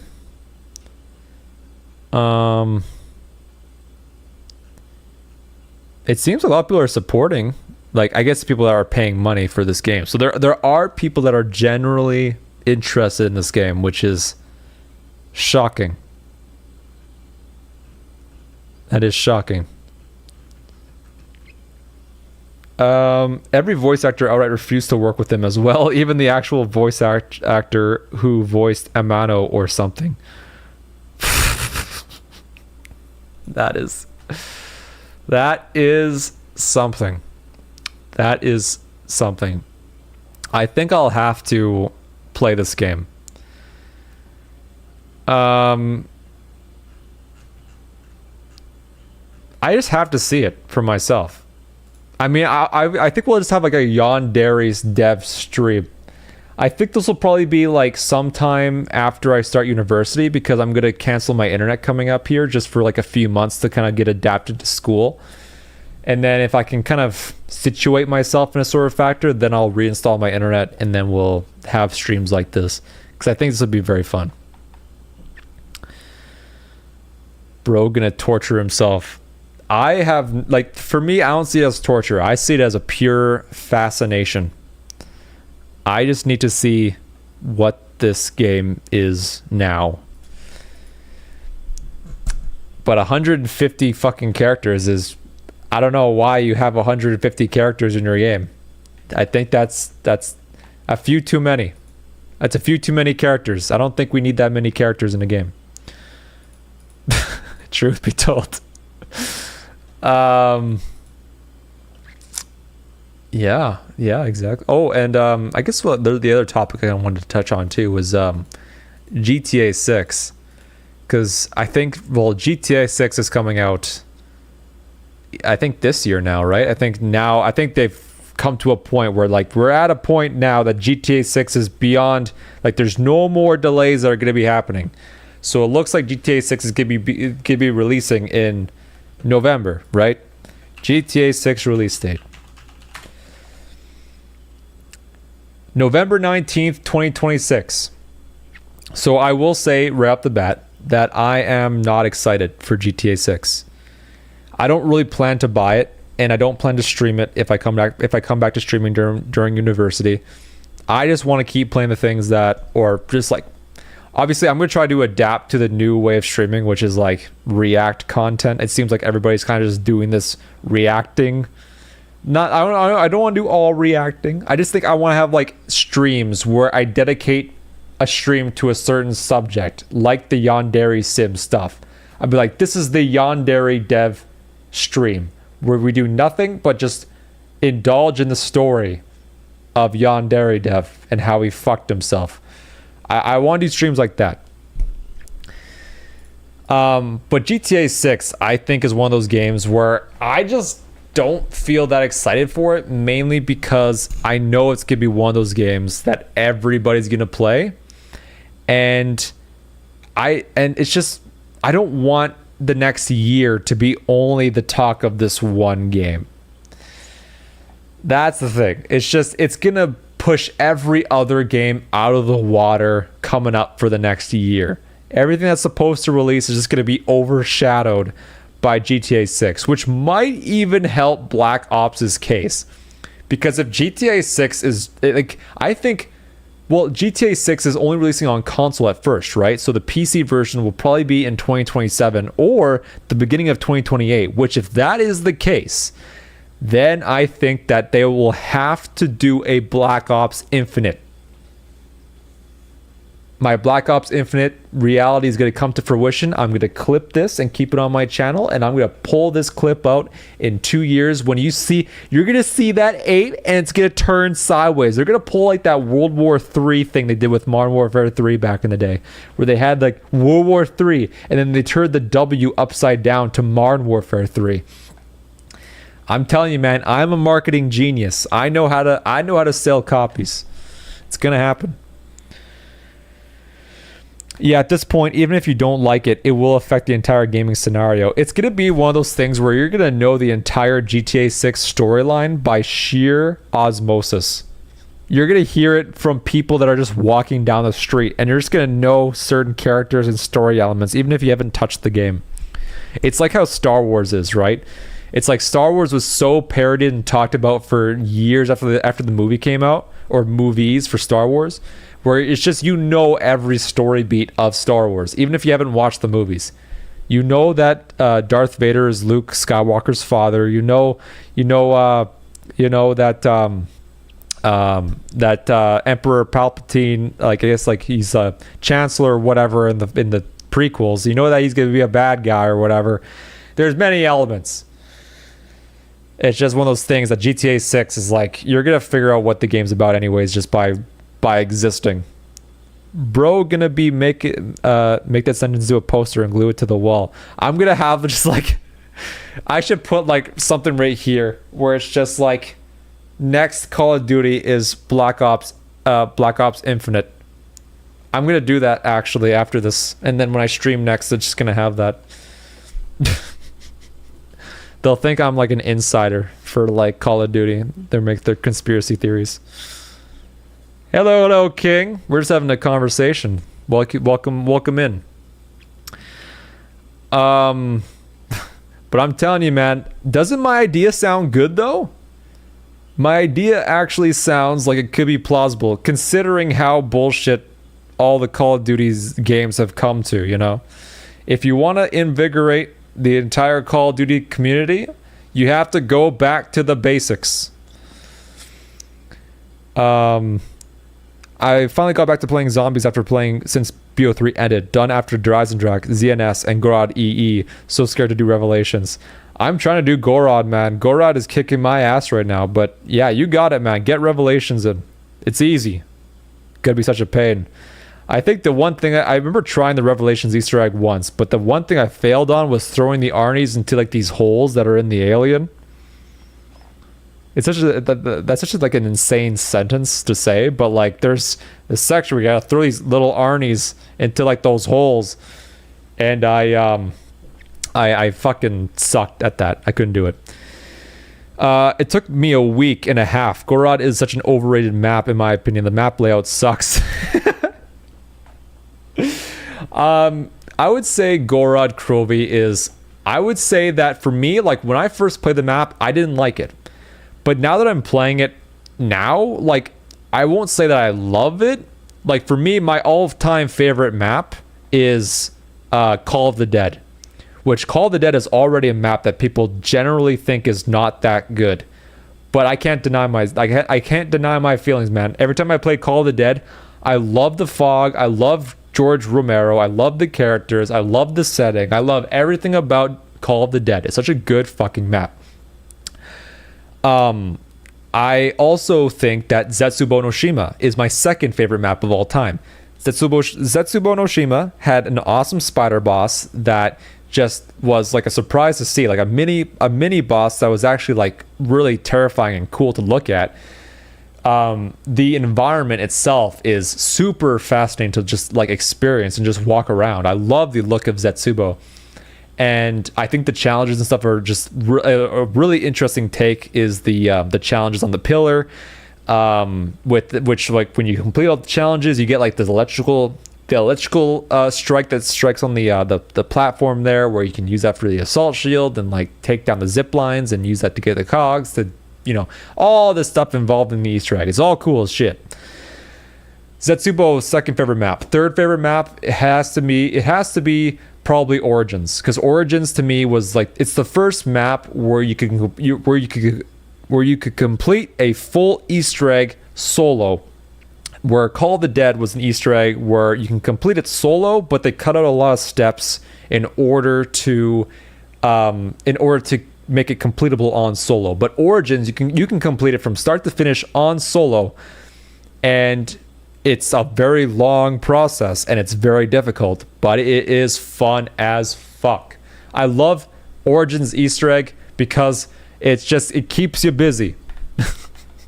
And Zetsubo's Easter egg is so much fun too. I like the Zetsubo one, and Call of the Dead. Obviously, I just like all of the elements. And at some point, we're gonna do a stream of the custom of it, because there's a custom here. Where is it? Right here. Someone made a whole remake of Call of the Dead, and I'm ready to play that at some point. Can't deny it. The Easter egg challenges aren't fun. They're just awkward and annoying. What do you mean I have to protect a one-shot drone?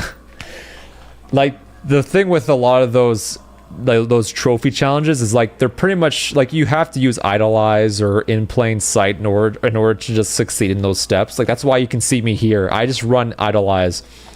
Idolize just helps so much with those drone steps. For me, like, the worst step for me is the Gersh step. The Gersh step is so annoying. Do you have Undead Man Walking? Yeah, that's the fifth one. Sorry, the fifth one that's there. The Spire, the setting, the Widows, and turning into a spider. Yeah, man, Zetsubo is the shit. It has flaws, but personally, I really enjoy the freshness. Yeah, like, for me, Zetsubo, for me, like, Drak was already one of those maps where, like, I didn't really feel super positively about it because, like, for me, I think that Drak is a better map than Gorod Krovi. But saying that, I think with Drak, I also think that it just took too many elements from previous maps where it was a safe bet is what it was. It didn't really do anything to, like, make it super interesting. It just was more of Origins, it felt like. Can I make one suggestion that not to be annoying? It really helped me do it. Sure. Like, yeah, if a suggestion for the Easter egg, like, for me, like, I can get to the boss fight pretty easily now. Like, getting to the boss fight is easy as fuck. But for some reason, I just keep dying in the boss fight because I keep the shield out to block myself from the fire, but then just aiming at, like, the certain spots of the dragon with the Mark III and, like, doing that while trying to balance all the zombies that are swarming you, that fucks me up. And I realize that there's actually manglers that spawn in that area as well. So I have to keep an eye out for those manglers, because those manglers, I realized that those manglers were fucking me up. I did use the boss trainer mod and help myself out. So I did play the boss and actually completed the boss. But now I have to actually get through the entire Easter egg to get to that point again. So I think in probably like 5 to 10 minutes, I'll probably do another attempt. In plain sight is actually absolutely crucial for the boss fight to finish Nikolai. Yeah, Idolize is basically a buffed version of that. Idolize is basically the exact same thing. That's why I run it. And yeah, like, even Idolize, like, I used Idolize for the boss trainer, and it worked perfectly fine. So I have no problem with that, using that Gobblegum for that fight. So, also you get more uses too. I think In Plain Sight only gives you 2 uses, and it's only 10 to 15 seconds. This is 30 seconds, and you get 3 uses. But it's ultra rare, so it's a more harder Gobblegum to get. So if you're on console, it might be a bit more difficult to get, rather than just using this. And I found out using the dragon so helpful to actually focus on hitting the soft spots of the dragon. I always forgot to use it. I died in the boss fight like 3 times. Oh, nice. I just didn't have any. Yeah, exactly. Like, I think that if you have In Plain Sight, I think that's a Gobblegum that's a classic, right? I think it's a classic Gobblegum. Yeah, so it's 2 activations for 10 seconds each, but Idolize is this one. No, not that one. It's this one. All zombies will ignore all players. So yeah, 3 activations, 30 seconds each. This is pretty much the same thing, and I used it for the boss trainer, and it worked out perfectly fine. So I recommend this one as well. It does help with Nikolai fight. Shiny hunting Sentret on Platinum. Wish me luck. Go get it, Atlas. Go get it. Get that shiny Sentret. You better get it. Most overrated map. Most overrated. Let me take a look at my maps here.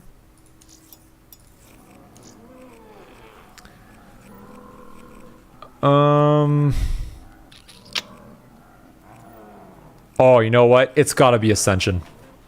It's gotta be Ascension. Can be BO2 or BO3. Well, Ascension's BO1, but I'm going to say Ascension is definitely the most overrated of all time. The reason why I don't like this map is because I have a lot of respect for it. Don't get me wrong. I have a lot of respect for this map. My main problems are that, well, the Easter egg is just not all that interesting. Number two is that, like, it's a map that's just so easy to where it becomes very boring. I like the idea of it.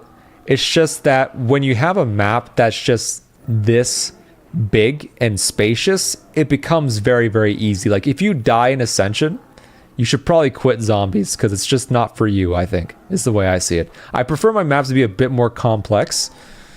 In Ascension, there are a lot of cool elements to it. That's the thing. It's loved for a reason, but I think when I go back to play zombies, I just don't want to play this map in particular because it's just not that fun. Same with Kino. Like, these two maps are pretty much of the same sort of opinion on both of them, where it's just, they are maps that are too basic and too easy to really have fun on it. It's probably more fun if you have multiple people, but if you're playing by yourself, then these maps are just, they're just not really worth playing. Like, at least like as a solo player in this day and age, like, there's so many maps that are just a lot more in-depth. Like, a lot of custom maps are a lot more in-depth than these maps are.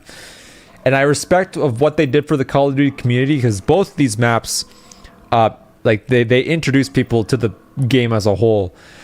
It's just that over time, they just became less and less interesting to play, like, just to replay them, you know. Buried is underrated. I have to agree. Underrated for that map. I think I respect Jimmy Zielinski's maps a lot. Although I think Buried was more Vonderhaar, if I remember correctly. But Zielinski, he had some really interesting ideas. And although they didn't really work out in the end, I think that they made for very interesting experiences. And I fondly remember I fondly remember those experiences, like Die Rise. Die Rise was a map that people didn't like because it was like, you have to wait for the elevators, and the liquefier is just, you know, it's too OP, and I don't know, there's many elements that people just decide like they really hate Die Rise, but I think Die Rise is fun. It's a really good map. Gotta go. It's actually started working a bit more seriously. See y'all later, alligators. See you later, Critico. Thank you for stopping by. I appreciate you, and thank you for listening to all my bullshit today. I had a lot of fun. I hope you had a lot of fun talking too. So hope to see you again soon. Don't work too hard. Diaries, I think, is interesting. A lot of the idea and Wonder Weapons and so many points of the map. Yeah, like, I think it was just like, Die Rise is very underrated. Like, you know, people feel the way that they do about certain things, and you can't really judge somebody's opinion on something, right? It's just that I think that there are certain maps that are just hated because other people are saying that they're bad, and then you want to be part of that group. Like Transit. I'm not going to sit here and try to say that Transit is the best map of all time. It's not. But it's not that bad. It has its elements that are fun about it. And it's more fun with 4 people. Obviously, on solo, it's a bit more of a drag. But I think Transit is I would go back and play Transit over Ascension. That's the thing. Transit has more interesting elements that make it more replayable than Ascension. I don't really play these maps. I don't play maps because they're easy. I play maps because they're interesting. Is sort of my idea behind the zombies game mode. I just wish the layout was a little more fun. It just doesn't feel. You know what? I'm gonna take like a short BRB. Give me like a minute. I'm going to play some ads. Get the ads out of the way. The ads will if I put ads on a BRB, it'll push them until later on. Twitch enforces these stupid ads, so I have to do it. I'm gonna go get some water. Let's take a break because I do want to talk more about this. It's just I need water because my throat is now getting buggy. So give me about a minute to 2 minutes and I'll be back, all right? Lost my chain of 11 to a Bidoof. Oh no. God damn it, Atlas. You better get it. All right, give me about 2 minutes, all right, guys?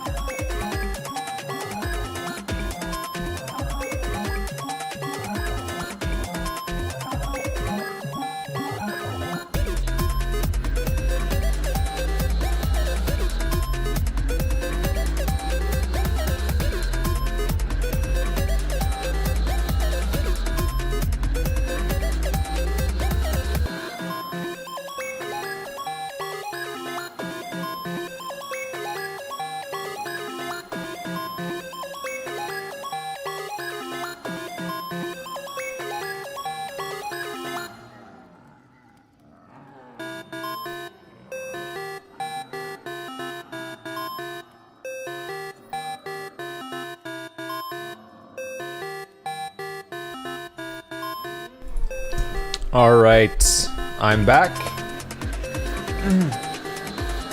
So I think we're gonna go, and while we're chatting and stuff, I think that we're going to be, we'll get into another round of Gorod Krovi, because I'm gonna try and actually get this Easter egg done, because I think I can get it done. It's just like I have to lock in for the boss fight. But you're saying a lot of zombie maps just fall into that meh category for me, and they don't excite me. Yeah, like when I look at all these maps here, right? Like for me, I think even to a certain extent, Doris is also kind of a very just like, I'm not going out of my way to play Doris again. That's the thing.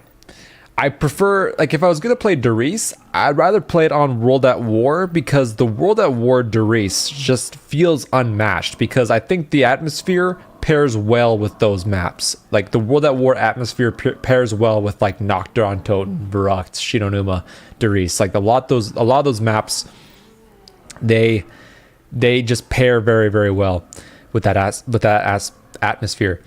But in the Giant, the atmosphere just doesn't really fit that well. Like, the snowy environment looks cool, but the thing is, like, it's just Doris again, and it's just not all that interesting, you know? But Zetsubo, I think, is just like, it's just one of those maps that's very, very cool to look at. It's very fun to play.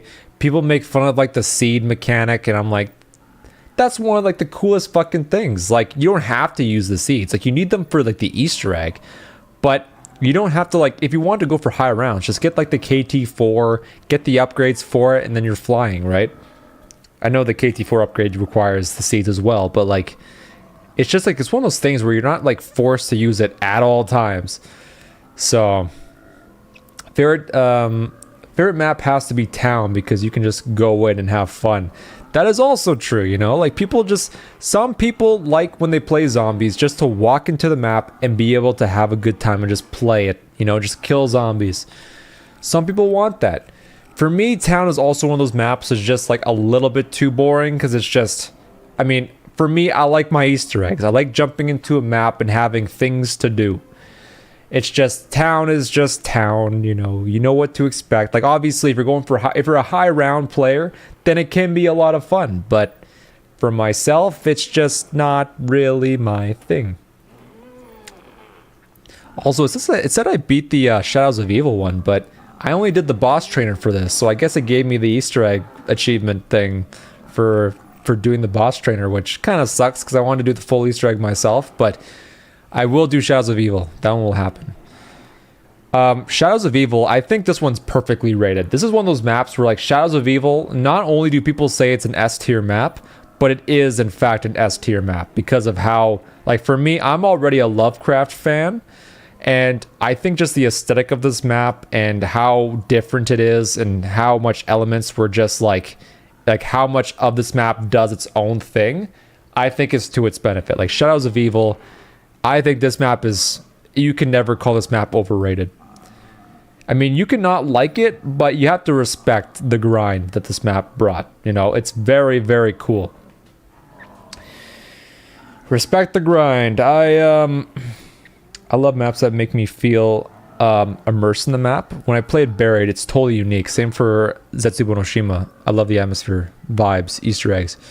That's the thing with Buried. You're right, because Buried, I think the atmosphere in Buried is really, really cool because I think it's supposed to be reminiscent of those underground Western towns, because there's places in, I don't know if it's in the States or just places in the world where, like, they will build over on top of a already established city, or I guess like town or whatever, because it's just a lot cheaper than bulldozing everything and cleaning it all up and all that stuff, right? So there's, like, these underground towns that exist. I think I've seen those. I think that actually is a thing where you can see, like, these underground, like, western-y towns, and I think that stuff is, like, I think that was the inspiration for Buried, and I think just, like, that whole, like, area with, like, the haunted house and then going down there and getting to the labyrinth and everything, it had a lot of really cool ideas. Although apparently there's one, like, step in the Easter egg with, like, these levers, which apparently are pretty bullshit.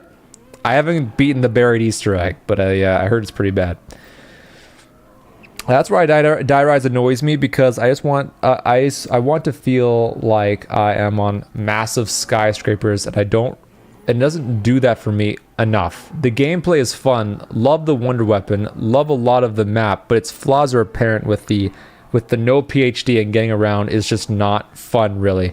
They could have done more, and I'm sure that, like, when they were making the map, they couldn't implement all the things that they wanted to because it was just not enough time. I think a lot of maps, they had to scrap so many things. Like you hear all these stories with, like, you know, how Revelations came to be. Like, apparently Revelations was supposed to be like the Great War map, because they teased that, but it just never ended up happening, and Revelations happened instead. And there's lots of other, like, situations where they had to take away certain elements for time's sake and money's sake. BO4 apparently was huge for that. BO4 got fucked over.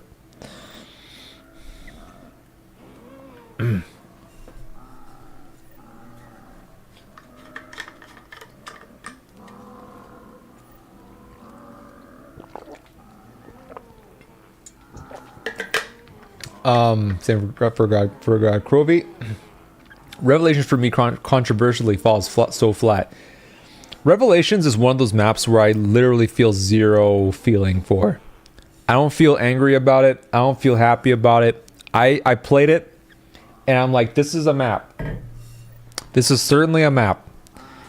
I will beat the Easter egg for it at some point, but it's just because it's all the maps together, or not all the maps, but like, you know, if it's just a bunch of maps strung together very just weirdly, with only, I think the only two unique places are like the spawn area and the alien, it just feels that you could have done something a bit more, you know? I know this map did a lot of cool things, but I also think that for a finale map being just a compilation, like, that's like when you're waiting for the next episode of One Piece and you know that it ended on a cliffhanger last time, and then you got like a flashback episode, you know? It's kind of like that same feeling, like, okay, like I don't hate this, but you're wasting my time, you know? I want like a full-on experience. So but yeah, it's pretty nostalgia beta, you're right. I never played from BO3 onwards. I will be doing BO4 streams after I beat the BO3 Easter eggs, because I did buy BO4. Because I don't like BO4 as a zombies mode. I've played it and I've tried to. Here's the thing: I don't hate it as much as I originally did, because the launch of BO4, the game was legitimately not fun to play, because it was very, very difficult, and just that shock of just having all the fun things about zombies being taken away is what made me go like, it just made me go like, oh, this is just bullshit. But now that I played it again and I was trying some of the different chaos maps, like I was playing Dead of the Night, and Dead of the Night has some pretty interesting ideas, which made me sad, because I'm like, this could have been a really good BO3 map. It could have been really, really good. It's just that it got stuck with BO4. And I have yet to play like Ancient Evil, Togdra Toten, Alpha Omega. There's a lot of different ones, and I know like people have their opinions. I know like for me, I watch like Mr. T Lexify a lot, and I mean, he like absolutely hates Alpha Omega, and I mean he even hates Nuketown. For me, Nuketown is another very underrated map. Very underrated, because it's not setting out to be this game changer map. It's literally just Nuketown zombies. It's not trying to be anything more than that. I think the aesthetic is really, really cool in this map. I think it looks really, really cool. It's a hard-ass map to play, I'll admit, but I like it for that reason. I like it. It didn't try to insist upon itself. If I was in charge of zombies, I think they need to scale it back. I think to get a community back, you need to aim for maps like Shadows, but one-off stories, and have the maps fun and unique and keep the zombies feel. But for me, they lost that zombies feel with bare bones gameplay. Here's the thing: I read that, my mouth doesn't keep up with my brain, but I understand exactly what you're saying, because earlier I was talking about. I mean, I think you heard me say this, but like my idea is Black Ops 8. But you do the World War III thing they did with Modern Warfare 3, where you change the W into an M to make Modern Warfare 3. They should do that with like Black Ops 8, but turn the 8 sideways to call it Black Ops Infinite. And then it's basically just like it's like a Super Smash Bros. Ultimate kind of game for Black Ops, where everybody's here. You put in all, like, you put the campaigns for Black Ops 1, 2, and 3 for the start, and then the DLC will introduce a campaign mode. It'll introduce, like, let's say campaign from Cold War. It'll introduce like multiplayer maps from previous COD games plus some new ones, and then zombies will be like it'll be like previous zombies maps, but then you introduce like a new map that's in reminiscent of, like, say, Shadows of Evil. Because I do agree, they fucked up on the storyline aspect of zombies. Like, they don't know how to do that anymore. They brought back the original Edward Richtofen, Takeo, Nikolai, all those guys came back for the last, like, for Dark Ether, like that, whatever that shit. In Black Ops 7, they have those guys in the maps with the same voice actors, except for Takeo, which unfortunately Tom Kane passed away. But they have those characters in the map, and I'm like, stop, just stop bringing them in. Like, move on. I think Mr. T. Lexify had this really good idea of just being like, they can just, like, bring in a map that has, for example, actors, and you say, like, bring in, like, a bunch of actors from, like, pirate movies. Like, you know, I said earlier that they should have a map with, like, Johnny Depp and maybe some other pirate shit, right? And then you make a pirate themed map. And then next time you do like a Greek god map, and you do all this stuff that's just, you make these maps just like singular stories where an Easter egg will tell a story of that map, and it's contained. And you don't have to think too hard. It's just you have an idea for a map and a story, and then you just execute on it, do it the best you can, and then people will decide if they like it or not. And for me, I think that's a good idea. I do agree with Mr. T. Lexify on that. But yes, you can ask me a question. Sorry, I said a bunch of bullshit there. So, why do we care about the old characters? Because they were on maps that were fun and people loved, and they kept making maps fun. To an extent, that is true. But I also think that, well, when you have characters, like, the thing is, they are likable characters. Yeah, exactly. We felt connected to the characters because, like, one thing is, like, yeah, for me, I've been playing zombies since Nocturne Totem back in 2009. I remember buying the DLC the day of for Shinonuma and Doris. I know Verrucht was already out when I first started zombies, but I didn't buy the DLC because I didn't have the money as a kid. But I played Nocturne Totem fucking every single day. Like, I locked in. I just played this, even if it's like the same strategy. Like, you buy the same doors, you get the same guns, you sit in the same corner right by the staircase and just shoot zombies until you die. Always did that. And like that was perfect. But then when Doris came out, like, you introduce these characters, they have voice lines and stuff, and they're just, they're just, huge stereotypical, like stereotypical Russian, stereotypical mad scientist German, stereotypical, like, hoorah American, the honorable, like, Japanese, it had, like, all those stereotypes, and they were fun. They were just fun characters, and we grew up with them, and they were enjoyable. And I think over time, when you have these characters in every single game, of course you're going to get attached to them because you were with them for so long. And then, they tried to wrap up their story, but then it just kept on going. Like, it seemed like the story was supposed to end, like, probably in Black Ops 3, I guess. Like, I think it probably should have ended probably in Black Ops 1, because Black Ops 1, you just straight up destroy the world. So I'm like, that seemed like the end, but then it just kept going. And then the Victus crew came in, and, like, Victus, everybody hated Victus. Like, nobody gives a fuck about them. And then, and then you had, well, I know, and then, like, to respond to Victus, I know that, like, Die Rise did not very well, and then people loved Mob of the Dead. And then Buried came out. I think people generally liked Buried when it first came out.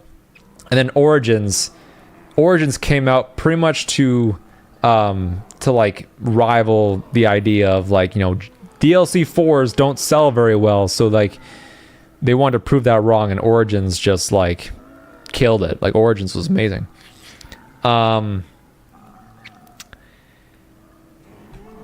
What else was I gonna say here? Because, like, obviously Moon came as a 4th DLC for Black Ops 1 because I know you got the 4 original World at War maps for Black Ops 1 when you got the Hardened Edition or the Prestige Edition.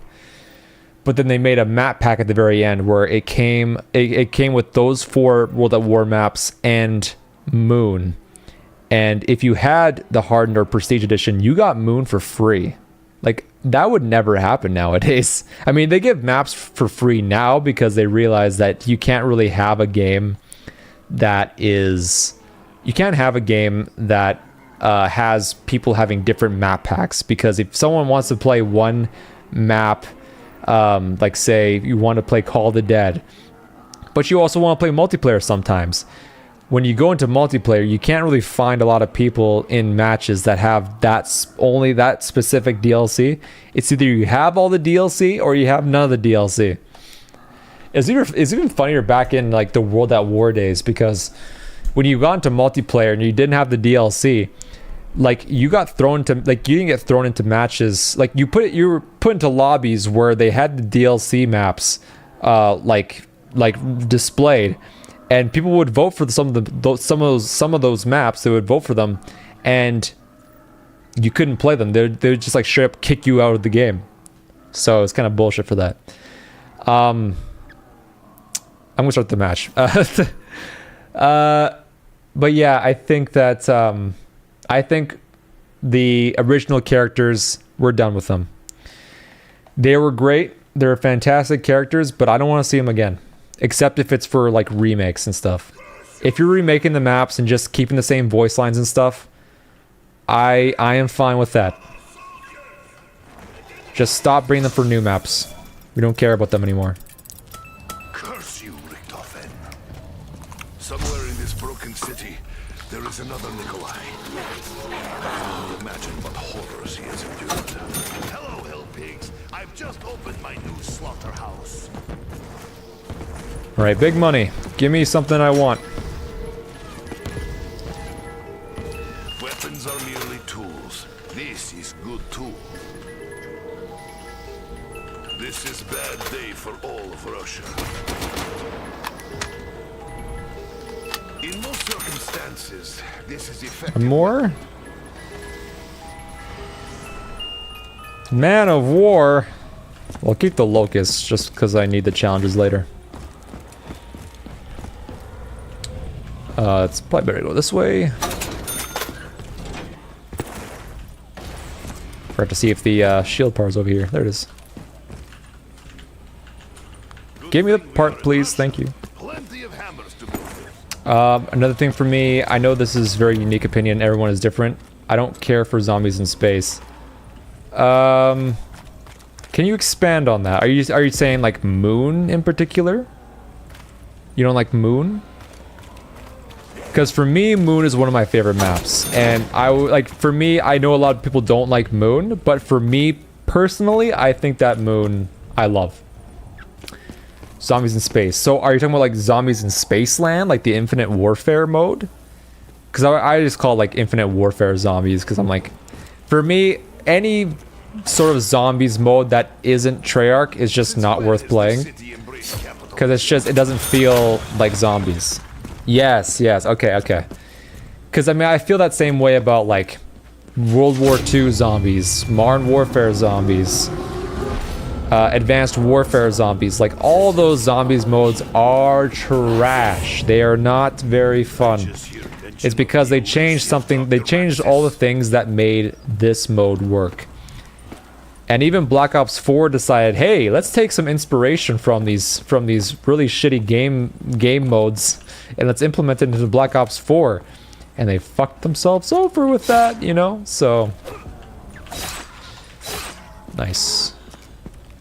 I got a cylinder on round 1. Gotta love that.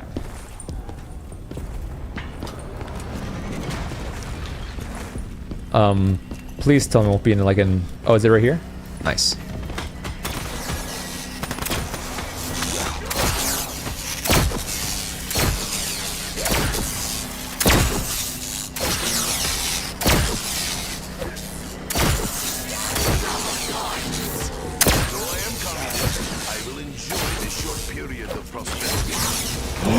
Oh, you bitch!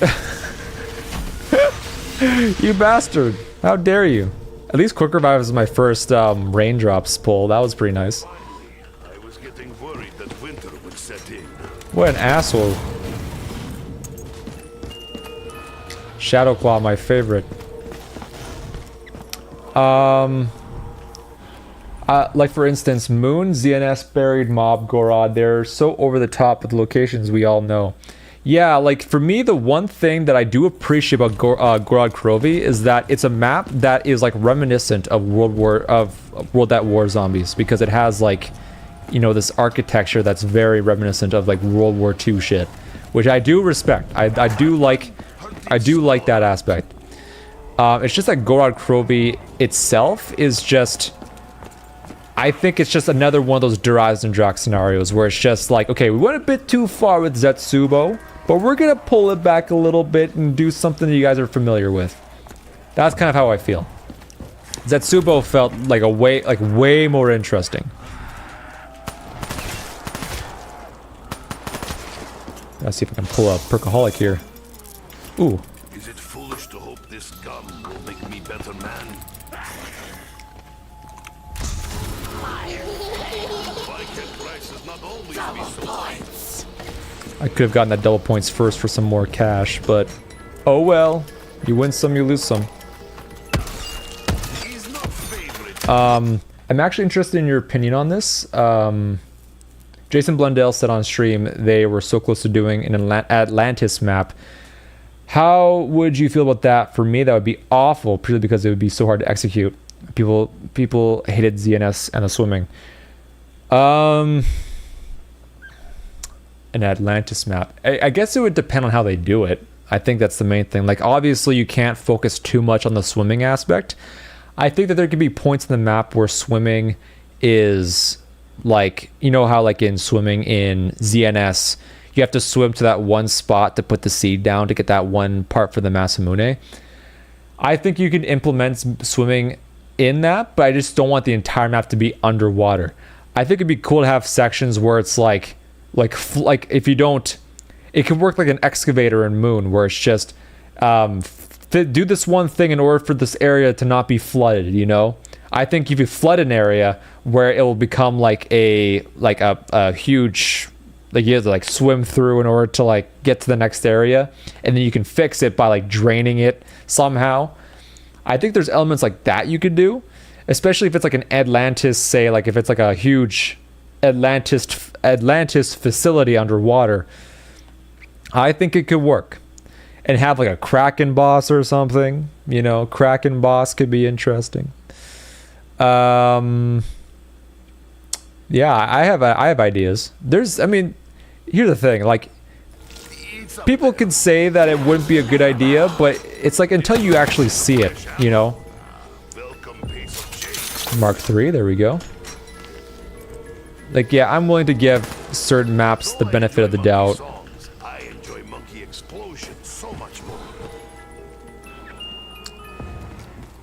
Okay.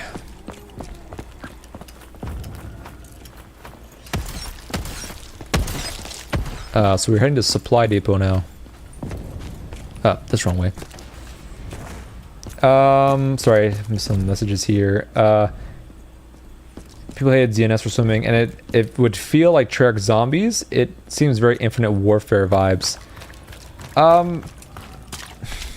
Maybe because it's like a little bit too fantastical. I can kind of see that. Yeah, because I mean, Infinite Warfare, I mean, like they had maps like Shaolin Shuffle and Attack of the Radioactive Thing. Like these maps were very like, I think they were more made to like parody movies and stuff, right? I think they could go back to, like, I think if they did that back in Black Ops 3, I think the map would have tanked because it would have been like a little bit too different. Depending on if, maybe actually since Shadows of Evil came out, it might have been more well received. You never know. It's hard to tell.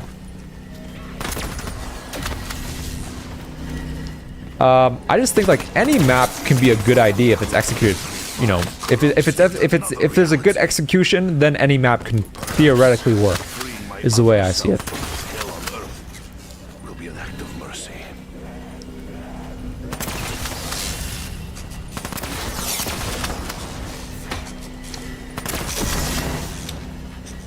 Any more zombos? Come on.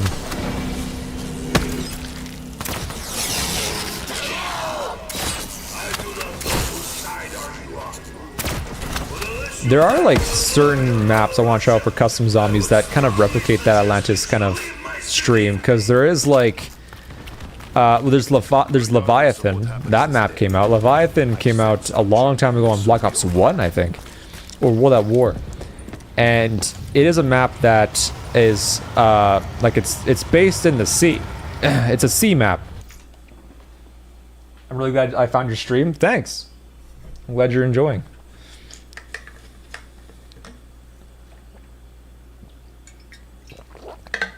But yeah, I think that I have to try. There's a lot of custom maps I don't want to play, so at some point we'll do a custom map stream. Are you doing the Easter eggs in order? Sorry, I feel like I already asked. But what map is next?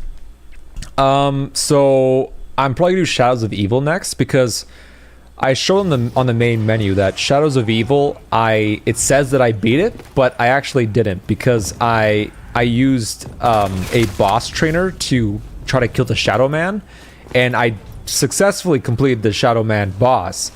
It's just that it registered as completing the Easter egg, which I actually technically didn't go through all the steps, so I want to do that. And also, I will do Revelations right after that, and I'll probably end up doing like a stream where I just, you know, go back and play Black Ops 2 Easter eggs and stuff. Yeah, like I have some ideas for some Easter egg streams and everything. I think I'll just make, like, for myself, at least when it comes to the stream, I don't really like, I always say, like, I always play the things that I'm interested in, right? And obviously I don't know if I'll be playing zombies in a month or two from now. I'm actually planning, since I'm going to university coming up here, there will be a very huge drought in streams, because I want to focus on my studies and everything. So if that's the case, then I will be probably streaming a lot less and maybe uploading more to YouTube instead. We'll kind of see on that factor. And I also think too that I also want to play the games that I'm like I am just generally interested in, because I don't want to play zombies over and over again, because we're already at a huge drought in zombies content. Like I just cannot play modern zombies. It just isn't fun to me at all. So I don't really plan to play Black Ops 6 or Black Ops 7. I actually have Cold War. I actually forgot that I bought Cold War, because I wanted to see, like, what is Cold War zombies about, you know? And it sucks. It fucking sucks. I don't like it.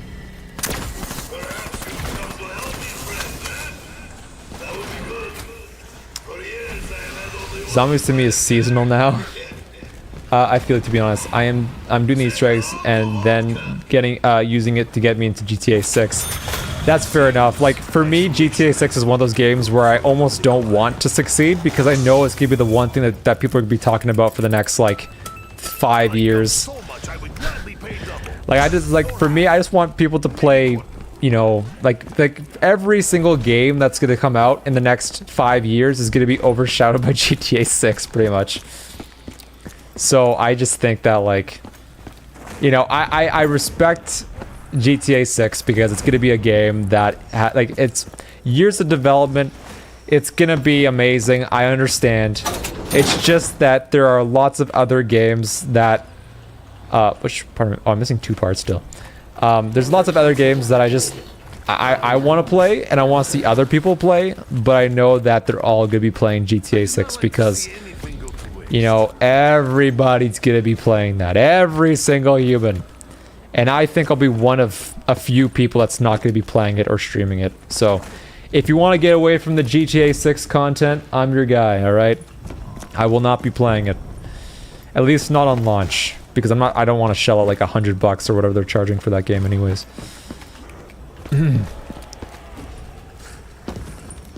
But then again, I also want to say too, like, that's just kind of like my very basic opinion. Like, I know GTA 6 is going to be a wonderful game. I'm not a doomer and gloomer that's gonna be like saying like, GTA 6 is gonna bomb because it has, I don't know, some element that's gonna, you know, they're censoring something or whatever. GTA 6 is gonna sell like hotcakes, and it's gonna do like it's gonna be a very, very well made game. It's just that I won't be playing it because I want to play other things. That's the way kind of I see it. We will never finish doing Firewatch with knife only. Firewatch?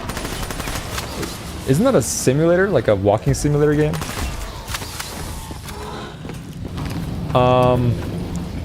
Every couple of months I'd run a game of zombies. Like everyone has a Minecraft phase. That's also true. Minecraft, I've always like, even when I don't think I'm gonna come back to Minecraft, I usually have like this just like, you know, what if I did start another game of Minecraft? And then I just end up playing it for like a month.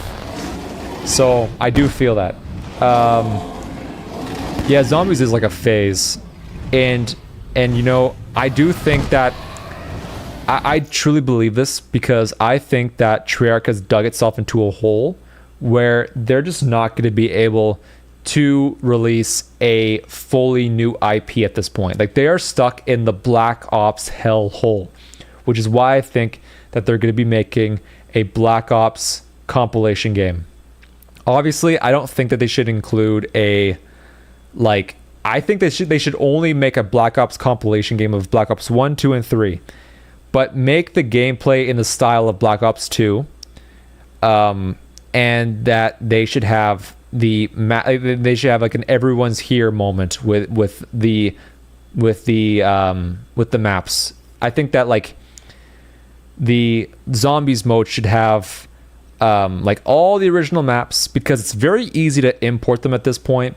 I think it's just like it's very easy to like get those maps into Black Ops, the newest list.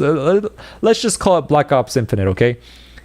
Black Ops Infinite has all these maps. Every single map that's ever been released from Black Ops 1 to Black Ops 3 is in this game. Then on top of that, I think they should do it like seasonally where you drop these maps in alongside a brand new map that's entirely different from everything else. That to me would make me buy the game. As a person that respects zombies, I want to do that. I know the people that love Modern Warfare Zombies are not going to be too happy because they enjoy how Modern Warfare Zombies works. Not Modern Warfare Zombies, sorry. Just Modern Zombies. Modern Zombies, it works a very specific way and some people enjoy it. I just don't think those people matter. I really don't, because if they mattered, then the trailers for all the new DLC maps would have millions of views, but they don't. Zombies was huge back in the day, and people made entire communities, like forums. There was YouTubers having like these huge streaming sessions and stuff. Like Zombies was huge, and it made lots of money. And they realized that when they released Zombie Chronicles. Like Zombies Chronicles, I think is one of the best-selling COD DLCs of all time. I think it is. And it's because it was a mode that was fun and people engaged with. But now that Modern Zombies introduced all these Warzone mechanics, salvage, the bringing back the old characters, but they're not actually. They're part of the Dark Ether or whatever the fuck. Holy crap, just get me in the director's chair, man. I will fix your fucking game. I will fix it. I will be the person. I will be the Blundell 2 that you guys need. I know exactly what the people want, but they don't actually know what they like. I guess they're at the whim of Activision at this point. They can't be making these things. They can't be having these decisions on purpose. It's silly. It's crazy that they're still trying to do this Modern Warfare zombie or modern zombie crap. It just sucks, in my opinion.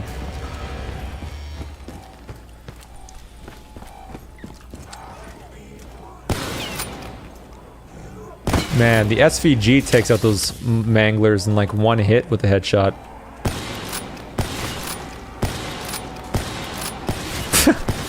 I'm so good.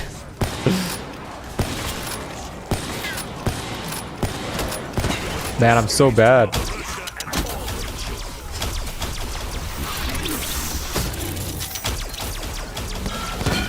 Just use the Mark III to take out these guys.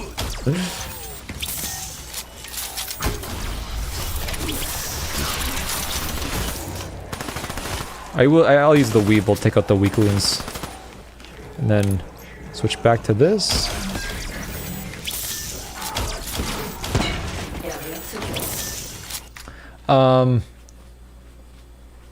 Yeah, my goal is to do all the Easter eggs on BO3. I have all the maps and Chronicles and the BO2 port, so zombie obsessed for a few weeks and months.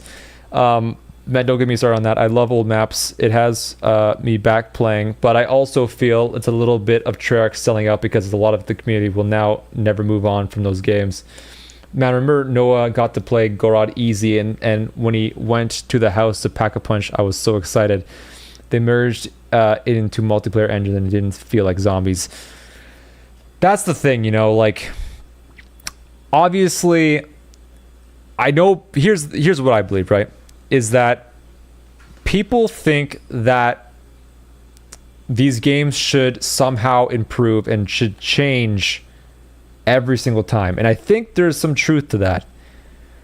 But there's people that have, there's people that have bought Counter-Strike Go back in, when it first came out, 2010, 2011, 2012, somewhere around there, maybe even earlier than that. Counter-Strike Go is a very, very old game. But only in the last few years did they call it Counter-Strike 2, which is basically the same game, just a slightly bigger graphics overhaul, and they changed a few different gameplay elements. But for the most part, it's still Counter-Strike Go. But people are still playing the same game for like 20 fucking years. Think about that. If somebody is willing to play the same game for 20 years, why can't zombies sort of do the same thing? I think that change is good, obviously. But from now, they've introduced so many different changes that are simply not fun. So where do you go? You go backwards. You have to take a few steps back to where people were like, this is fun. Black Ops 3 is one of the most best-selling Call of Duties because it was fun. People had no problem paying for the season pass because they're like, you know what? I do want to fight zombies amongst dragons. I want to fight zombies in a disgusting swamp. People paid money for the season pass because they thought these maps were interesting. When you look at all these modern zombies maps, you either get gray or brown. How fun. It's almost like we're back in Xbox 360 times again with like Gears of War. The Gears of War fad where like every shooting game had to be brown. Now we're at a point where like, I mean, Modern Warfare 2 to be specific was like very colorful. And then they like downgrade to like another like gray Modern Warfare game with Modern Warfare 3, which by the way, I think Modern Warfare 3 is a better overall structured game. It's just that I can agree that Modern Warfare 2 looks better. I just think Modern Warfare 3 played better and was more fun. That being said, I think that we're at a point where we have to regress with Black Ops.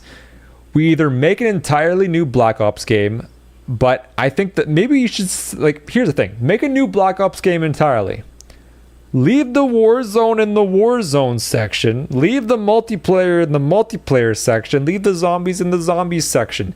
Make them entirely different buildings if you have to. Treyarch should just separate all three of those things into different things. Just hire some really good creative directors and let them specialize in their craft. Just let them go haywire. Let them do their thing. You know, even just offer Blundell like $5 million to make a map and then just let him bring him back that way. I think he started a new studio actually, because I know his other studios kind of like he had a studio before and then it failed, and then he started a new one. So I don't know what's happening with Blundell at this point.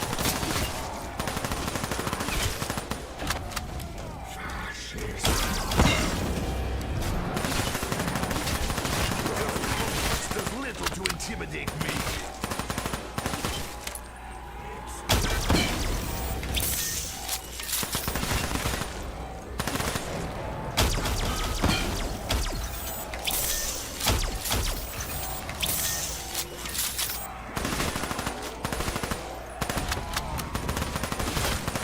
Area secure. That was easy. My weevil's almost done. We have to use the locust. New threat detected. I know they have to move on and evolve, but people play like FIFA, NBA, Fortnite, Counter-Strike, Madden. The actual gameplay is very similar. Yeah, I mean, football is just football. Fortnite is just Fortnite. Like, you can't really improve on perfection, which is what I think about when I think about Black Ops 3. Like, yeah, World at War was very basic, right? And then obviously there's ways to improve in ways that don't feel like you're fucking with the main core of the game, which is what modern zombies does, is that they fucked with the core of what made the game fun. So I think that, yeah, like if you just made a zombies game, standalone zombies game that operated exactly like just take the Black Ops 3 engine. You don't have to use the Warzone engine or anything. If you just took the Black Ops 3 engine, included every DLC, and were just actively improving on like making content for this game, I almost believe that it'll sell like hotcakes. Obviously, maybe you have to, maybe not like exact, don't keep the entire layout, like obviously disguise it to make it look a lot more, let's say, modern. But I think if you just make zombies operate like Black Ops 3 again, you're gonna sell copies, man. We're all waiting, and we know that there's gonna be a point where they're gonna cave and be like, okay, we gotta go back to what it used to be because nobody's buying this shit anymore. They're gonna have to go back because no one's buying the game anymore. It's either that or you cancel zombies mode. It's one of the two things. And like canceling zombies is a very real opportunity at this point because I think even they know, like, I think that Activision and shareholders don't see it the same way as we do. We're like, we know what we want, but the shareholders don't. Activision doesn't. They just see us as a bunch of whiny people that just can't let go of the old times. And there are a lot of Activision, like, there's a lot of like Activision apologists that just won't, like, they just won't allow any sort of criticism for their beloved game.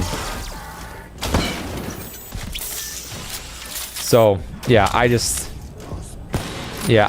think that we're basically, like, either they change or, you know, it's done. Like if Black Ops 8 is the same thing as before, then we're definitely truly doomed, you know.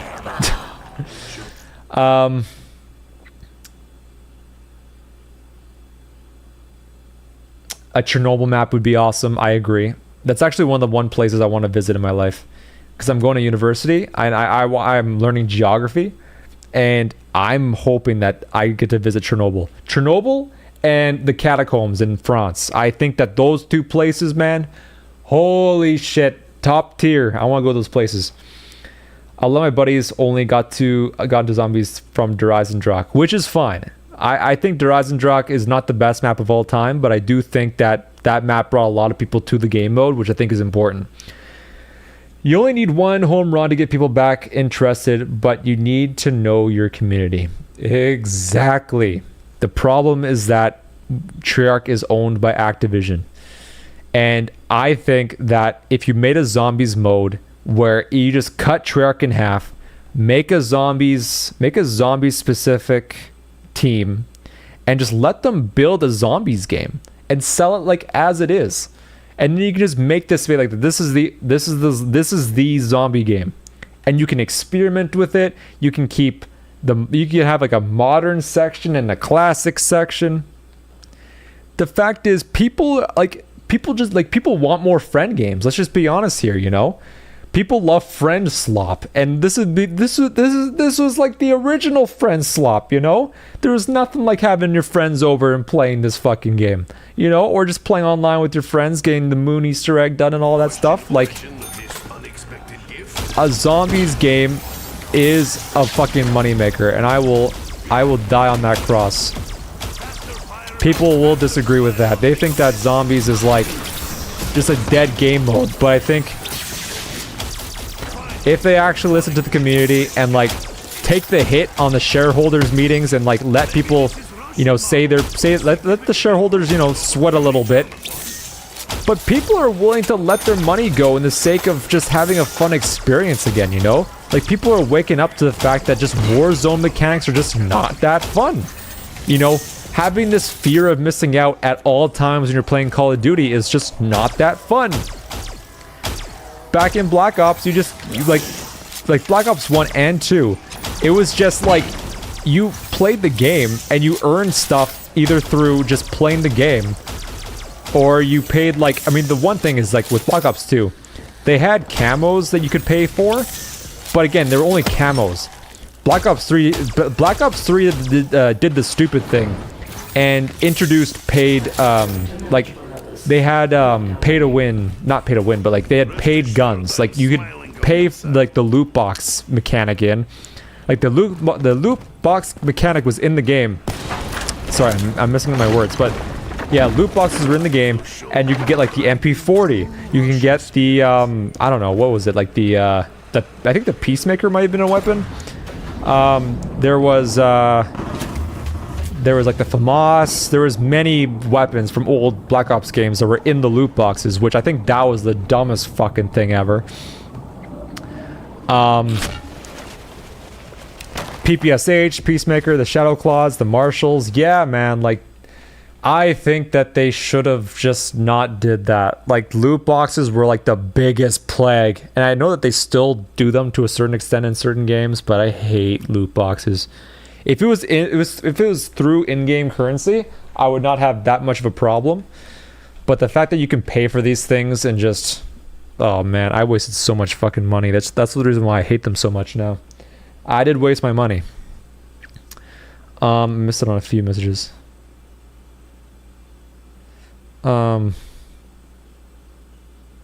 Yeah, I do agree. Like, there's many situations that can make a really good zombies map. I think just getting a bunch of celebrities, like, get celebrities that are involved with like a certain kind of idea. Like, if you, for example, like, did a, like, what if you did like a Greek god one, right? And for me, when I think of Greek gods, I think of like these steroid infused, like, I think of like the guy from like, there's an episode of, actually, I think it's just Hercules, isn't it? The movie Hercules. I think that one had like really buff fucking gods in that. Like, if you just had like Zeus, Poseidon, Ares, and like just choose a female character, I don't know, like Aphrodite or like Athena or something, have them fighting zombies in Olympus or something like that. Like, that shit would pop off, you know? Just have a bunch of like mythological shit in there. Just make it its own thing. It could be a lot of fun, and have a lot of like funny quotes and everything. Like, you could have a lot of fun with the game mode like that.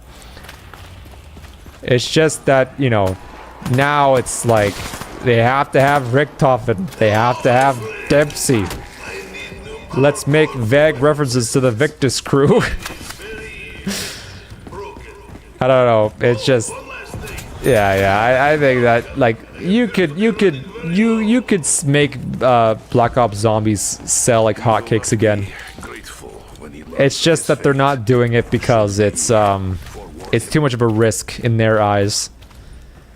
The risk is just too much. It's too much, man. They gotta stick to modern zombies now. We got to have Warzone in it. We have to make sure that there's medals popping up on your screen at all times. We have to have 50,000. We have to have a mini map. The mini map and the compass. Tell me why that exists. Why the fuck is there a mini map and a compass in zombies? That's even more offensive than the salvage to me. You surround Nikolai on the Russian soil? Also, like the names of the places that you're at. Like here, I know this place is called Dragon Command because they have signs telling you that it's Dragon Command. But now in the top corner, they usually have like these. They have like these like things telling you, hey, you're in this place now. And you have like all like, plus like the health bars on the zombies. There's health bars on zombies. There's hit markers. Like it. What the fuck? Like going from Black Ops 7 back to World at War is just like, it almost seems like a breath of fresh air. Like, you feel so claustrophobic in those newer games.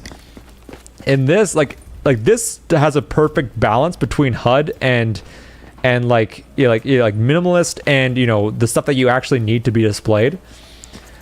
But Black Ops 7 just looks like trash, and I am willing to say that. I don't know how it plays. Obviously, the gameplay could be fun.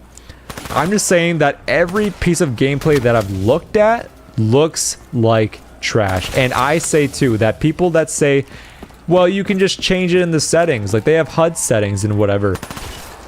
You're part of the problem. If the developers are telling me, hey, you're meant to play with the minimap. Yeah, you're meant to play with the compass. Tell me why.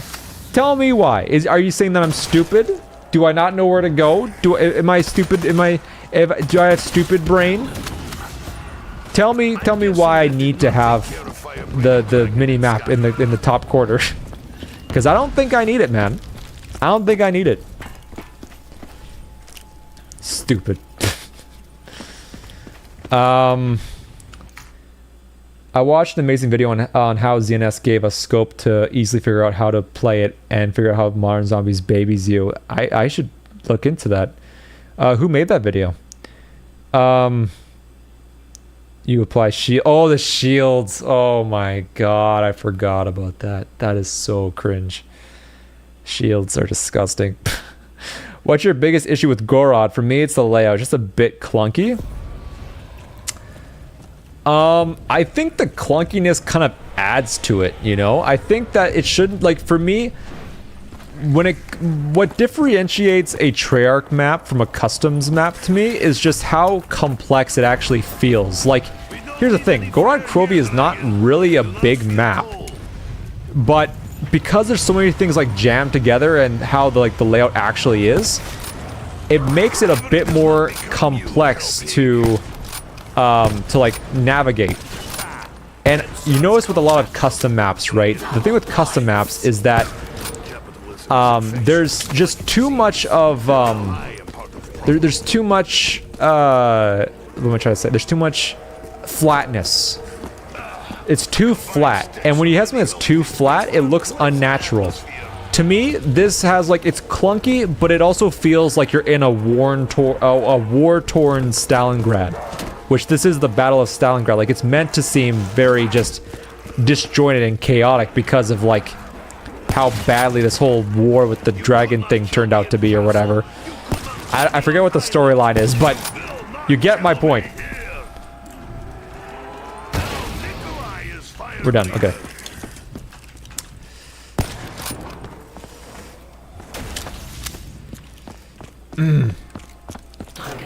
Actually, I'm gonna go to the other platform. Sorry. I want to try using every dragon platform for the wings. But you also asked what the thing I don't like about Gorod is, which if I was to say what like a negative for Gorod Krovi,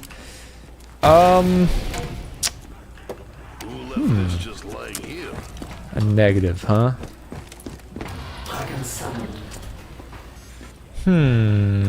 That's a hard one. I'd have to think about it. Because I think just in general, I think this map is just a little bit too plain. I think Zetsubo worked very, very, very well because it's set out to do like Zetsubo set out to sorry, hold on. Zetsubo set out to do the thing that Shinonuma could not accomplish, which was that it wanted to do a swampy, disgusting, like it's like a Japanese it's a Japanese styled map, but it has to do with like the swamps of Japan and everything. Shinonuma was an okay map back in the day, but obviously it aged like a little bit like milk. Zetsubo fixed all that and just made like a really good version of it, of what Shinonuma could have, not could have been, but like it's just a better Shinonuma in a sense. Okay. Gorod Krovi, I think that it's just, I didn't even grab the Dragon Strike yet. Yeah, Gorod Krovi I think was just a little bit too, just like it just looks too plain. I think it just has that same sort of feel. Like I feel this way about Gorod Krovi like I do with like modern zombies maps just look a bit too gray and like just too many buildings and everything like that. But even then, Gorod Krovi feels a lot more just unique. It does feel like it's like its own map. I remember playing this one map in Cold War, which is just like, it's basically like a city map, you know? And it feels like you're playing a custom map because it's just too flat. There's not like anything interesting to look at in the map. Like here you have dragons, you have robots everywhere. Yeah, like this map is a lot of things better than a lot of obviously a lot better than modern zombies does. It's just that out of the DLC maps, I think I'd play this. I mean, I would definitely play this more than Der Eisendrache because Der Eisendrache was just Origins 2.0. At that point, I'd rather just play Origins.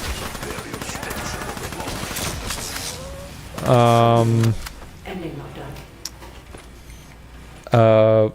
Let me see some of the comments here.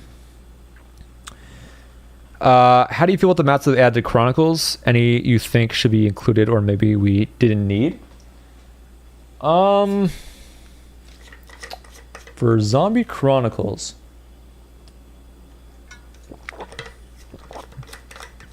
Zombie Chronicles. I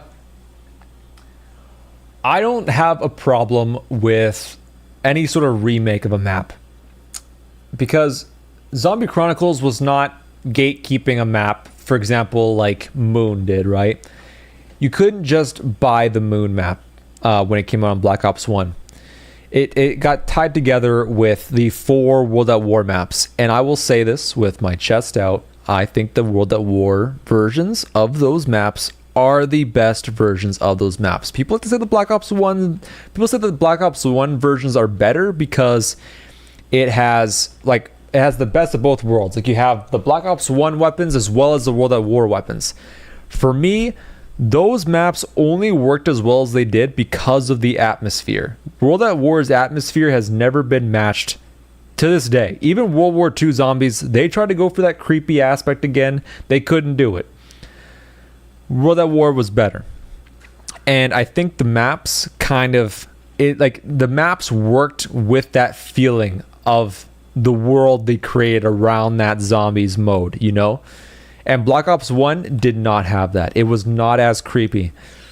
And as playable maps, I think they are better because I don't think anybody really likes the way World at War zombies worked when you had those guys like pulling you in. Like the zombie stickiness of World at War was a bit annoying, and I get that, right? I didn't like that either. But I think that the World at War maps for the the BO3, let's just put into perspective with like the Giant, Verrückt, Shinonuma, and Darius. Like the BO3 ones are just not, like they're worse than the BO1 versions, which are worse than the World at War versions. God, my mouth is not working right now. Holy. I've been talking so much that my brain is not comprehending. Sorry. Yeah, so Black Ops 3 maps are not as good as the BO1 ones, which are not as good as the World at War ones. And in respect to the World at War maps for zombies. For Black Ops 1, I would say that Ascension, I think the Black Ops 1 version's funner because I think having less is better. I think having Wonder Fizz and having the ability to have every perk, as well as having these really OP weapons for Ascension, it makes it a bit too easy. Like now Ascension is just like it's stupidly easy. Shangri-La, I think Shangri-La benefits from having Black Ops 3 mechanics because it already was a pretty bullshit map. Like Shangri-La, again, it's a very overhated map. I don't say I like particularly love it. I love the way it looks, but when you get back to playing it, you realize like this is just a bit too congested, a bit too hard to play, especially as a solo player. I think the BO3 version is probably the best version of that map. Moon, this is one that actually is interesting because with Moon, I actually think the Black Ops 1 version is more fun. And the reason why is because I like the gray aspect of space better. I think the coldness of the Moon is reflected really, really well in the original Black Ops 1 game. I think in Black Ops 3, it's a bit too colorful and a bit too pleasant to be in. I think I have this opinion like wholeheartedly. I prefer the Moon original. And Black Ops 2, they had both. They only had Origins, right? It went from Moon to Origins. Yeah, so Origins, I think either or. I think both are great in their own respect. I think Black Ops 3 does like Origins really well, and Black Ops 2, there are certain elements that I like in Black Ops 2 Origins better as well. That's more like a take or leave. I think it's just the Moon. I see too much glaze for the BO3 version when the BO1 version is just superior in my opinion.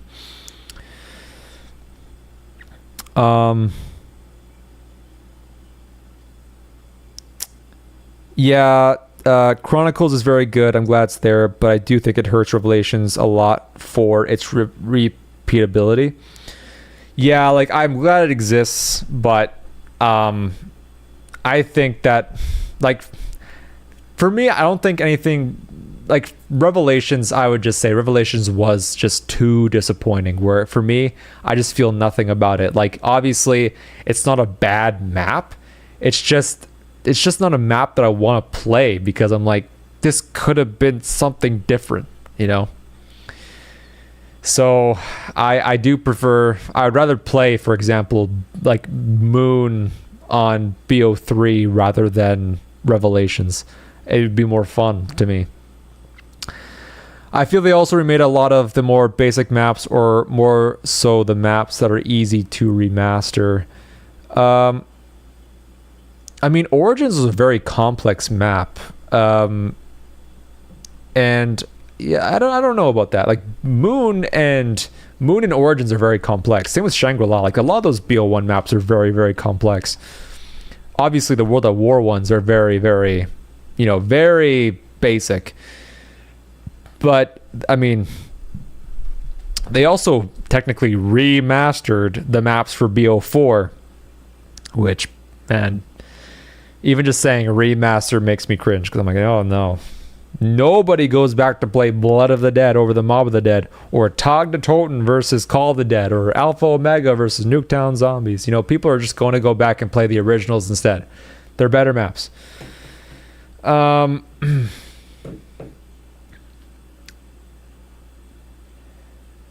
would have also liked Call of the Dead 5 Buried etc. And that 5 is one of my favorite maps, but I can respect the map. Is an amazing concept. That's the thing. Like, you have to remember, like, people prefer playing 5 over Kino. Like, every Zombies player prefers playing 5 over Kino at this point in time. Back in the day, it was probably more Kino because more people were playing Kino back in the day, so people were more inclined to play that map. But now that's the year 2026. People are like, 5 was a great map simply because it wasn't Kino, because Kino was literally supposed to be the next DLC in World at War. That just didn't end up happening, and you can tell that it was supposed to be a World at War map because there's just nothing to it. It's just, like no new perks, just the pack a punch in your 4 main perk machines, right? So yeah, like, I think that Kino was just not that great. I respect it though. I respect Kino. 5 was a better map though. 5 was funny quotes. People overhated the what you call the guy, the thief. People hated the thief, but he was unique. He sucked, but he was unique. It wasn't just the same hellhounds again. So the thing is, you have to respect the uniqueness. At least end of sewer ride was fun. So yeah, before I get into more talking here, I have to do this tube step, which I almost forgot again. It's not there. I should have like marked down where the cylinder was. I keep forgetting to do that. It would save more time. Okay, so this is where the cylinder is. So let me go into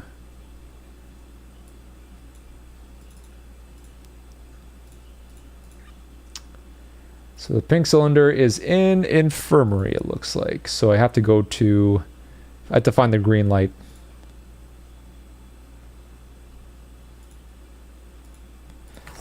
Okay, I'm going to complete the step before I... Yeah, so if you have a chat, I have to focus on this first. Or was I too late? Oh no, I think I was too late on this. Oh no. Let me go find another spot. Hold on.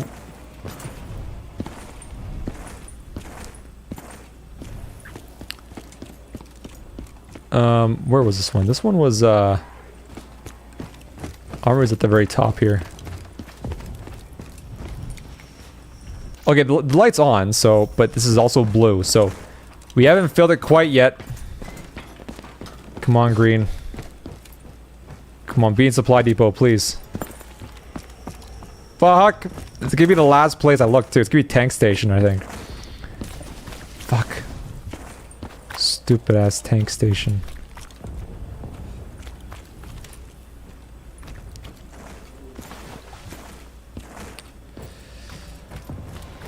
Yeah. Just be here. Alright, here we go. Okay, tank station. So, 2. So supply depot. Is this infirmary? Infirmary is the last, is my endpoint, so I gotta go to, let's go to Dragon Command. Dragon Command is 3. God, I hope I don't know how you tell if you lose or not, but this light's not on, which is like, if that freaked me out. I thought I fucked up on that one for some reason. You might hear, there might be an error sound if I fuck this up, so we'll see what happens. Let's go to supply depot next.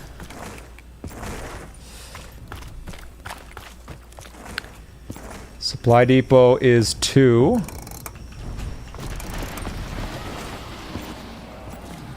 Okay, armory is 3.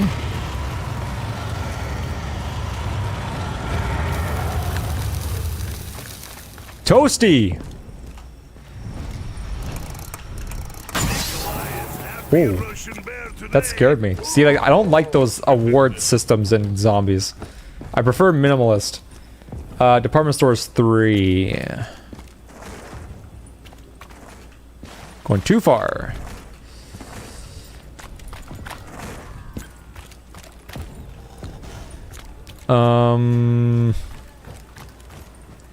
Up here. So 3. Department store's 3. So yeah, I think we're done now. Infirmary is my last spot, so that should still be the same. Unless I changed it like an idiot. I don't remember though. I don't know if it matters actually. This is the wrong side.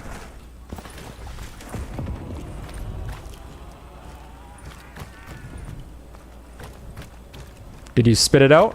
All right. So round 7, we got the purple cylinder. So that's not bad. I think this might be one of my lower rounds for getting the purple cylinder. And now the worst part in putting this fucking code. You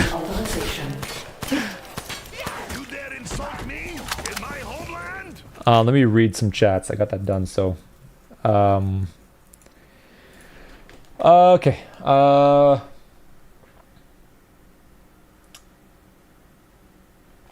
But yeah, I'm gonna play the Call of the Dead custom map as well, because they did remake 5 and Call of the Dead, and Buried is in the works, which will be very interesting too.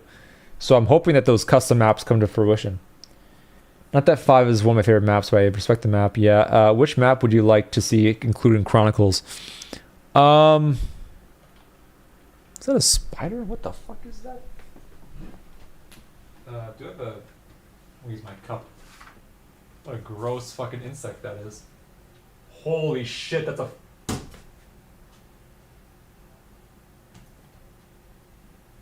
Whoa.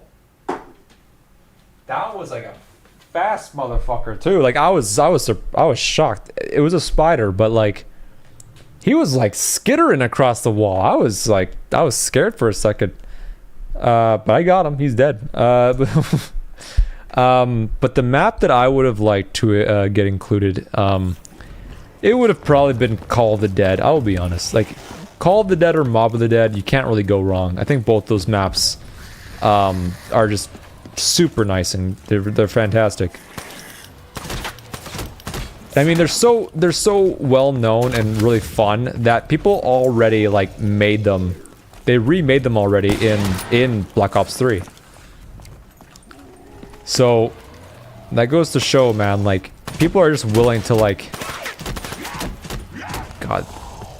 People are willing to just remake the maps just to experience them on Modern Warfare or Black Ops 3. God, this is just so aggravating. I hate this. This is the worst step right here. Big mistake. You leave me no choice but to return. Oh, God.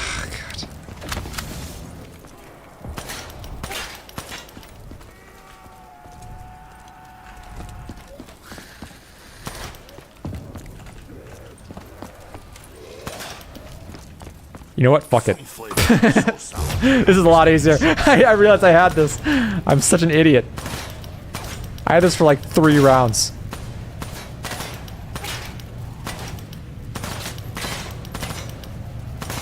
Durr. Password accepted. Access card. What's the most annoying step of any Easter egg? Not that it's difficult, but it's just really annoying, like this step. Annoying. Familiar to Dr. Maxis. You will help me initiate a Annoying. Because that annoying is very specific. Because I don't know if I find things that are super annoying, but well,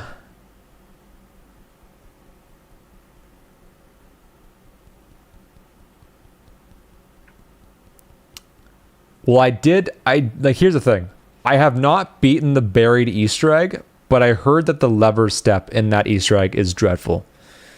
So, like, it just sounds annoying. So I might go with that.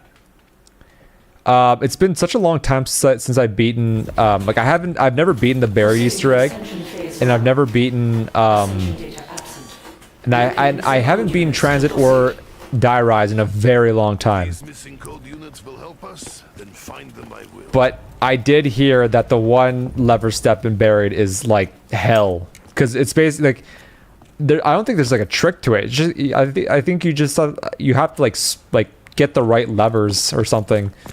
I don't know what it is. It's not technically hard, but just really frustrating. Yeah, because that's kind of where my head's at. Like, it just sounds frustrating.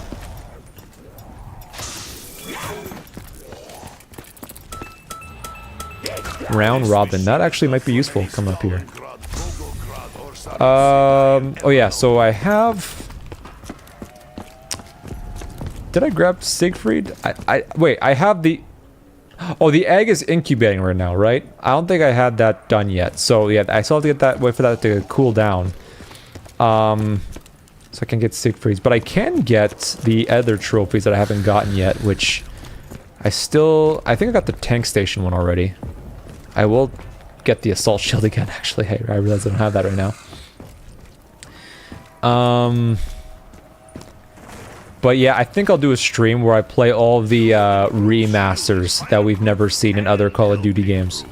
Or we haven't seen in this game, or Black Ops 4 or whatever. Because, like, yeah, like there are custom map remakes and remasters that are really, really good. Like, they have lots of effort put into them, and they look like Treyarch maps.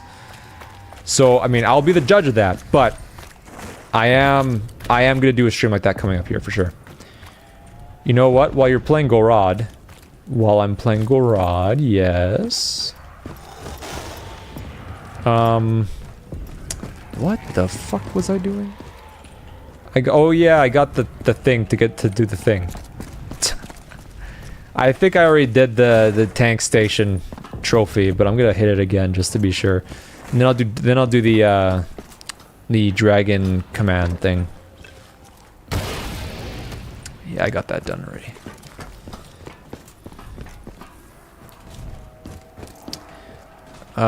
Yeah, I'm gonna head over here. Dragon Strike. I believe this will be my 4th. The toilet one, I think I grabbed that toilet one while I was there. Marshmallows, dragon.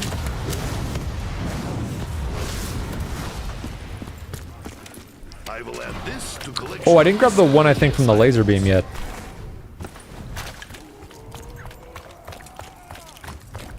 This may have value. For what though, I know. Okay, I think it's just the toilet one and the safe. I might hit the box to see if I can get something better than a Weevil and a Locust. I only have 2 shots, but, you know, we could get something good here.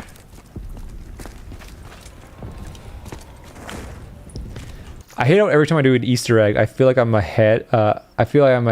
Then I forget about the egg needing to cool. They're waiting for the rounds for the incubation to be complete, and you think you're ahead, and then you get the robot round. So by the time you know, you're on round 14, just starting. Well, you know, with this Easter egg in particular, the one frustrating thing I found was that when you're doing the trophy challenges, the round will just end. Even when you don't like kill a zombie or anything, you can just run around and then the round just ends on you. You're like, what the fuck?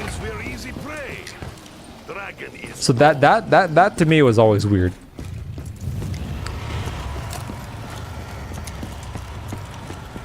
I have round robin, so if next round it's just like, I'm not being dead. thanks. If the next round is gonna be another just like cooling round, then I'll just use my round robin and start the next round. Get it out of the way. But I'm going over here because I want to use this dragon command. Can I rebuild? Yes. In times of stress, I think it's $500 to call over the dragon, so if I can find some barriers to repair, that'd be wonderful. These are all built.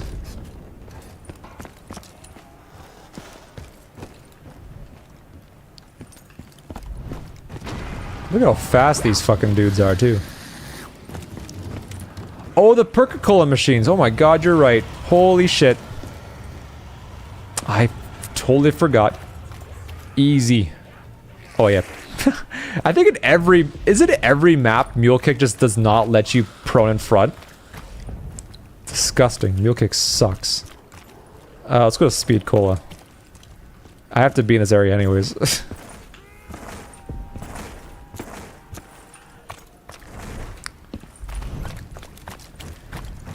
I forgot. Oh, oops. There we go. Alright, let's go. Let's get the fuck out of here. So we're pretty much at the trophy step. I thought it was because of the water in that area. That is probably it. I think that's it. It just seems to be like a small detail. Like, it seems like every map just has like a section where, like, even in Zetsubo, it's like Mule Kick is like it's in the water, so you can't prone in front of it. Drak, I don't know where Mule Kick is in that. I think it might be in the... Oh, I think it's the area where you have to fill one of the creeper challenges in. It's like that little weird, that circular area close to where you shoot that fire void bow area. You know what I'm saying? That one might be pronable, actually. I think that one is pronable.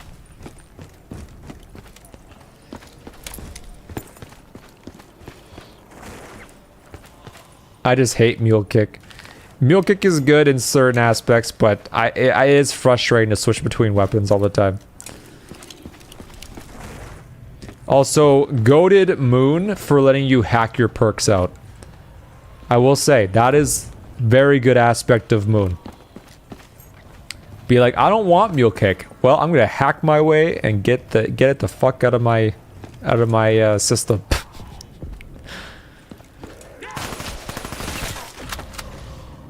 Okay, I'm gonna wait for a second, and then I'm going to... You should be able to let your D-pad, or however you play, to pick that third weapon you want to use. There should be a better way of going about it, you know? There could have been a better strategy for that. Complete. You're right, though. I don't like cycling through weapons. It's very, very annoying. Warning. Valkyrie drones incoming.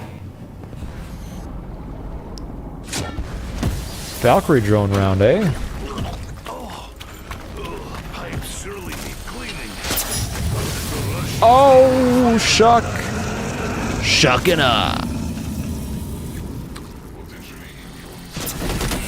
Undead man walking, okay. States approve this candy for public consumption.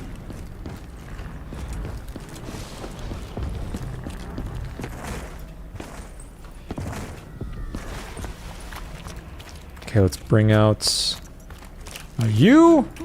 Launch, or you like that. Boom. Call you back. And I think it does. I think on robot rounds, it just doesn't. It doesn't let you start the trophies. I think you have to wait till you defeat this round. Oh, the Gersh. Wait, I didn't pick up the Gersh one.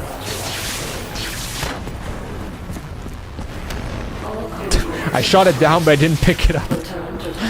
Dumbass.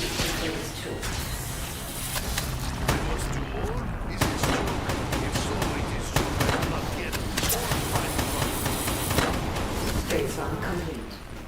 Your performance was better than expected. So yeah, the one step that I hate the most is the Gersh step.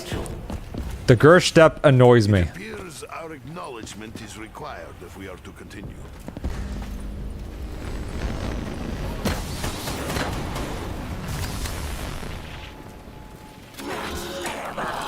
It was about time, da? Okay, the only thing I'm worried about is there's the sections that are outside the map, and I think I should get a Dracon or something before I try to attempt that. So I don't think a Brecci, like none of these weapons are particularly good for that particular step. So I'm gonna try and get like I need a Dracon or a light machine gun. Those are the two I need. So I'm gonna head to this other side here. Oh my god.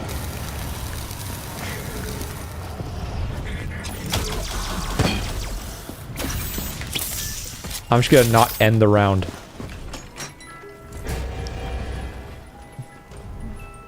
Oh yeah, Dead Man Walking is really good. I'll take this RPK. This is, like, it's a light machine gun, but it's just not the best. Shotgun shell is very damaging to helping torso. Okay, let's make some money here. I learned long ago the futility of such tasks. Is that another fucking mangler? I hear him.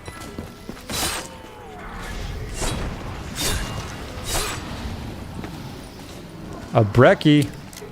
At least I know this is reliable.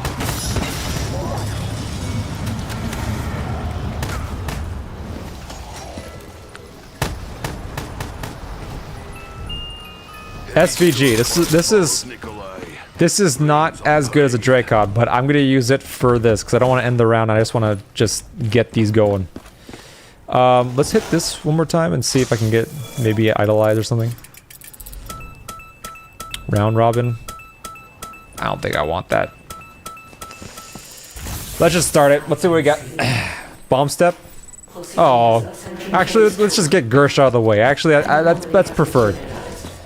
We have to do this step regardless, so may as well get it out of the way. It is a life source that holds necessary information. Stay there. I see you, bitch. I will help it. Where am I? What is happening here? Stay still, stay still, stay still. The confluence is occurring. Fury! The children! It would appear that I have been careless in spending habits. Yet again. So like, the round will just end. I don't know why it does that. Okay, where the fuck did you go? Did you go to the top here?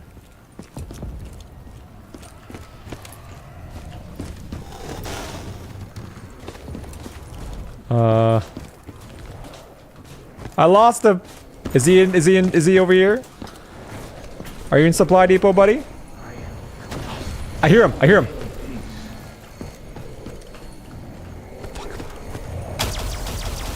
Wait. You look familiar. No. Can't be you. From the Cosmodrome. Your face is not familiar, but different. You remember me from Moon? Stop shooting. That helps. Get the fuck back to Dragon Command, you bitch.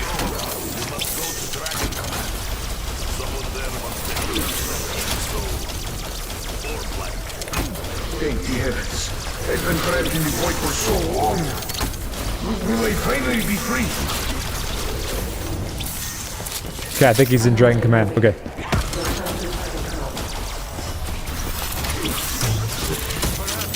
Stand back. I do not wish being to vaporize Nikolai.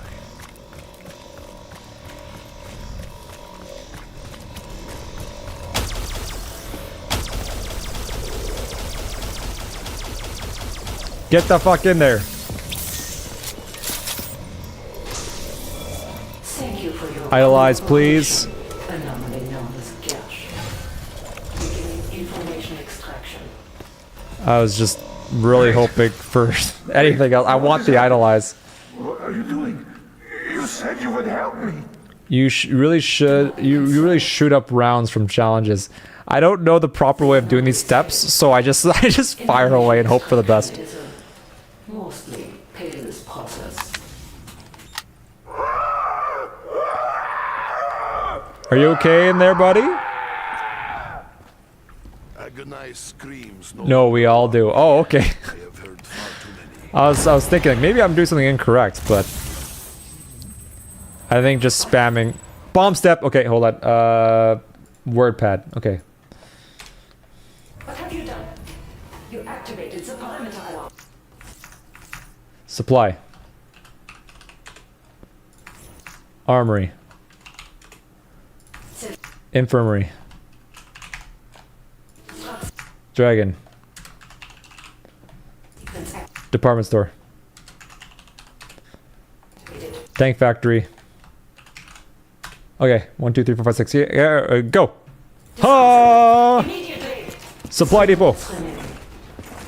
Lock in.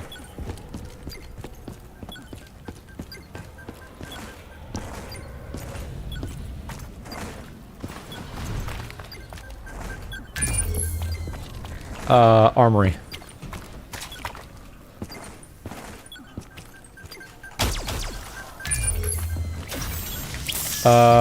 Infirmary.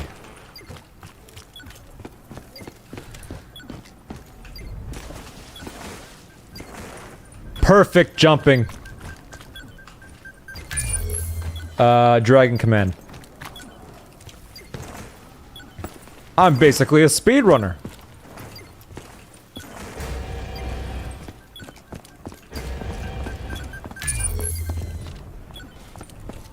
I saw that people said like people were saying that this map or this 2 minutes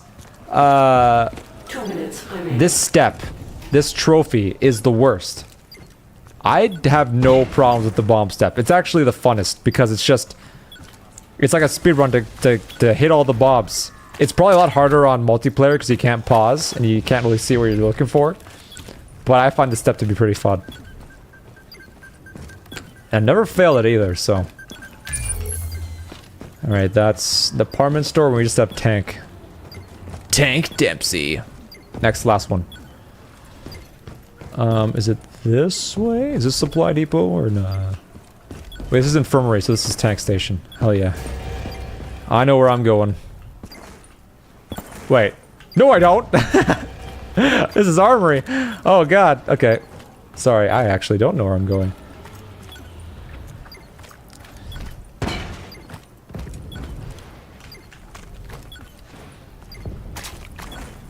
Eine Minute übrig. Go, go, go! Was it the other side? It's the other side. Got it. Security systems disabled. Self-destruct sequence terminated.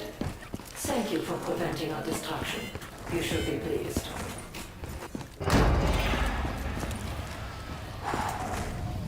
Oh boy. I always mix them up. Supply and tank I always ever use for the EE. I never see myself from them sides. Yeah, I mean, I think it's just like, yeah, I mean here it's like armory, infirmary, but I like that confusion. It makes it more exciting when you fuck it up. You're like, oh shit, no, wrong way. Oh, this step, okay, Mangler guy. The RPK should be good for this. I'm always worried about accidentally killing him, or like, yeah, I think killing him is just the one thing I don't want to do. Please be here. There, you're down here. There he is.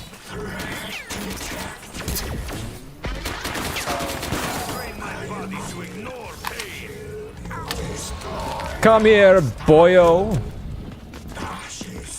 This step was my my old hated step because I never was able to get this guy to, like, I couldn't shoot off his arm without killing him. But now it's pretty good.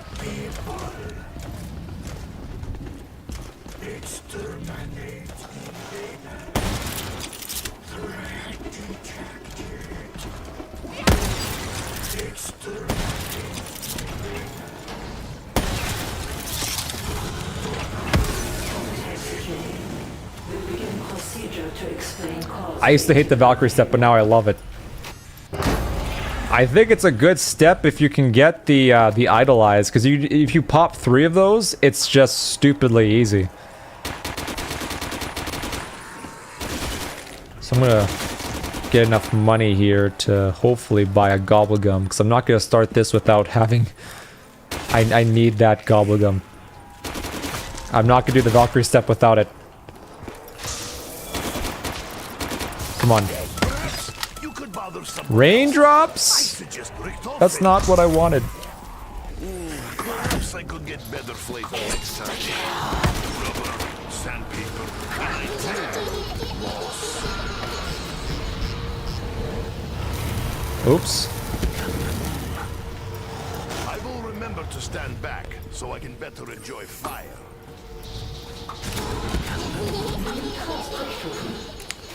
All right. Glad that someone other than I'll pay the hot price for that. Idolize. Okay, we're good. Now Valkyrie. Oh, it's that one. Okay. Can you be here, please? Make it easy for me. Oh, it's all the way over there. Okay. At least this one is this step is probably the easiest, I would say, right? Because, like, you basically... It's either this or, like, the last one, because this one you just stand in a spot and kill zombies and protect the thing. It's pretty simple, but... I think that, what would I say here? That, like...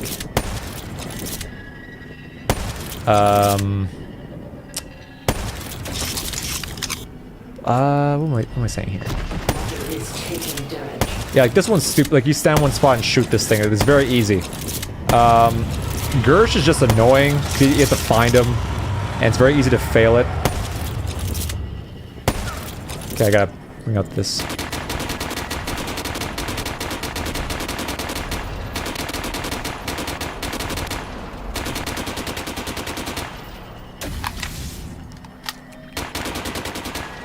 But yeah, this step, and Valkyries is easy if you have Idolize, or just in plain sight or something. I've never done it without Idolize, so I actually don't know the, like how hard it actually is.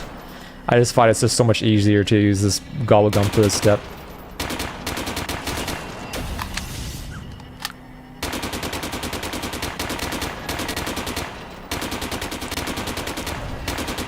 But the fact that they allow you to, like, defend this thing while also just doing, like, there's nothing that comes behind you, it makes it a lot easier. I know you are Russian at heart, baby fire breather. Go fetch!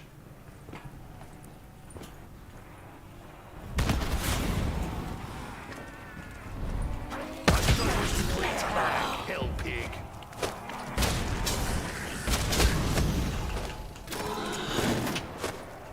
Alright, let's go, Siegfried.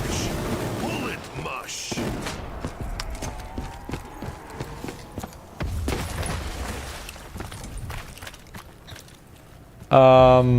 What do you think is the best mini boss? Like Margwa, Panzer, best mini boss. I mean, it'd probably be the spider boss, but I think that's like not on the same vein as like what you're thinking. I would say that favorite boss zombie. You know what? This is not going to be a right opinion, but it has to be George Romero. I just love him, man. I love George Romero. I think he's such a funny fucking addition to the map. I like him. Alright, the Valkyrie jump. Second last step right here. Retrieve it for analysis. Do it. Do it now.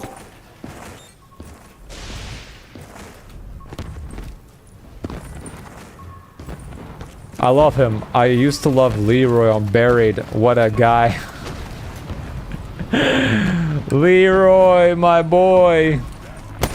I forgot it. Like, that's the thing. That was one of, like, the best aspects of that map, which was, like, just using him as, like, a way to, like, get free points and like, he would, like, change out your guns and stuff. Like, or, like, he would recycle your mystery box, I think, right?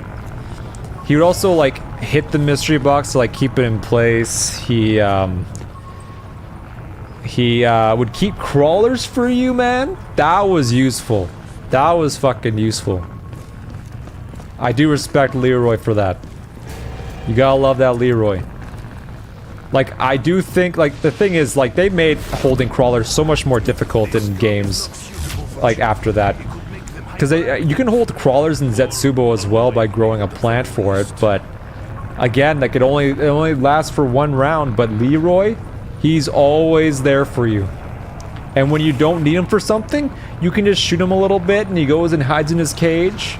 And then when you need him again, you just free him. You know, like, he is like the least bothersome thing ever. Like, he's a perfect, he's a silly little guy and he's awesome. I appreciate it. Is it foolish to hope this gun will make me better man? He fit the map perfect. He's not annoying. Yes, exactly. Exactly. He's perfect. He is absolutely perfect.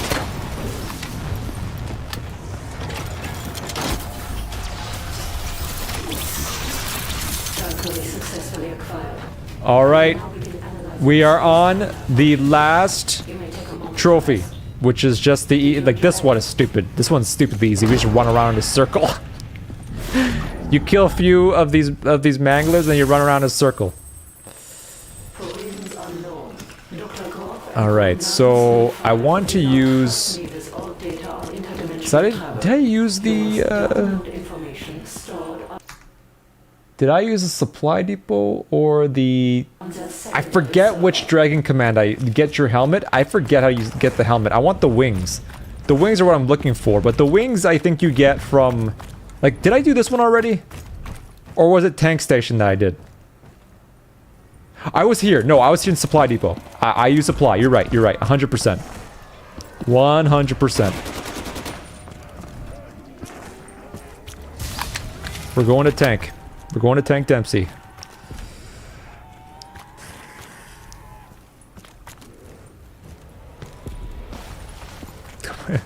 Let me run.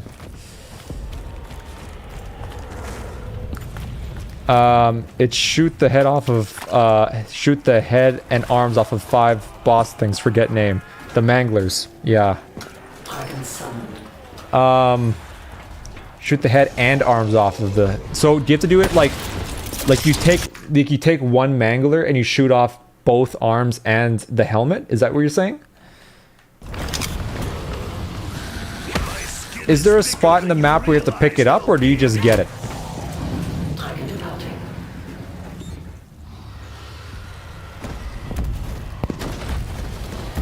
I know you pick it up. Oh, where in the map is it? And no, it doesn't have to be on the same. Okay, okay. Because I shot the helmet off of many different Manglers already. The arm I haven't really done because the arms just piss them off. You definitely have it. Okay, okay. Where is it on the map? Like, oh, you'll guide me. Okay, gotcha. It really helps for boss fight. Really? Okay. I thought it would have been like an aesthetics thing. I'm not gonna upgrade these things just yet. I'm not particularly happy with my weapons at this very moment, so I'm gonna wait.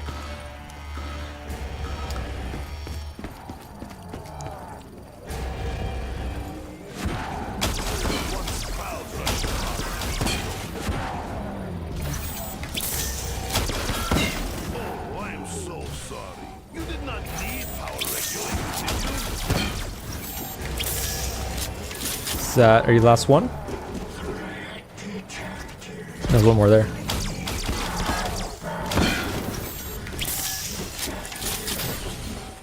You last one, bro?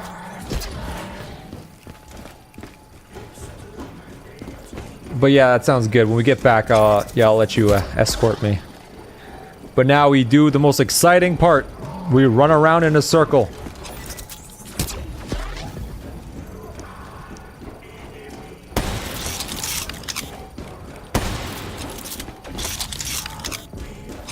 You know, I am interested to see like where Infinity Ward is going to go with Modern Warfare 4, because I think like, oh, it makes the Manglers attack like 50% less for everything. That's actually really useful. Holy shit! Yeah, we'll definitely get that. But like I was saying, like Infinity Ward is making Modern Warfare 4, which obviously I think this Modern Warfare 4 is going to be part of the new. How did you die? That's never happened to me. What the fuck? Okay, well, I'll do this again.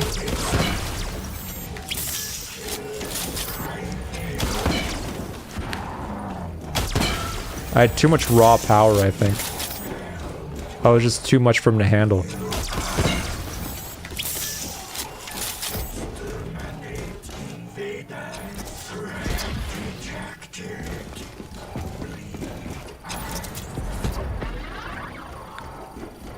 Try to shoot some arms. I'll do it with this guy. I'll do it after I finish this one. But yeah, I don't know if the newest Modern Warfare game is going to be tied to the old games or the new games, but I think it's going to be the new games just because, you know, why would they go back to the ways of old? I don't even know if the stories in the new Modern Warfare games are like close to the same thing or not. I know they have the same characters, but I don't know if it's the same story. But yeah, it seems like Call of Duty's kind of just like creatively bankrupt, and they're just not willing to just give it up. Like, stop trying to do something new, instead just like make a really good remake. Like, people have been saying like they really wanted Modern Warfare 2 to get remade for like multiplayer, but they only did the campaign.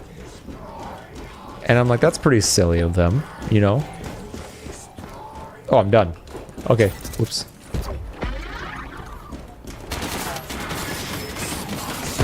Area secure.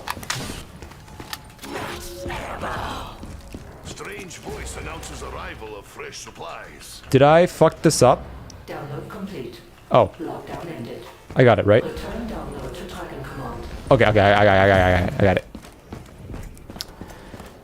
They haven't had a good COD in so long. Like, I mean, I have the same opinion, but I only have the same opinion because I'm like, I just don't really feel the need to play a new Call of Duty, because I play these ones and I'm like, this is Call of Duty to me.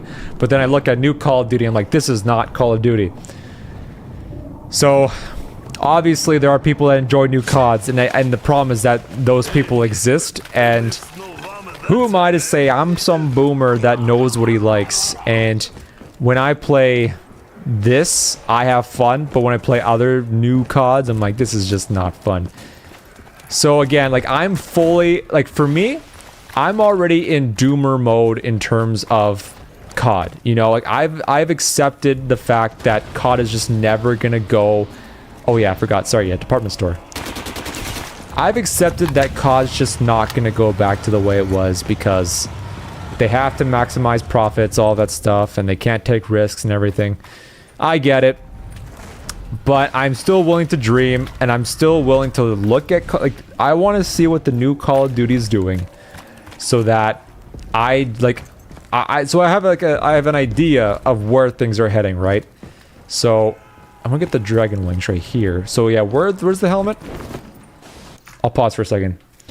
But yeah, I think that Call of Duty, it's just too...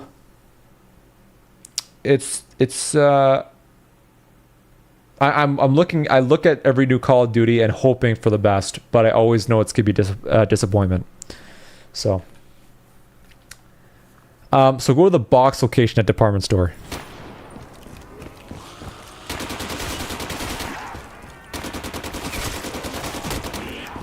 I think that's second floor.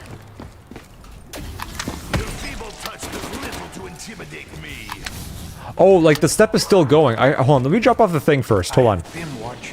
Let me I'm gonna jump off the thing first so it'll like stop. It'll stop from just constant spawning of zombies. Sounds ominous, doesn't it? Good. Because Now I have to go back to the department store anyways because I have to take my Siegfried and get the power cord over to Nikolai. Finally. To think Corp 935 could keep such information secret from you. It is pathetic. Really. Proceeding with Ascension Protocol. I wonder what Sledgehammer's new game is going to be. That's going to be fascinating. Like, what can Sledgehammer do at this point? Like, they've failed, like, every single time they tried to make a game. What? Did they make a game? Like, hold on. What was Sledgehammer's last game?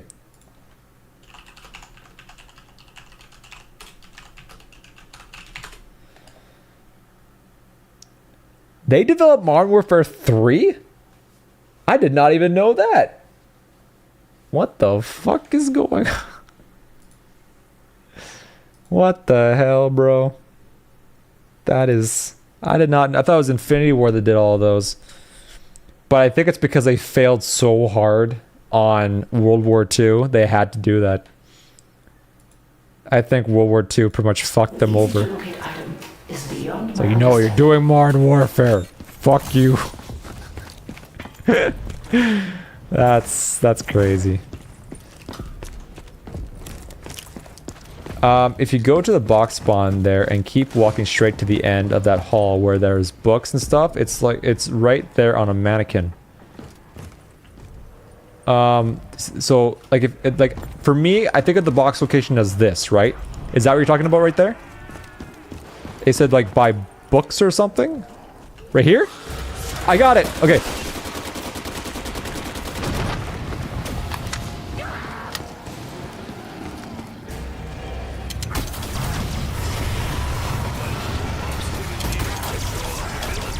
Get out of my way.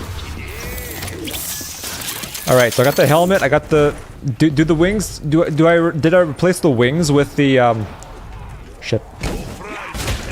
Come on. Go deliver it. Good thing. Good dragon. Good dragon. Did I just punch right through him? I punched right through that mangler. That was awesome. You gotta love the fucking like this gauntlet. Like this is a really cool specialist.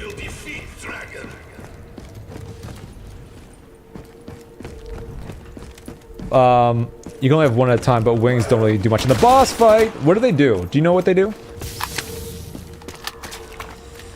Because now I'm pretty much at the final step. I just have to like two things. One time I forgot to bring a dragon shield, which I definitely need that. And then two, I need to make sure I've idolized. So I have to spin this a few times and see if I can get this. And also maybe get a better weapon.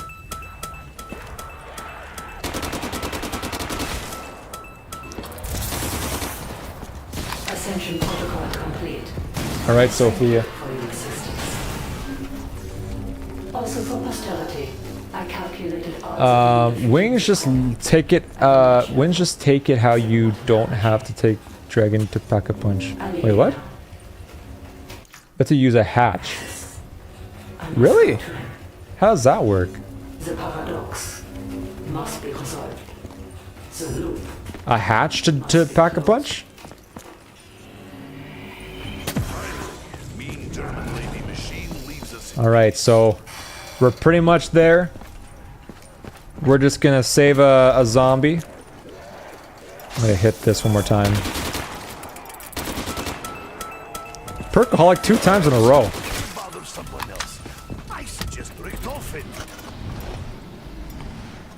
Yeah, so you don't get the dragon animation, you just go to a hatch and it brings you there.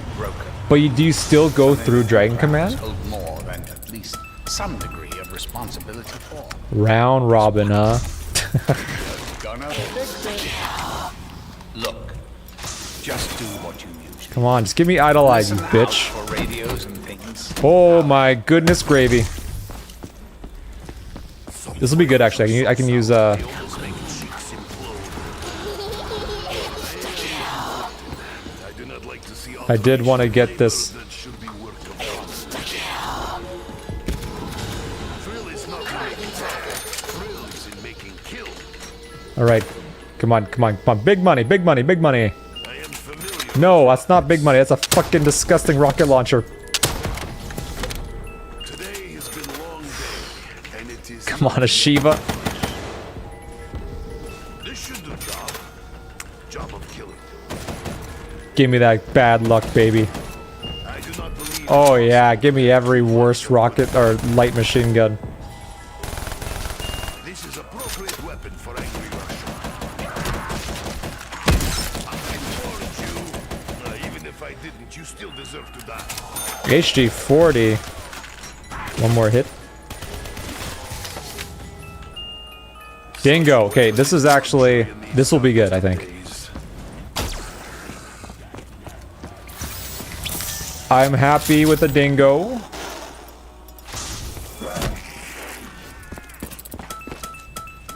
Undead man walking. Because, yeah, the thing is, this would be useful in the boss fight.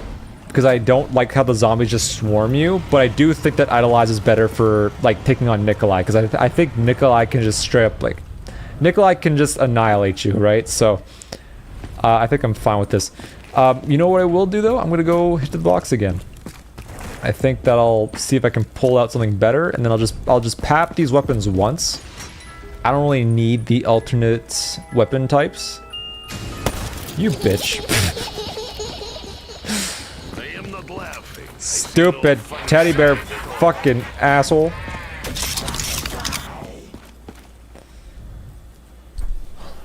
Nikolai's the hardest part. Yes, exactly. So I do it I want to try beating every Easter egg with classics. Like I did the Zetsubo one with classics, and that was like pretty easy. But Gorod Krovi on classics is going to be a nightmare, so that'll be a like maybe one day kind of moment. But for now, my main goal right now is just to actually defeat this Easter egg, because it has been like gawking at me for too long. Also Revelations I haven't beaten yet too. Gotta beat Revelations. And Shadows of Evil! Can't forget Shadows of Evil. There's many.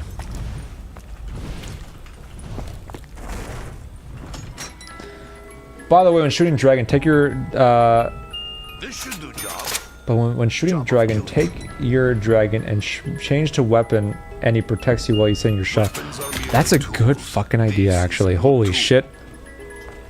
I got... Yeah, I was usually just like freaking out whenever I had to shoot the dragon. PPSH actually might be the... Yeah, PPSH is probably the strat. So I think from now, let's just... we'll take a spin over to Pack-a-Punch, and I'll just pap the PPSH as well as the Dingo. And I think we're pretty much good to go. But I will have to spin the Gobblegum machine until I actually get the Gobblegum that I need. Come here, dragon.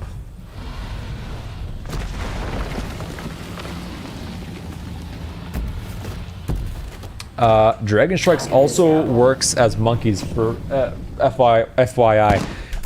Yes. The thing is, I know that, but I totally forget to use it. Same with the actual monkey bombs. I'll have the monkey bombs, I'll just forget to use them. It's hard on PC, because on PC you have to like hit the number keys, because number 2 is the shield, number 3 is the dragon strike, and number 4 is the monkey bombs. And you have to like make sure you hit the right thing. Number 1 is the gobblegum. And Q is the dragon. So I'm gonna hit this. I am no longer as eager for battle as I once was. Perhaps I have changed. The skull in ZNS is the best specialist of all time. It was, but they nerfed it, and I would say it's still pretty good. But I think, like, I would say it looks pretty generic. It is very powerful, but I do think in terms of like the looks, I do prefer. I think the Gorod Krovi thing, the dragon, is the coolest one. I think it's really cool. The sword, maybe from Shadows. Oh yeah, there's a sword in that one. It's been a long time since I really experienced Shadows of Evil, because I did the boss fight today, just to see what the boss fight is, and I beat him. But I have to actually play the map again, because I forget all the like the beats of the map. I know there's rituals and stuff, but I have to play the map again to really. I have to really sink my teeth back into it. Okay, and now we basically, I'm gonna get the idolize. I'm gonna break my current shield and get a new one, and then we're gonna jump into the pit. And then we're gonna beat Nikolai. Fucking finally. Big mistake. You leave me no choice but to retaliate. Alright, alright.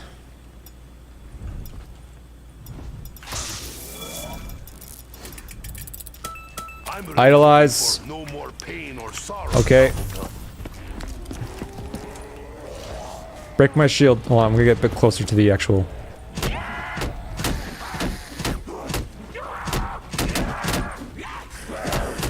one hurt in small amount. You poke, you prod. I shoot, you die. All right. We're ready, boys. Let's get it.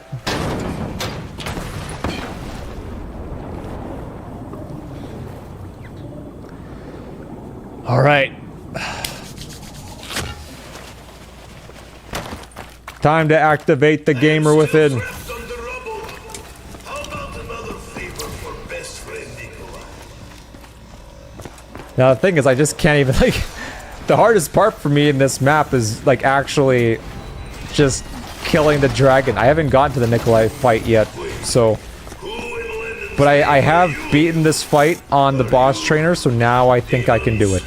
And also, I only need one idolize for the Nikolai part, so I can use 2 idolize if I really need to as well. So. Need your help.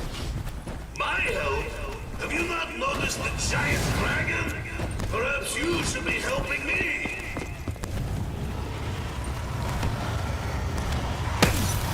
You dare insult me in my homeland? Okay, so if I go over here, throw. Go get it! Oh, he didn't do the thing yet.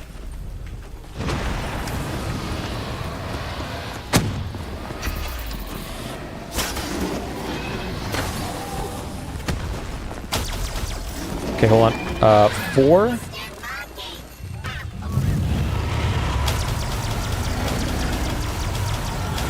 Get fucked, you dumb dragon. Did I get him? Did I get him? My skin is thicker than you realize, hell pig.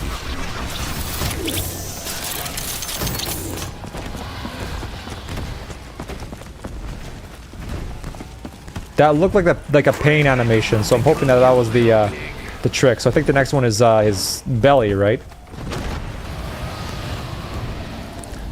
It looks like his shoulder is still needing to be shot.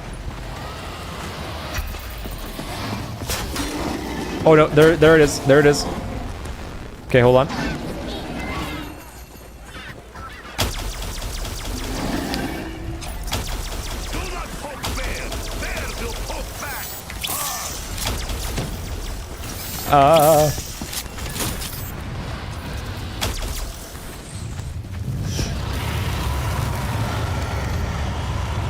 Dragon Strike.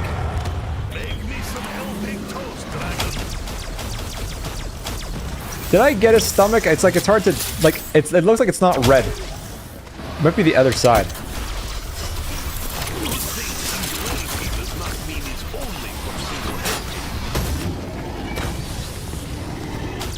Oh, I think it's his throat. I think we got it. I think we got it. Oh, you fucker. I exploded. Fuck you, stupid dragon. Okay.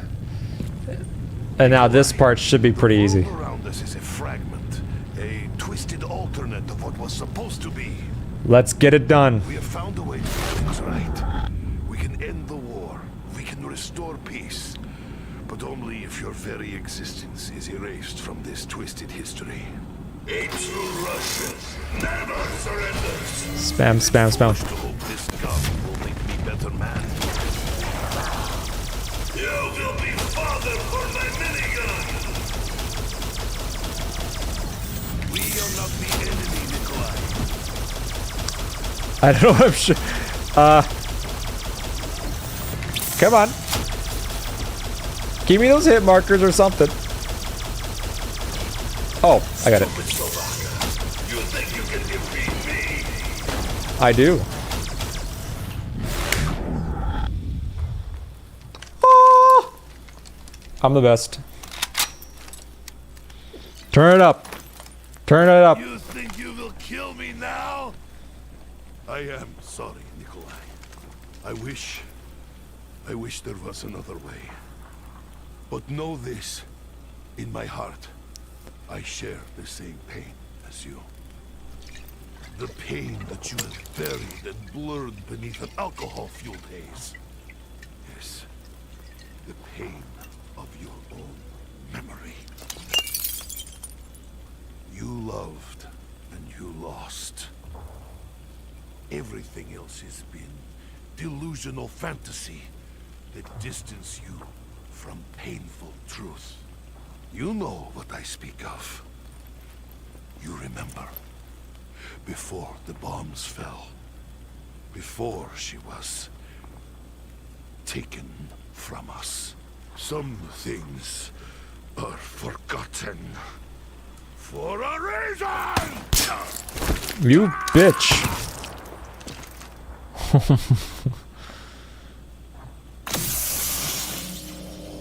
Yowza.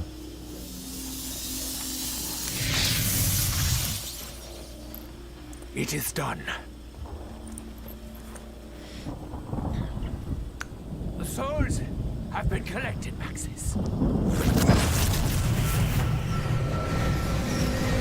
will see you soon.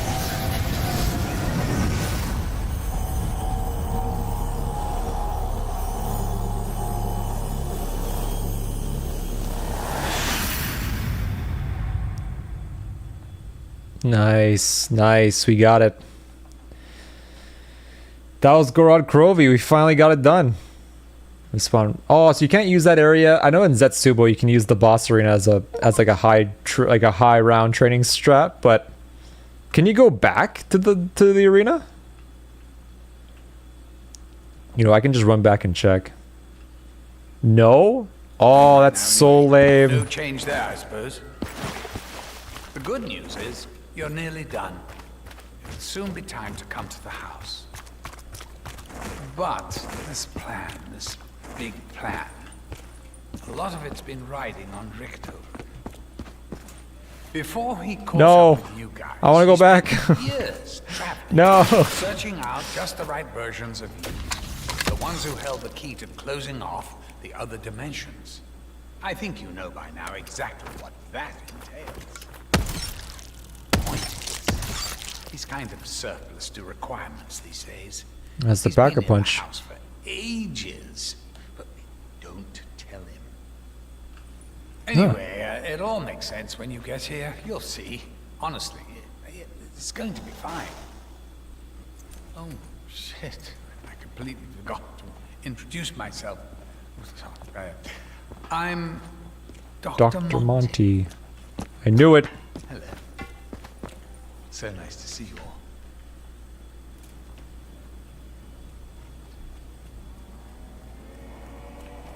all. Okay. Well, that was Gorod.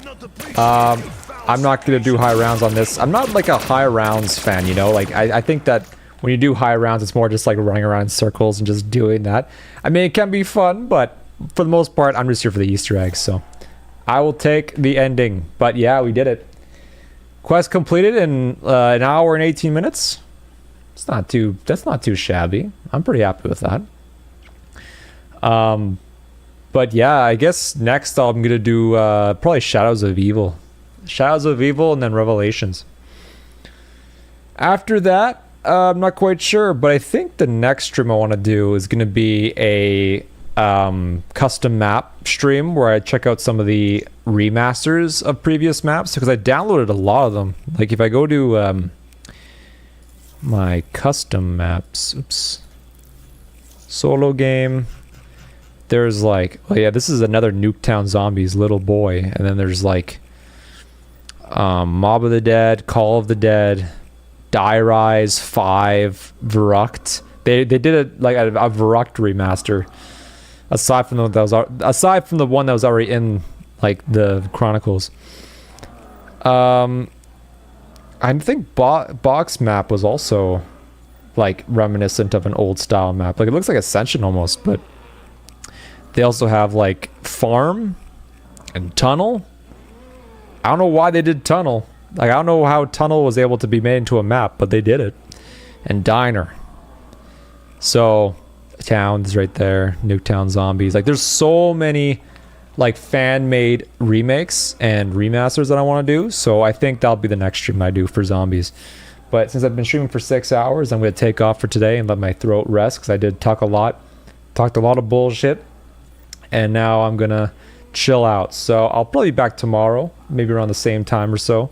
We'll see what happens, but thanks for watching. I appreciate y'all, and I will you'll see me, yeah, more than likely tomorrow. If not, then it'll be the next day after that. And I'll see when I'm going to be canceling my internet to focus on university as well. So thank you for watching. Appreciate you, King, and everybody else that stopped by today. I appreciate all of you. Have a good night.